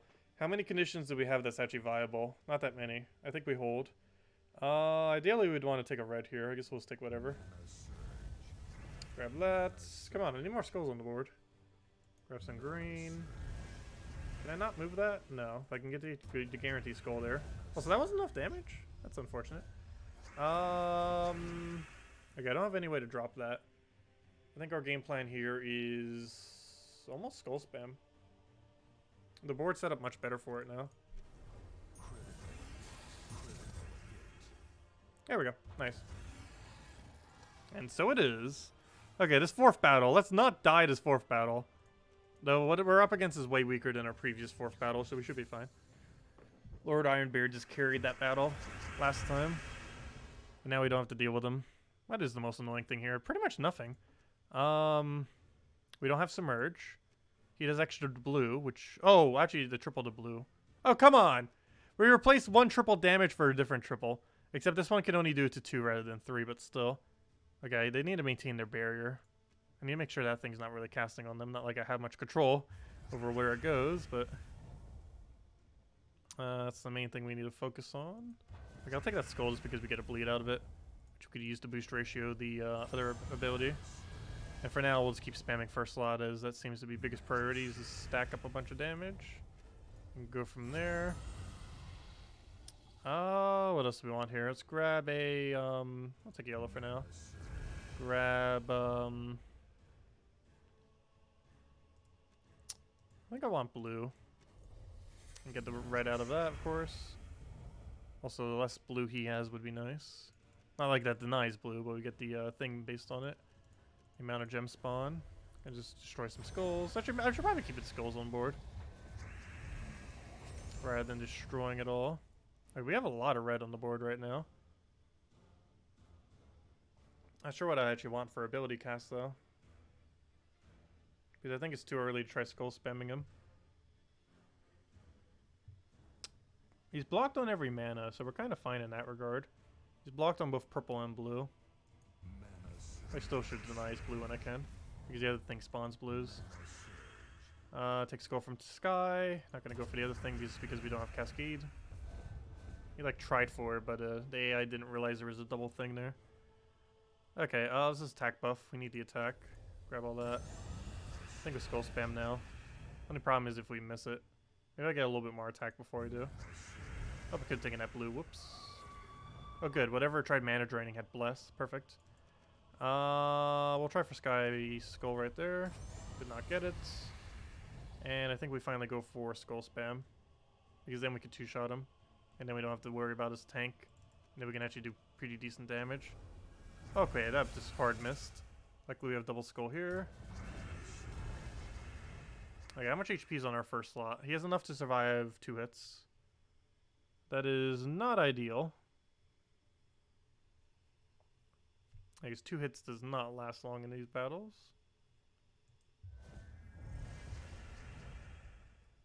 Okay, that's just going to poke us. However, that is going to break one of our barriers that we have. I guess I'll create a bunch of red. We don't have that much on the board, but I think it's still worth it. Nothing else to try getting that attack buff so we can actually get up to one-shot range. Because we'll need it with how limited we have on skulls. So let's just do this off the top. Okay, good. That just died off a bleed. Bleed actually doing work for once. Okay, we can get an 8 skull spam. Is that worth it? I'm not 100% sure if it is. See you, Medieval. Have a good night. Catch you later. Yeah, it is past midnight already. Gosh. To skull spam or not to skull spam? I'm actually leaning towards yes. The only problem is if we miss, we die. Which is not ideal. Oh, no.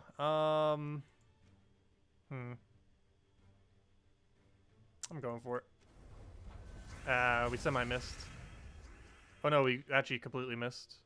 We're actually entangled too. No, he has entangle. Okay, good. We got double extra turn. He would have died right there if he doesn't have entangle. Why do you have to have entangle? Okay. This is workable though. We can make this work. All I have to do is basically make sure he does not kill first slot. Because he shouldn't have enough damage to kill our other even with triple damage. So it really just comes down to first slot gets unentangled, hits him, and that should be enough to kill. If nothing else, it should, because bleed will bring it down. Actually, one thing I want to go do right now to refresh the bleed, I'm actually going to cast this. Not because we need the mana or the board control, but because I want to refresh the bleed. Because he's actually taking 10 true damage per turn. And that is very beneficial to us. Just for the sake of clearing out the board some, to not give him a skull, I think I want to do this. Okay, or can you get unentangled? That'd be great. We'll take green here, I guess. There we go, finally. Nice. Okay, we bring all four to final battle. Like we should have the other time if we didn't have that really other annoying battle. But yeah, that was a lot easier. Still a little bit scary there. But a lot easier than the previous time. Okay, there we go. Now we have to have a forward team against this thing. There we go. Get our screenshot in there. Should be able to get it now. We're almost there. 3 hours later. But yeah, it does look like it takes about 3 hours, 3.5 hours or so. Depends. It really depends how long Pure Faction takes. But with the rush method, it does look like you can get about 3.5 hours or so. Somewhere around there. Stream's 4 hours, but obviously we weren't doing this the whole time. Okay, so first things first. Take everything we can to get this thing to full mana. And just spam it like crazy. Because we need as many attack buffs as we can possibly get prior to anything happening. Oops, I thought that was extra turn. Problem. I kind of saw that wouldn't be 2. And I was still going for it as if it would. Okay, I'm going to try for a purple extra turn there. We got 8 purple. It wasn't double, though. I'm going to take the skull just because I want to press some damage. So we should probably be buffing more so. So much so, I'm actually even going to go for this lower one. Just because he's going to be our new first slot once our first slot dies. Obviously, we do not need to go deathless. Let's see. I'm actually not going to spawn red right here just because it seems like a pretty bad board. So we're just going to keep attack buffing. Ooh, that would have been nice if that was on our first slot. I'll still throw this down now. We'll take it there. Doesn't give him skull, so it's fine. Okay, there goes every single barrier that we have left. That Asp actually just got rid of the last of it. Really annoyingly.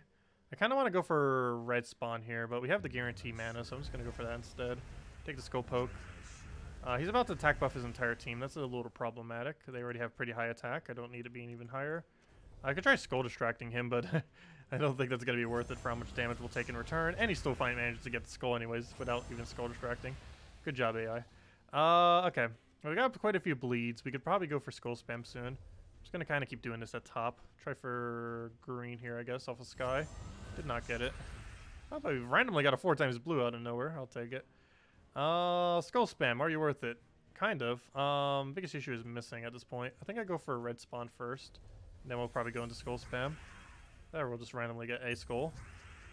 Which we do not, unfortunately. What's the game plan? I guess attack buff again. Do it in a way that we can get a skull chance. Did not get it. Of course he gets it. Why wouldn't he? Okay, what else do we need? Do we just go for skull spam already since he's so close to kill range? Probably. Good, we got some, but he gets more value out of it. A lot more value. He didn't go for that final skull, though. We can actually kill him with it. Okay, let's try getting one more attack buff. I might have to feed him a skull here. He does not have enough damage to kill, and I kind of want to try for that extra turn. And regardless, he might go for skull distract rather than actually spawning skulls.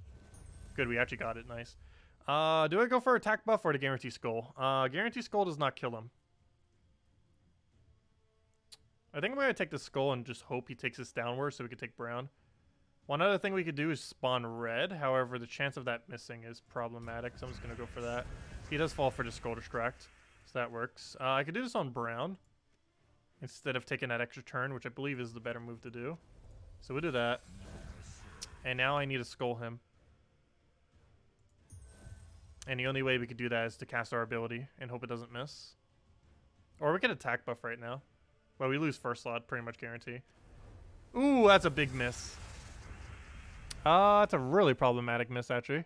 Because now he gets to hit us multiple times. Or no, he doesn't. Yes, he does. Regardless, we have to give him a hit. There's no way we can't give him a hit. So we'll take that for now. This is a little sketchy. Let's see. He's about to create a bunch of reds, which will be very beneficial for us. I do want to move some of it from the board, though.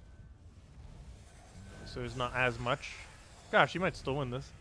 Let's see. We have to hit... Yeah, we don't have enough attack buff. I should have really went for that attack buff there. Because now we're not in kill range. So now we're going to need 4 skulls rather than 2. Which is a very big issue. Especially when it keeps doing that, gosh. But yeah, this is probably lost. All he has to do is hit us. Even if he doesn't hit us, poison will probably just chip us down. We might not be able to get purification. Oh, that'd be really bad. No, we should be able to.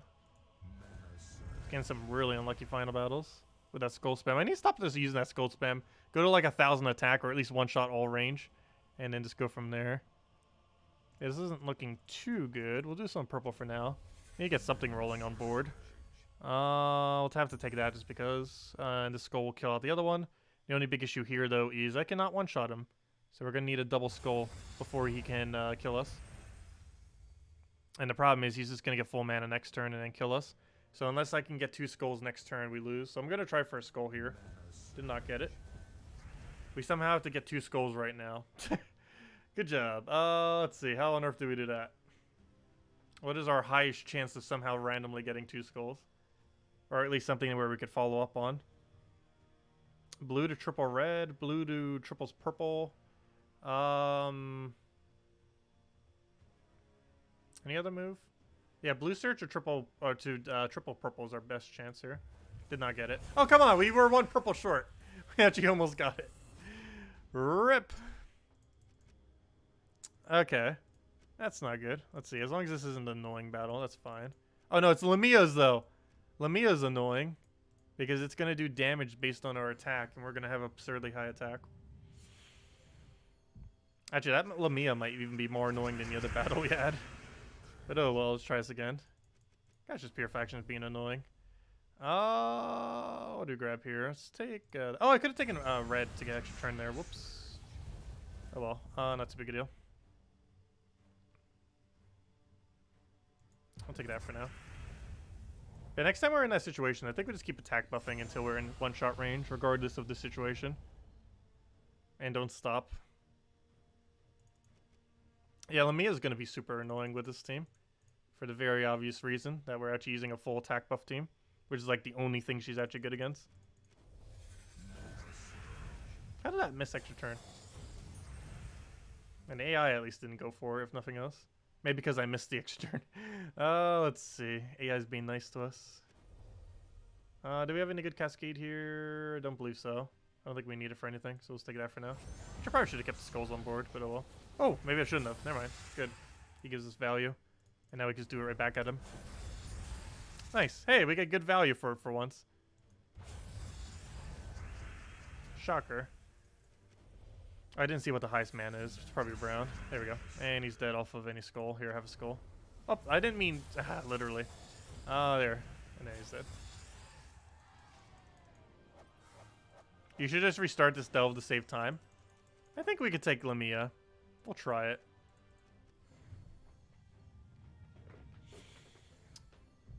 It's going to be a weird battle, though. Because I actually have to deliberately not attack buff. And focus on skull spam bleed. I think we can still take it, though. We'll find out. It's going to be very annoying. I think 1 attack buff max. I think beyond that's just going to be way too annoying to fight. Let's see. And this battle's going pretty quick. Do I have a drop for that? Yes, I do. Just double checking. Go for, I don't think I go for skull spam yet. What's our best option? Brown. So we'll get all those browns. Or all those reds off those browns. We'll try for sky brown over there. Actually, we'll do it in this way. Just because it gives us red chance as well. Oh no, but that gives them extra red turn. Actually, either way I do that, gives them extra red turn chance. We'll do it right over there then. We got a lot of singles, or triples, but we didn't get the full thing off of that. Let's go for skull spam off of that then. Ooh, that's a bit of a miss. Don't die on us. Luckily that's not Crimson Bat with his double damage thing. Still annoying nonetheless.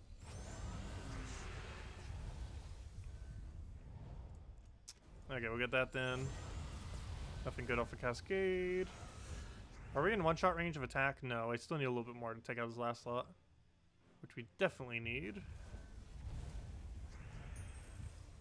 Because not having that is going to be problematic for killing it. Because we definitely want to one-shot it. And we are currently not in one-shot range if I take that skull, but I kind of have to take the skull. Again, we're not going to be in one-shot range, but I kind of have to take the skull. Oh, this is a bit problematic. We're going to do it on yellow and hope he gets lucky. Good. And now we can attack buff into skull spam, or we can just skull spam. I think we go for attack buff, play it safe. Let's do it in a way that keeps as many skulls on the board, though. Because we're about to skull spam next turn. Okay, this better not miss, or actually we lose our first slot. And then we definitely need a reset. There we go. Okay, let's see how we do against Lamia. Oh, never mind. We're not Lamia yet. Oh, no, this is an annoying Entangle battle. Wait, is this the battle that gives them Entangle?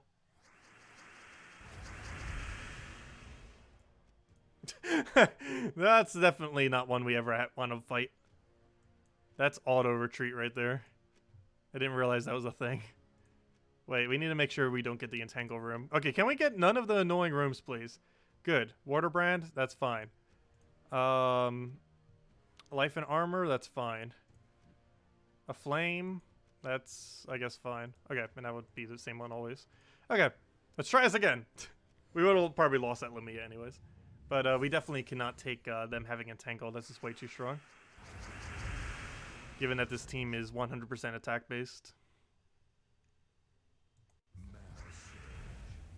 Okay, wow, there's a lot of things going on this board. Nothing we can actually do. Ironically. We'll go for that for now. Get a blue over here.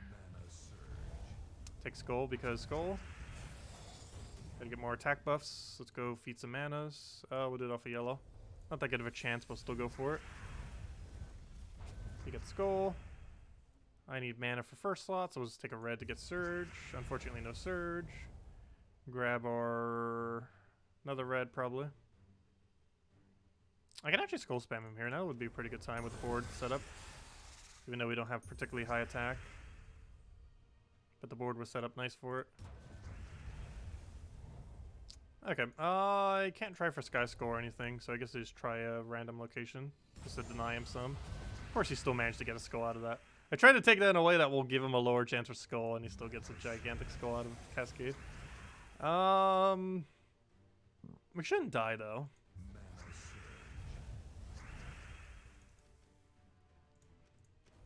Okay. Let's try keeping more skulls on the board. We're probably going to skull spam soon. Oh, and also that. Okay, he's just going to keep poking with those. Do I bother skull spamming? I don't think we do in this current situation. I think we just go and max out our mana a little bit more. Get a bit of red there. Take blue surge here.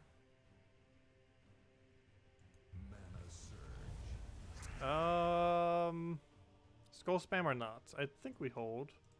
However, creating more reds would be more beneficial to him actually in this situation than anything. Are we up to one-shot range? Yes. No. Because he's not bled. So I'm actually going to have to go for that then. Just to make sure we have one shot for both. And now we just need 2 skulls. Okay, so do we risk it? I think the answer is no. Do these things have me to bleed? No. Why does it feel like they do? Okay, I think we're going to try this. Just to get a bleed down. Or I should say multiple bleeds. So we'll take that, we'll take that, we'll take that. And he's dead. There we go. Didn't even need skull spam. I was setting up for it, but there we go. Yeah, we're still streaming. 4 hours in. Still haven't gotten Purifaction done. It has been more annoying than anticipated. The first one was because Lord Ironbeard was annoying, And the other one was because we missed a really important skull spam that just completely backfired on us, giving the final battle like 3 skulls or something, which is problematic. But yeah, anytime that thing misses is almost guaranteed delve loss, because you're going to either lose a troop or you're going to lose the final battle due to it missing. It's really risky. Oh, speaking of risky, yeah, everything on this team is like so gem spawn related. It requires skulls and gem spawns, which is 2 really annoying mechanics to consistently get working. Like, I'm gonna go for it. Good, it did not backfire this time for once. Though it does still give him another extra skull value, and I can't even try for the better one because it's blocked by the block. So I'll just take a skull here to try for skull there, which I didn't get, but gotta try for the chance at least. Okay, what's our game plan here? Can I cascade anything? Doesn't look like it. And since I can't do anything with that, I guess we'll just take like a blue or something up here. So grab that. Grab the extra turn over there. Take a red over here. Do we cascade that to a thing? No. So we'll take that. We can then take that skull. I think we try this way just because of double blue chance. Did not get it. Okay, I cannot take a skull immediately here. I could try for this and try for a single skull. We don't have enough attack to really do much to the other one, so we should probably attack buff first, though. So we can at least 2-skull them, if nothing else. Oh, yeah, let me go get gem spawn here. We'll do it down to blue. How many bleeds do we have? We do have all 3 bleeds if we can get a bit more skull near each other in a way that they're actually functional. So we'll go for that. Okay. I think we got it.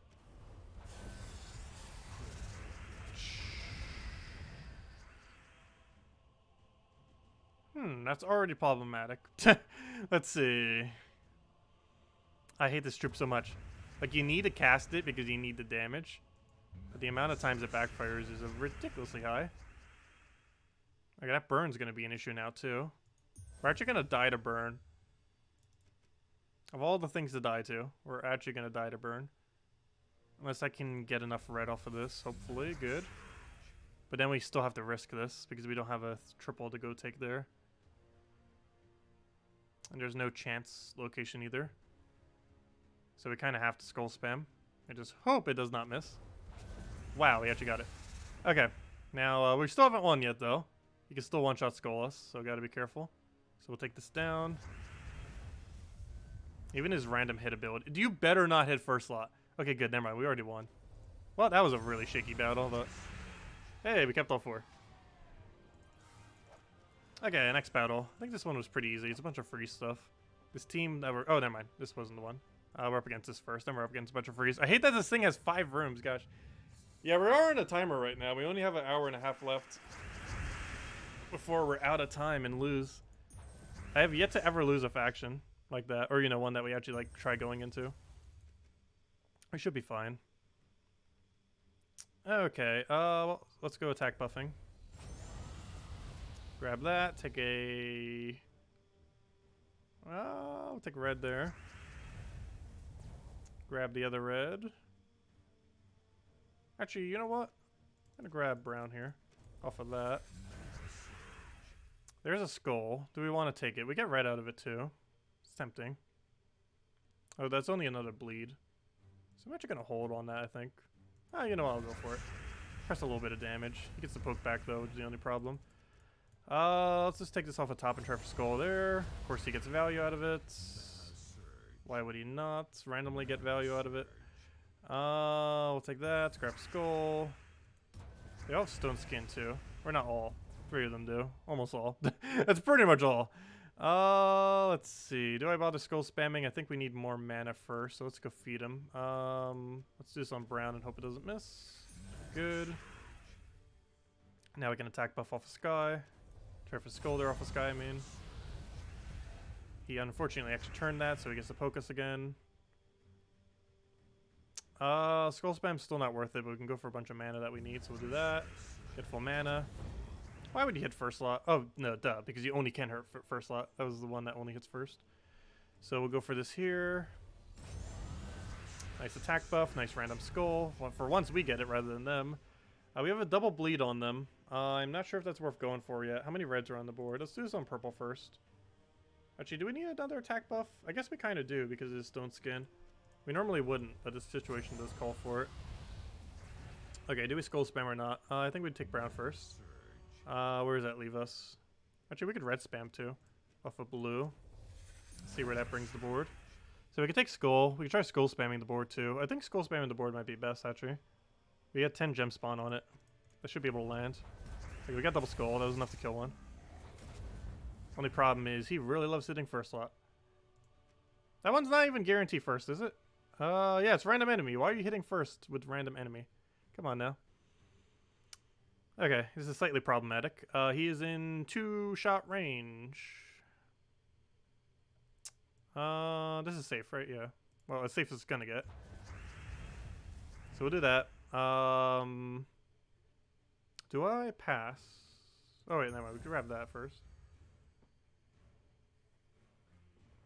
I want to bait him into giving us something. But I don't think we have a method for it. And we don't have any cascade. So I'm just going to try for brown sky, I guess. And try for the extra turn there. Oh, never mind. We can't even do it because of the explosion. Still doing it though, just clear skulls. Okay, good. He does not get value out of it. So we can take that skull. I don't have my skull spam yet, but I can take that skull. That will not kill him, but it presses a lot of damage. And now we need 2 skulls, right? Yes, 2 skulls will win. Oh, hello, 1 skull. Oh, hello, other skull. Oh, that's bad. That brings him to 1-shot range. What's the safer bet? I think we take the leftward skull and try for double skull there. I just hope we get super lucky. Oh, come on, 1 skull fell, the other one didn't. So we have a slight problem now in that 1 skull makes him win. I'm so tempted to take that red. Why do I feel like its skull's gonna fall? Which would actually be beneficial in this situation. The other issue is giving him yellow or purple, which can happen there. Yellow, that is. I think I still try for it, though. Didn't get it, but at least he didn't get it either. Okay, I need blue. I also need to deny his yellow and purple, though, in case he just randomly feels like going for it. I cannot take that brown because that beats into a skull. So I think I take this brown. Hope we don't get skull. Hope he takes this brown to the right, gets blue, and then gives us skull. That is a very unlikely situation to actually occur. But I think that's what I'm banking on here. Unfortunately, there is 3 chances he gets a skull here. Oh no, only 2. Still, there's 2 chances he gets a skull here. Which is problematic, but I want to bait him into giving us a skull on the other side. The other safe method is that, and that only has 1 skull chance. But I think I want to try baiting this, even though he has 2 chances for a skull. Good. Okay, he did not take the right move, unfortunately.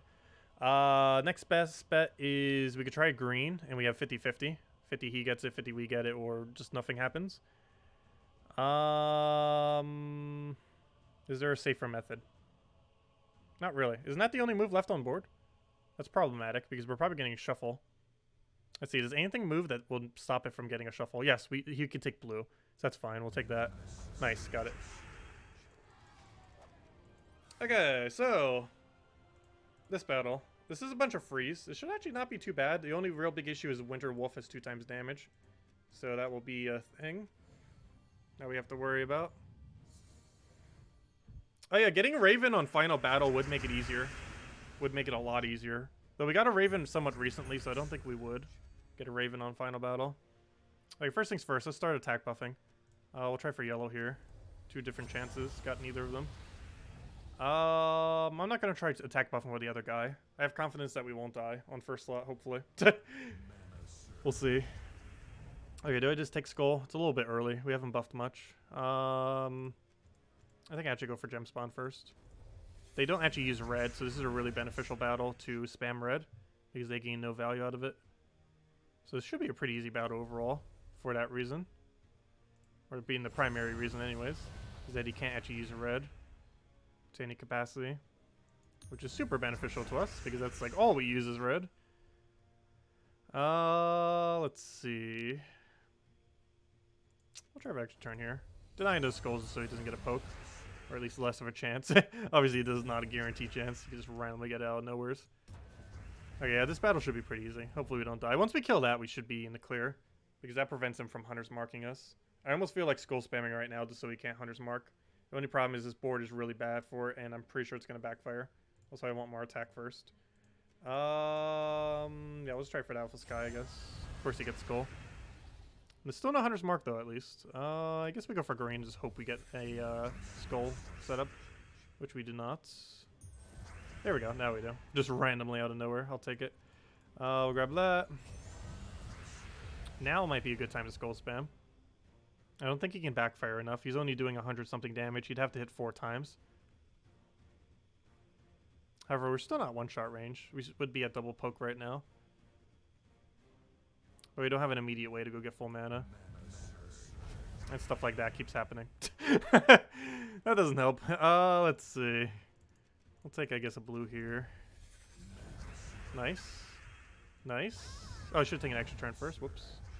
I'm going to hold off on Skull Spam. I think at this point we just throw an attack buff and then that brings us to one-shot range. Or brings him to one-shot range, right? Because he only has 700-something and we do 106. And that should be barely enough damage to actually one-shot it then. So we'll have enough. We'll do that. And now we can one-shot it. Assuming it doesn't kill us first. Gosh. We die in 2 hits. How much damage do you have? Yeah, we die in 2 hits. Do we Skull Spam? Probably not. I think we take blue and just kind of try going down that route. I did give him the yellow there. Not sure if that was actually worth it. Maybe I shouldn't have taken it. But we'll try for blue here since you can't even do anything with these reds. So much so it doesn't even bother taking the extra turn reds all over the board. So we'll take that over. Attack buff's kind of pointless at this point since we have enough to kill in one shot. It's still a kill in one-shot range, right? I think it is. Just for fun, let's do that. There we go. Good thing we did that. Okay, final battle. Let's not mess this up. First things first. Attack buff, attack buff, attack buff, attack buff, attack buff, and just spam it like crazy. Okay, let's try this again. Let's not fail. Again. Okay. Game plan. Take yellow. Oh, what's the gems numbers going to be? Yeah, well, we want brown to be on the board. He's not going to take brown. Of course he does. Why on earth would you take brown? There was no logical reason for taking that brown. The AI knows we needs it. Do I take blue? If it surges, it's benefit. Actually, not really. Let's just do it on brown, even though he denied some of the color. Good. Do I take skull? It's a little early. I think I actually hold and just go for attack buff. I think that was my biggest issue in a lot of these battles, was I wasn't just going pure attack buff. And honestly, I think that's all we should do, is just attack buff until we reach one-shot range. At least on those, obviously. We will not hit one-shot range on that. That's impossible, unless we stun it, which we don't have. With what we have, it's impossible to one-shot that thing. Okay, there goes our first barrier. Let's just keep hitting these skulls out of the way. I do not want to be taking skulls yet. If nothing else, even skull distracts him, which is actually beneficial at this point. Well, pretty much at any point, but... we can get pretty good value from skull distracting here. So there's 2 skulls, and again, we'll deny it, so skulls go away. Nice extra turn there, otherwise that would have been unfortunate. Oh, I should have skull spammed that. Whoops. Actually, still not too late, actually. I'm not going to risk it. Let's keep attack buffing. We learned our lesson from before when it kept failing. I'm not casting that thing till we're in one-shot range. Okay, this skull I actually will go... how tempted I am to cast this. The only big issue I have is if it misses, we lose, and I'm not risking that at this point. It's just too high of a liability. Okay, let's keep attack buffing. But let me try getting first slot to get some attack. I feel like I don't do that yet. I want to get more red on the board before I do that. If we're going to do that. Is there a yellow or red? Yes, we'll take the yellow. Get an attack buff. Oh, good. He feeds a skull. That's exactly why I didn't want to do that. How badly I want to cast it myself, though. But I think we'll play it safe and not do it. So I'll take a skull. He'll take a skull. I'll deny his other skull. Actually, do I take that skull? Actually, I take that skull. That one I will. Because there was no way he was going to die there unless he's just randomly got double skull. Which can happen, of course, but is unlikely. Okay, that dies, which we were kind of expecting at least something to die. So we are in almost one-shot range. We actually don't have one-shot range yet, surprisingly. I'm not going to risk it. I think I'm just going to take the safe yellow.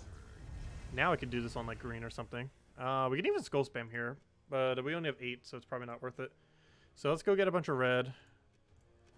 I'll get a bleed too. Unfortunately, that gives him a lot of value. So if he skull spams first, that shouldn't matter, because we only have 1 bleed right now, and he should miss. Let me actually deny some skulls just to guarantee that he misses, and to give us one-shot range. And now he should miss. Hopefully. Let's see. I do want him to go first. Because he should, fingers crossed, miss. Good. Now we do it. Please don't miss. Good. Thank you for not missing. There we go. We won! There we go. We won with triple hit at the end. But yeah, I think the strategy is definitely get to one-shot range. That seems to be the easiest way to win the final battle. Just constantly keep buffing with the 2 or 1 lizard that you have until they can one-shot everything. And then you just hope the skull spam does not miss. Or bait out their skull spam so it does miss and then use yours. But there we go. And as Spear Faction completed with only an hour and a half left. And that gives us the other 350 renown. And with that other 350 renown, we now have a maxed out Fang Moor faction. And now we only have 3 that are not maxed out. Hall of Guardians, Dark Pits, which we'll do next Tuesday, and Sea of Sorrows, which we'll do eventually. Yeah, we're getting pretty close. We are pretty close to all completed. And once next faction comes out, we will have enough upgraded factions to get +1 magic bonus, which will be the first magic that ever comes in from factions at 44,000. Because next faction will bring in another 2,500, bringing the max possible faction renown to 4,500, or sorry, 45,000 total, which means there's 1,000 leeway. And with having 2 factions not completed, that will be perfectly fine for 1,000 leeway. Which I think even we could have 3 uncompleted, I think. Let's see, 350, 350, and no. Because of how I have it, if I would have done some 200s, it would have been able to. But because I haven't done 200s, I would have to actually do this. So we will be doing that as we were going to do anyways next week, next Tuesday. But there we go. Let's go claim the pet. Grab this. We now have the maxed out snake. Oh yeah, I didn't bring out the snake. I should have brought out the good luck snake. Well, let's do it now.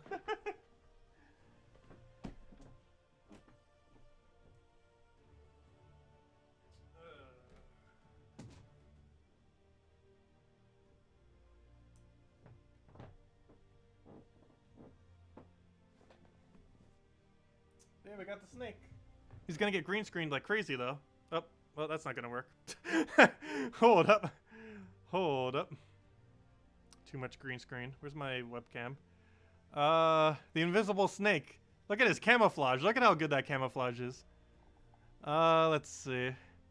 That's some true camo right there. It makes sense. We even have Mr. Scale's background right now, which works out pretty funny. Let's see. Where is my thing? I need to disable green screen. Otherwise, he will not be visible because he's almost a purely green and yellow, which is like the biggest things my green screens with how it's set up. Where's my webcam thingy? Where is my actual thing though? There it is. I need to modify filters. Where are filters? Where are my filters? I know I have a filter on this. Otherwise, it wouldn't be green screening. Let's see. Wait, how do I edit the filter on this thingy? There should be a thing right here. Why is there not a thing? Why is there not a thing? We must show the invisible snake. Seriously, where is the filter thing for this? I always thought it was under this thing. There it is. Aha! Okay, isn't there a way to just disable it for a second? Yeah, there we go. There's the snake! There, we got snake. All coiled and everything. Invisible snake is not visible, or is visible now. Let's see, let's make this bigger, which I haven't locked right now. Let's see. There we go. The snake.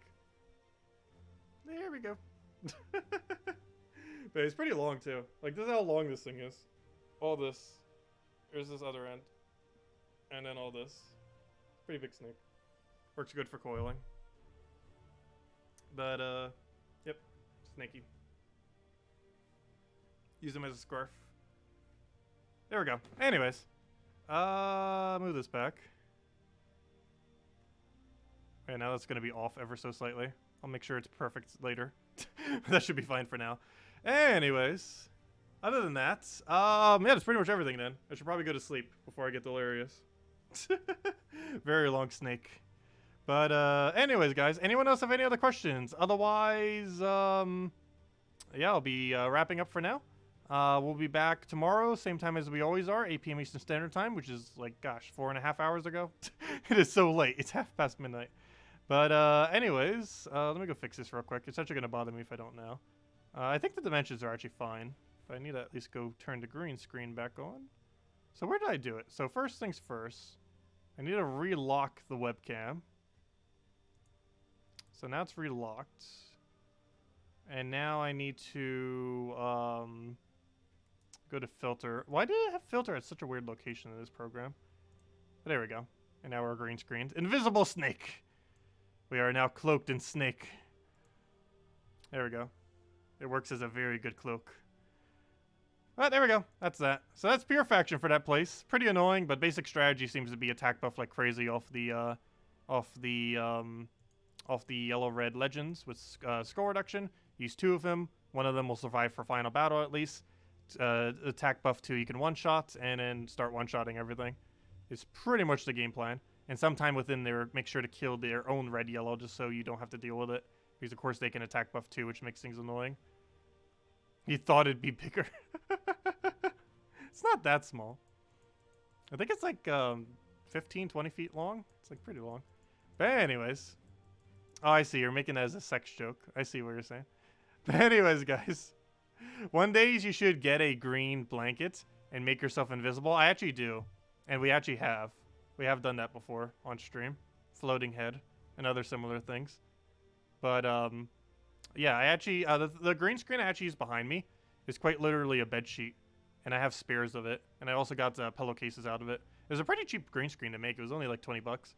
Most of it was the sheet itself because it was a whole bed set with like 2 pillowcases, the undersheet, and the one that, oh, I forgot what the proper name for it. But you know, like the one that clips onto the bed, the one that's just a sheet, which is the one behind me, and then the 2 pillowcases.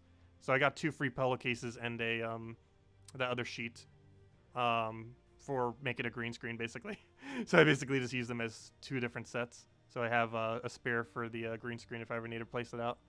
But a green day shirt. Yeah, if I wear a green shirt or a yellow shirt for green or yellow day, like the green or yellow shirt I have, it will green screen, which is why you'd never see me wearing a green or yellow shirt on green or yellow Guild War days. Otherwise, I will look like this, except the entire body. But anyways, guys, I'm going to be heading out for now. Oh yeah, we'll bring Elhay back. No worries. Actually, one of them kind of fell as I was trying to get the snake because it was standing on top of it. But anyways, guys, I'm going to be heading out for now. It is almost 1 a.m. So we'll be back tomorrow, 8 p.m. Eastern Standard Time as we are every single night. And tomorrow we'll mostly be going over the Lunar Pet. Well, not much to go over, but we'll be getting the Lunar Pet for 2020, Lunar New Year's. I believe Lunar New Year's actually falls on the 25th, but we'll have that soon, TM. But anyways, guys, catch you guys soon. Have a wonderful week. Catch you guys tomorrow. And goodbye, everyone. Thank you all so much for watching. And leave a like if you enjoyed the stream. It really helps out a lot. Goodbye, everyone.